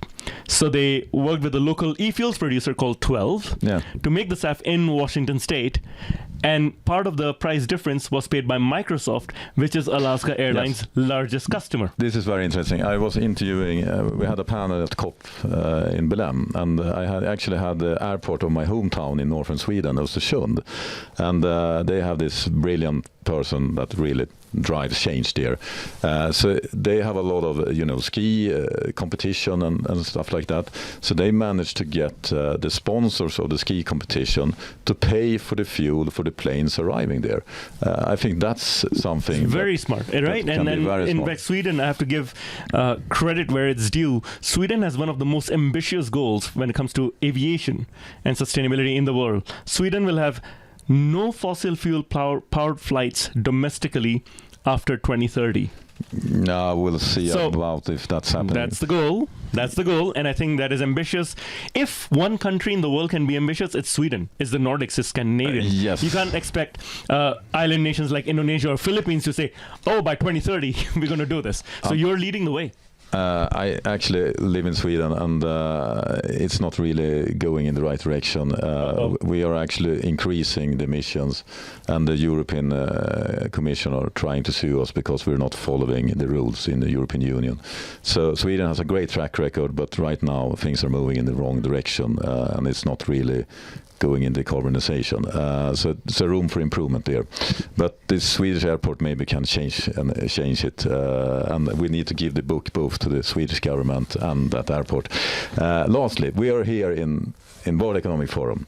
And I read statistic that there's one private jet per 3 person coming here. And for me, it's very bizarre that those that can afford traveling here by not only biofuel but actually e-fuel. I mean, if you can afford a private jet, you can afford an e-fuel powered jet. I mean, if they don't do it, why are not World Economic Forum demanding it? What do you think about that idea? I think it's a matter of guts. I truly believe the World Economic Forum should demand it. I know of private jet companies like VistaJet, which include SAF for their customers, and they have 30% uptake. It's included in the price. There's no pushback. People want it. 30%. That means 30% of the private jet customers are flying on SAF when offered. I'm sure at Davos we can lead by example, and in 2027, 100% fly in on SAF. We will see what Trump thinks of that, though.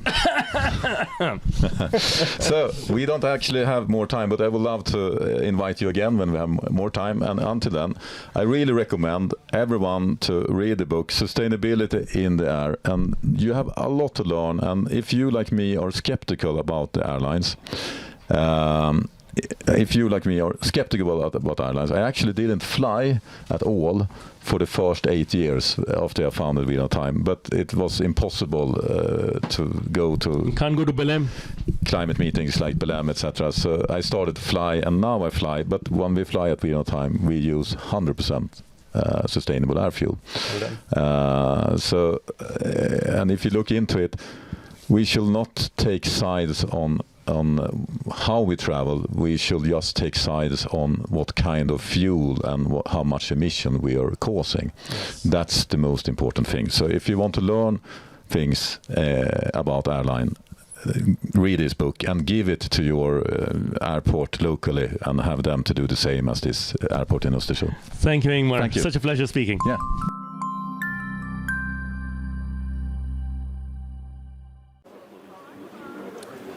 So I'm here at the Kulturplatz in Davos, where We Don't Have Time is broadcasting all the week during the World Economic Forum. We're doing this in partnership with GreenUp at their Climate Hub Davos. And I'm honored to be joined by Edward Carr.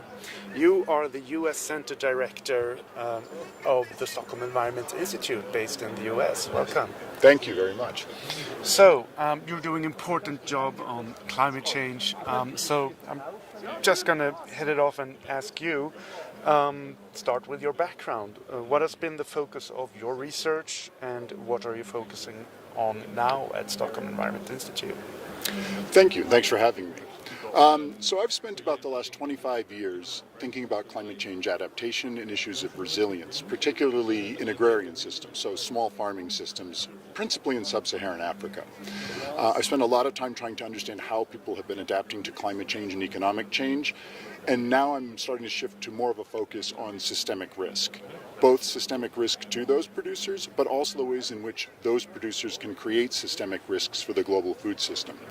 Our global food system is deeply interconnected right now, and if these farmers, if some of these systems fail at an inopportune time, it could affect the entire global food system, and because our food system is so deeply financialized, that could spill into things like our financial systems.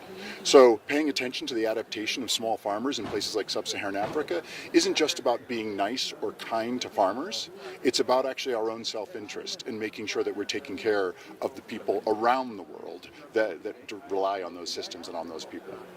Okay, great. So you were also coordinating lead author on the IPBES Transformative Change Assessment, a very important report that came out last year. What would you like everyone to know about that report? The IPBES Transformative Change Assessment was incredibly important from my perspective because it moved from an urgent need to transform, which I think we hear from the IPBES Global Assessment and from the IPCC, to a real consideration of what we know about how to transform in the world.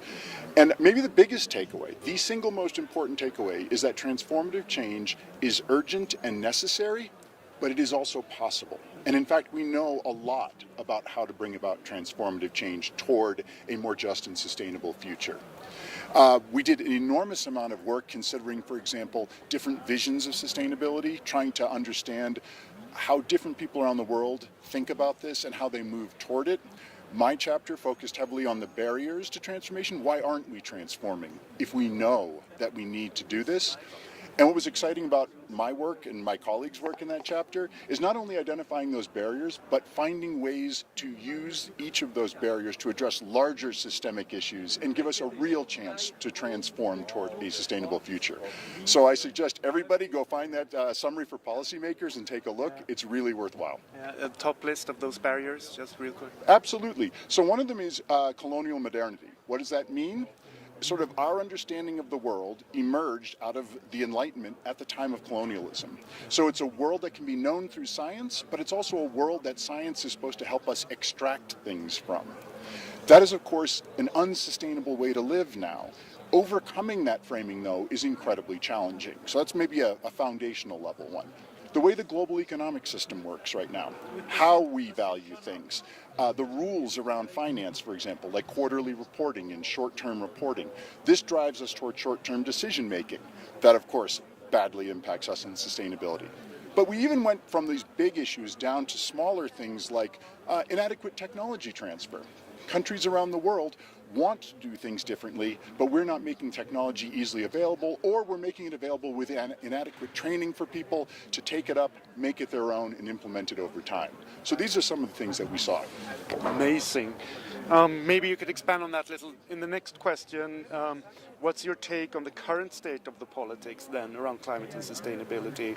I mean, the politics are supposed to take care of, devising ways to overcome those barriers. You know, I've long said that climate change and now questions of biodiversity loss, these are actually human questions and questions of politics. The science on these is quite clear. We can always get better with science and knowledge, and I'm glad we're doing that. But we already know what the sources of the problems are, and we have many, many solutions. We're simply not choosing to implement them yet. So the politics of climate change, the politics of biodiversity loss are incredibly frustrating from a scientist's perspective. But I'm not sure they're really that different. It's just that today, it feels like people are much more open about not bothering. That does not cause me to lose hope. I believe strongly that the average person out there, the average American, cares about climate change, cares about biodiversity loss, and wants us to do something about it. My only real concern is, can we move fast enough to do this? I don't want us to have some horrible catastrophe for us to then say, oh, we should have done something, now it's time to do something. That maybe is my big fear if I have one. I do believe that human beings in the end are a remarkable species, and when we decide we need to do something, we can do it. I just hope we do it soon. So you're here at Davos, and a lot of attention is being focused on one particular man coming today, actually. But there's a lot of other things going on. We're here at, for instance, the Climate Hub Davos, which is totally sustainability focused. Yes. So, I mean, just briefly, what are your Davos highlights so far? So far, I've been in a couple of different sessions. What I love about Davos so far in this particular space is the opportunity to connect to people that you otherwise wouldn't have a chance to meet. This is a remarkably diverse set of people from around the world, and they're coming from all sorts of different sectors. So I'm not only talking to other scientists and other researchers, I'm talking to people in finance, for example. And if we don't change the way that finance works, we're not going to achieve sustainability goals. We're not going to achieve climate goals. So for me, that's maybe a moment of optimism, is to know that we're having these sessions, and I'm looking out, and I've got people from huge banks, from huge investment funds, And they don't have to be here. They could be off doing something else, which means they care at least to some extent. That gives me some hope. An opportunity for the global conversation to carry it forward, basically. Yes. Okay, thank you, Ed. That was great. Thank you. All right, thank you. Thank you.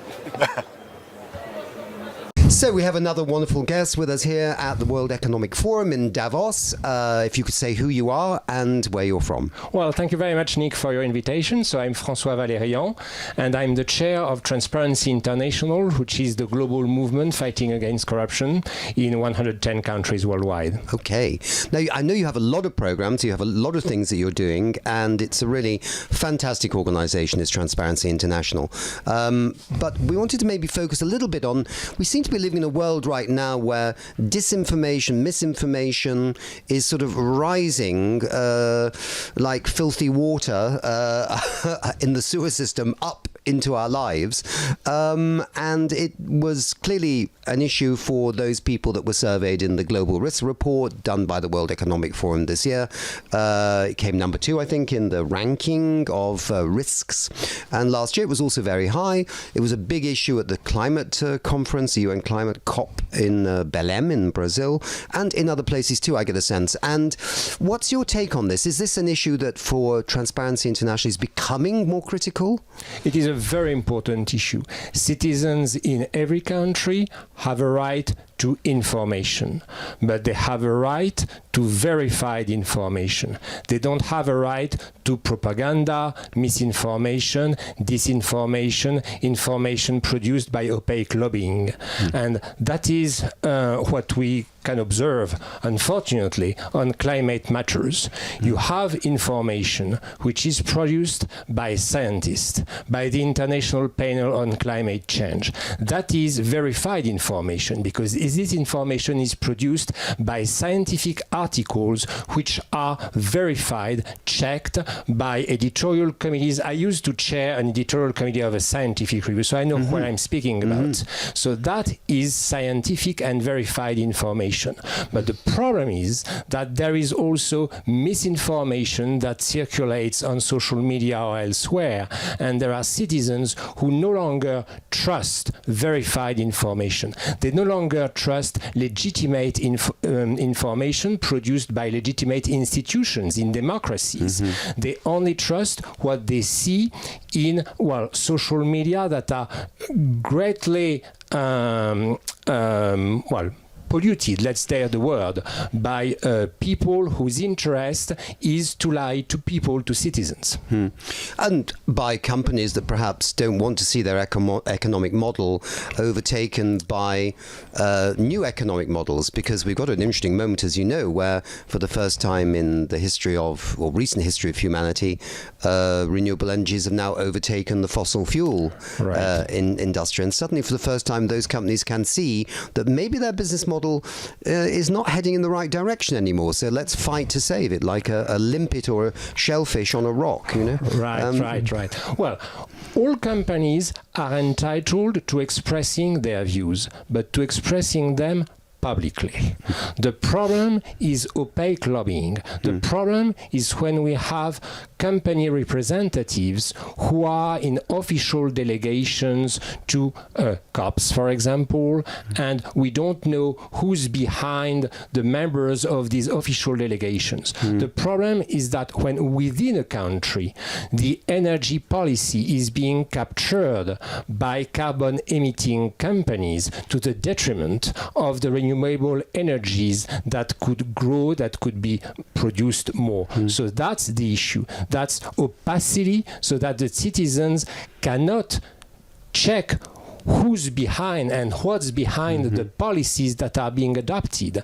And the citizens can see who's behind the COP resolutions that are being adopted or those that are not adopted. And that is diplomacy capture. It's capture of the international climate diplomacy. It's a very interesting topic, this. We assisted earlier this week for a launch of a new social media company called W.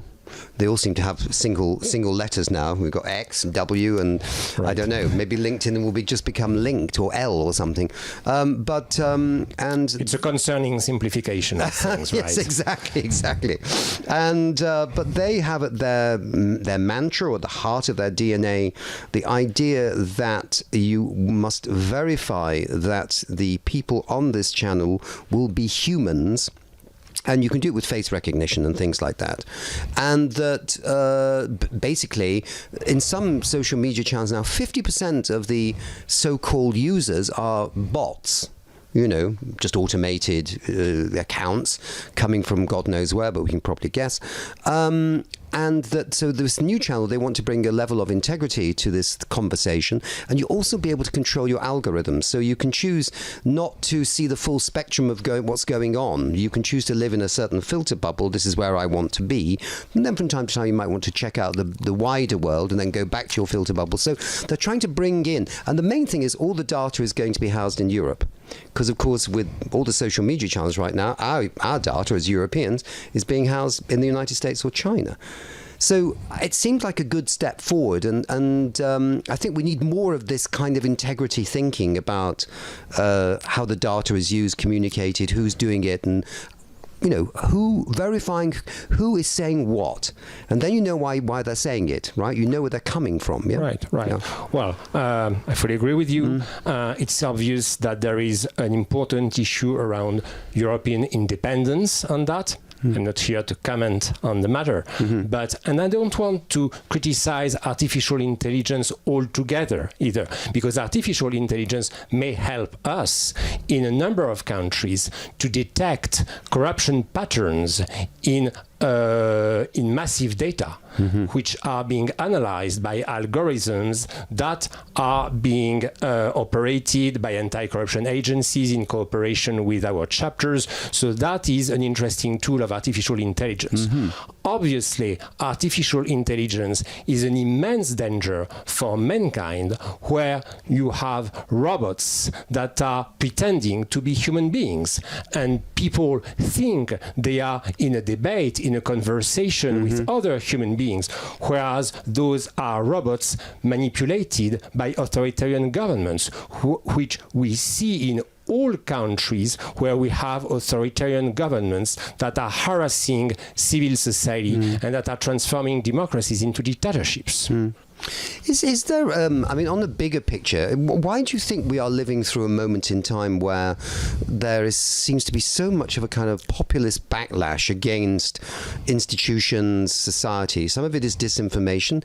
Is some of it because people need to understand that everlasting growth is actually not possible, but the politicians aren't strong enough to tell them that? Or I don't know whether it's just more some fundamental issues as well in the human psyche about what we want from our democracies, and if the democracy doesn't provide it, that somehow the democracy has failed, and therefore we need a populist government. Well, there is a definite responsibility of the political leaders, and if we are having those problems now, it is also a failure of a number of political leaders in democracies who were not able or who didn't want to serve the citizens and preferred to serve themselves instead of serving common good, or simply instead of delivering on their electoral promises. Therefore, you have parties which are trying to convince people that authoritarian solutions are better,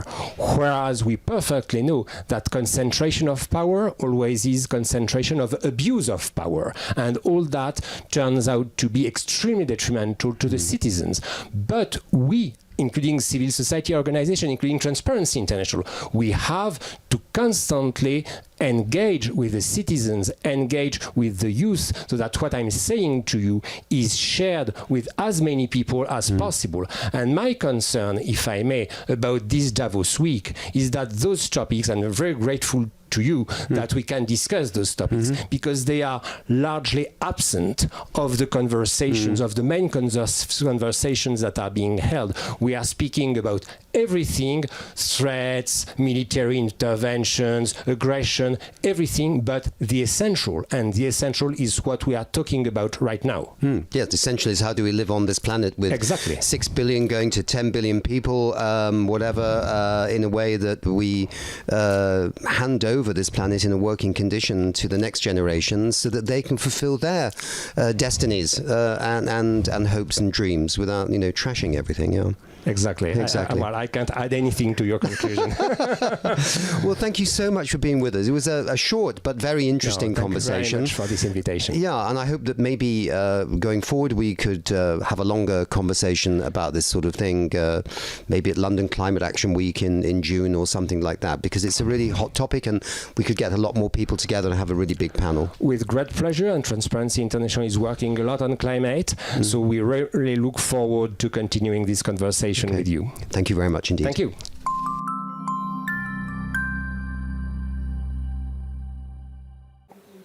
Okay, go. So I'm here at the Climate Hub Davos, and with me I have senior partner at Kearney, Nigel P. Andrade.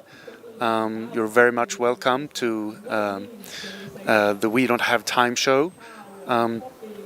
And you are launching this week at the World Economic Forum a CTO Climate Transition and Sustainability Report. CTO, that stands for Chief Technology Officers. Yes. So welcome, and what can you tell us about the report? Thank you very much, and it's a pleasure to be here. We've collaborated with We Don't Have Time for a few years now, and we find it's a very rewarding collaboration. This year we together did a report on how CTOs are starting to play a role in the sustainability agenda. We surveyed around 600 CTOs around the world, all of them in companies over $1 billion of revenue from multiple geographies. And the big insight was there's a new actor on the sustainability scene. CTOs, 95% of the CTOs see themselves as moving the sustainability agenda forward. And that was very encouraging. This is no longer just the remit of the Chief Sustainability Officer. Last year we did a report on the role of the CFO. But what we found was that CTOs are seeing themselves as moving the agenda forward. And then we looked at where they are playing a role. And what we found was it is really in the areas where energy and climate and costs overlap. So green IT, efficiency, these are the areas that are obviously a priority. And we think that it's only going to increase in time as more and more of the C-suite start seeing sustainability as core to their agenda. Okay, and can you tell us a little bit about the leverage that CTOs have? I mean, how big can it be? Are they a very central group to drive this forward? Oh, absolutely. I mean, CTOs over the last decade or so have become very prominent figures in the boardroom. The reason is technology is underpinning so many industries, and CTOs control very large budgets. So what we actually saw is a very large number of CTOs, 80% plus, now have started factoring in climate and sustainability considerations in their R&D decisions. But what was interesting is only 34% of them do that on a standardized way. The rest do it on a case-to-case basis, sometimes as a bit of an afterthought. Okay, is this sustainability compliant? Is this climate compliant? But 1/3 of them do it as part of the core screening criteria of new ideas. And remember, we're talking about billions of dollars of tech spend, billions of dollars of tech-enabled spend that CTOs control that are now being navigated with an increasingly sustainability lens. That's a massive impact, a massive potential impact, and that you're bringing out into view then with this report. That's very interesting. So there's a lot of chatter on AI here in Davos, not surprisingly. What about the role of AI in this regard for the CTOs? So AI is a double-edged sword here. On one hand, it is being used to look at ways to optimize energy footprints. That's very clear. Perhaps less so, but increasingly important is optimizing supply chains. And over time, AI will also be, we believe, an important ingredient in circularity and the shift of businesses towards being more circular. But that is still based on the research, not front and center right now. Why did I call it a double-edged sword? Because AI is also one of the chief culprits in consuming energy. So on one hand, it is driving efficiency. On the other hand, it's increasing the footprint. And so the navigation that CTOs need to do is how do I get the benefits without offsetting it completely with costs and carbon, and that's where the efficiency angle comes in. So we think there's a lot of potential with AI. What the research also showed is people are feeling that perhaps they're overstretching themselves right now on AI. In the context of the CTO agenda. Two big reasons. One, skills. I think everybody is conscious that AI skills are not that prevalent, and in many of the old industries where we're talking about big contributors to carbon footprint, etc., those are not the places that are attracting the best and brightest AI talent. And secondly is data. If the data is flawed, and in many cases it is fragmented, it is flawed, it can't be used with the most sophisticated AI models. So part of the journey that we are seeing CTOs map out for themselves is how do I address this skill gap through partnerships with academia, through partnerships with other organizations, and how do I gradually, firstly, how am I aware of where the data is good enough so I'm not making the wrong decisions, start there, and then I think many companies are on a journey to improve their data maturity. We've been working with them on that agenda. So that process will increase the extent to which AI can be used even in driving sustainability. But this is all on the CTO's agenda, and it's great to see them recognizing this. We're not going to get anywhere in the green transition, the climate transition, without scalability. So what about it in this context?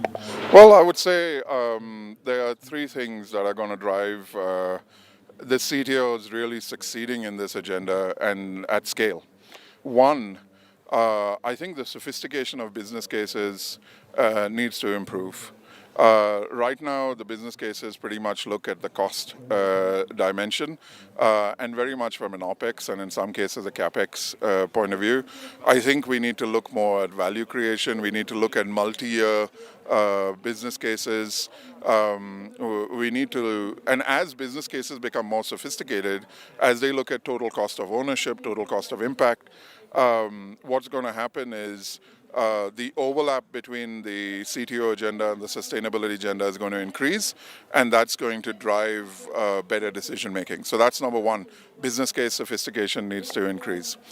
Number two, we need to address these skill and data gaps that I mentioned. And there are pathways to do that, but they're not quick fixes. And number three, we all know sustainability requires collaboration.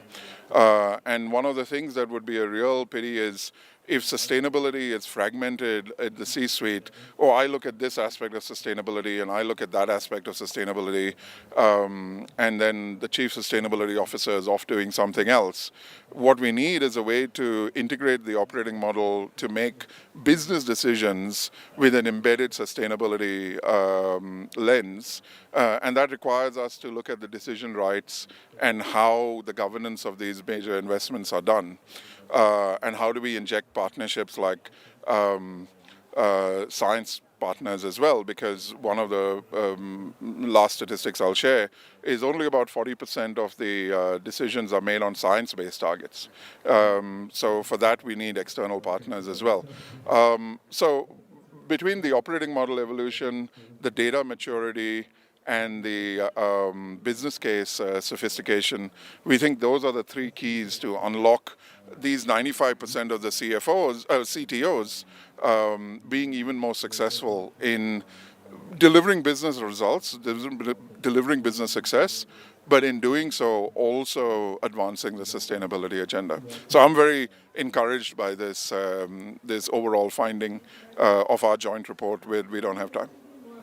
We're very happy for the collaboration, and you're launching this evening at an event. It's fully subscribed from what I hear. It's oversubscribed. Yeah, oversubscribed even. At the end of Davos week, we're very glad to see the level of interest. Yeah. That's great. So how can we access the report for the viewers?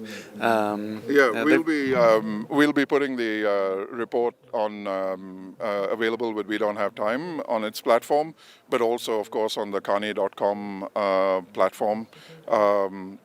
You just need to look at the report titled "From Targets to Technology: How CTOs are Rewiring Sustainability."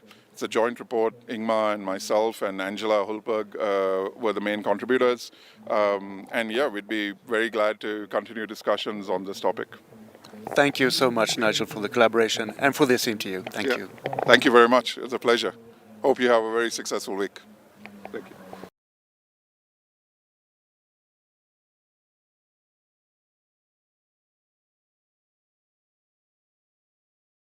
So I'm joined with David Olsen, who is one of the co-founders of We Don't Have Time, and a colleague and friend, and we've been working together all week with the team here, trying to bring the best of Davos to our audience with the lens of climate change. David, are there things that you feel, you'll always remember from this event? And it's not just the cold, David. I'm used to the cold. I live in Sweden. That's true. I came from the north of England, but I lost my ability to deal with ice cold conditions working in Africa. But what was a take-home message for you from this 2026 World Economic Forum? Well, Nick, there are moments in your life you will never forget. Like, for instance, I don't know, when your favorite football team scored or when your son was born. And one of these moments I had experienced this week, for sure. And that was when we organized the alternative World Economic Forum speech at the same time as Donald Trump was preparing to hold his speech at the World Economic Forum. So we gathered leading scientists, leading thinkers, leading experts on climate action, the doers, really. And they held a very powerful speech here in central Davos. Not at the Kulturplatz, because that was not possible due to regulations there. So that's a pity. But we found another spot, perfect spot. And as the moment Sandrine Dixon de Clèves of the Club of Rome started speaking, I had goosebumps. We had a small crowd gathering, and it was a very powerful speech that I think everyone should check out on the event website. And it got a lot of traction, right? I mean, I don't think we're going to say that it got as much traction as Donald Trump did with his, bizarre speech. But it got a lot of traction, certainly, the alternative speech from the scientists. Yeah. We saw a huge influx of new subscribers on our platform. So yeah, that goes to show that there are many, many people out there who want a positive vision, an alternative positive vision based on, the transition within planetary boundaries, the green economy and the just transition. It's quite simple, actually. I think one of the things that surprised me was how popular the co-op, or the coop as they say in Sweden, was here. I mean, it was so cold. We were all looking for somewhere to keep warm and have something to eat. And every time one went to a restaurant, it was impossible to get anything to eat because the waiting time was so long. So everybody, even some of the most important people here at Davos, the big hitters, were actually having lunch at the cooperative, or the co-op as they say in Britain. And of course that came from my hometown a long time ago, Rochdale in Lancashire. So I thought it was very amusing to see all these big hitters eating at the co-op. Yeah. No, I was just sitting by the table working there in the super crowded space in the co-op, the only place we really could find a table. Yeah. And I wondered, what is this guy doing next to me? And he's just standing, looking grim. And then I realized, he's that guy's bodyguard sitting at the table next to me. Yeah, absolutely amazing.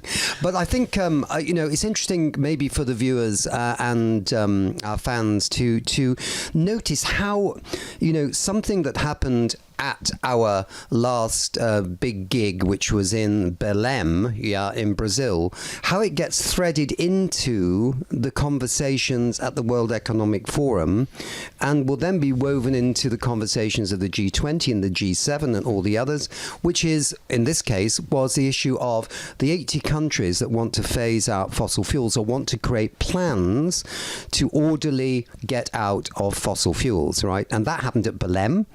And of course, as we know, there was no consensus at Belém under the UN Framework Convention on Climate Change because some countries opposed that, so therefore it wouldn't be carried as a decision. So the Brazilian presidency said, we're going to take this out of the convention track and do it under our own steam, as it were.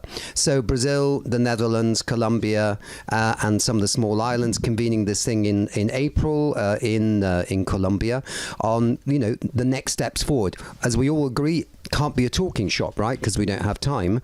But hopefully they will decide that, yes, these countries will go ahead with creating their action plans to actually phase out fossil fuels. And it shows you don't need consensus to do everything that you need to do. You can move forward and pull the others along with you eventually, maybe even the United States. Yeah, to build on that, I mean, love or hate Davos, you do need a global conversation on future issues. Now, walking down the promenade, it's littered with the major brands who've obviously spent millions of dollars just to put their big logo on one of the houses down here. I couldn't help but thinking that I would have liked, instead of, Meta House, an ocean restoration pavilion or indigenous communities house, something like that. Well, we're not having that, but at least we need these global conversations because we're not going to come any further without them. But the conference, that has really the opportunity to be something very different, but as important, even more important than this Davos, the previous COP, and so on. So really excited about that. Exactly. And I think we don't have time, and through the lens of the climate story, I think we've done a good job actually in reflecting with panelists and with individuals on one of the hot topics here at Davos, which is, disinformation and misinformation. We've done it mainly through the lens of climate change, but we also broadened it a little bit too as well. And there have been some very interesting voices and thoughts about how we deal with this. And it's been great because we supported the launch of a new social media company called W here, and we could show, in a sense, showcase that as well to these other people who are working on disinformation and misinformation and say, actually, there can be alternatives, certainly in the social media space, to the kind of bot-driven kind of shouting matches that go on in some of the other social media channels that we know the names of and we don't have to name them, right? Yeah, no, this is such a fast-moving environment anyways, so I mean there is an opportunity to move in there and create something else. And I think people are really tired on all the disinformation and all the weirdness that frankly, is out there on the big platforms, and that is driven by. The Prime Minister of Kosovo was here and talked at an event at the launch of this new social media, and he said there are structures, very powerful structures, that was the term he used. I would say maybe powerful vested interests who are responsible, who are doing this to corrupt the conversation, as it were. So both on the political level and also on the climate change level. There's people. Some people don't want change because they want their own business model or they want their own view of the world to win through. But there are ways to counter it, and one way to do it is through collaboration and initiatives like our own, the Fossil Fuel Treaty, with whom we have collaborated a lot. And are planning to collaborate with also for the conference. And I just want to mention this collaboration, which are enabling this studio where we are sitting. It's with the GreenUp, the Swiss climate company, NGO, I would say, the Swiss NGO, who are also hosting then the Climate Hub Davos every year during World Economic Forum. So we're super happy with their collaboration with GreenUp and the Climate Hub Davos. So a big shout out goes to them. A big shout out to them, and a big shout out because also they've been providing some extraordinarily good organic food, locally sourced vegetables and all that kind of thing. So they're walking the talk within the GreenUp space. Definitely, and content, I would say, because we are also live streaming on our channel all the content, the sessions they're hosting on Nature Positive, the Global Alliances for Banking on Values are about shifting the economy, and many others, fungi, and many other sessions. Good, David. So anyway, we probably will be here again next year, but we have other plans for the rest of the year. Of course, we're hoping to go to Colombia to actually cover that meeting on phasing out fossil fuels with the various countries that are determined to do this. And of course, we're looking at London Climate Action Week in June. That was I think we were quite impressed by that last year as something that we should be at. New York Climate Week, of course. The event calendar is not empty. No, the calendar is not empty. And then the COP at the end of the year, the UN Climate Conference taking place in Turkey with, is it Australia as the presidency and Turkey as the... It's very complex to work out who's doing complex, what. But some sort of barter was going on there. Just got to figure it out. All right. Well, it's great to work with you and the rest of the team, and I think we've had a good time. Thank you, Nick, for this. Thank you. Cheers.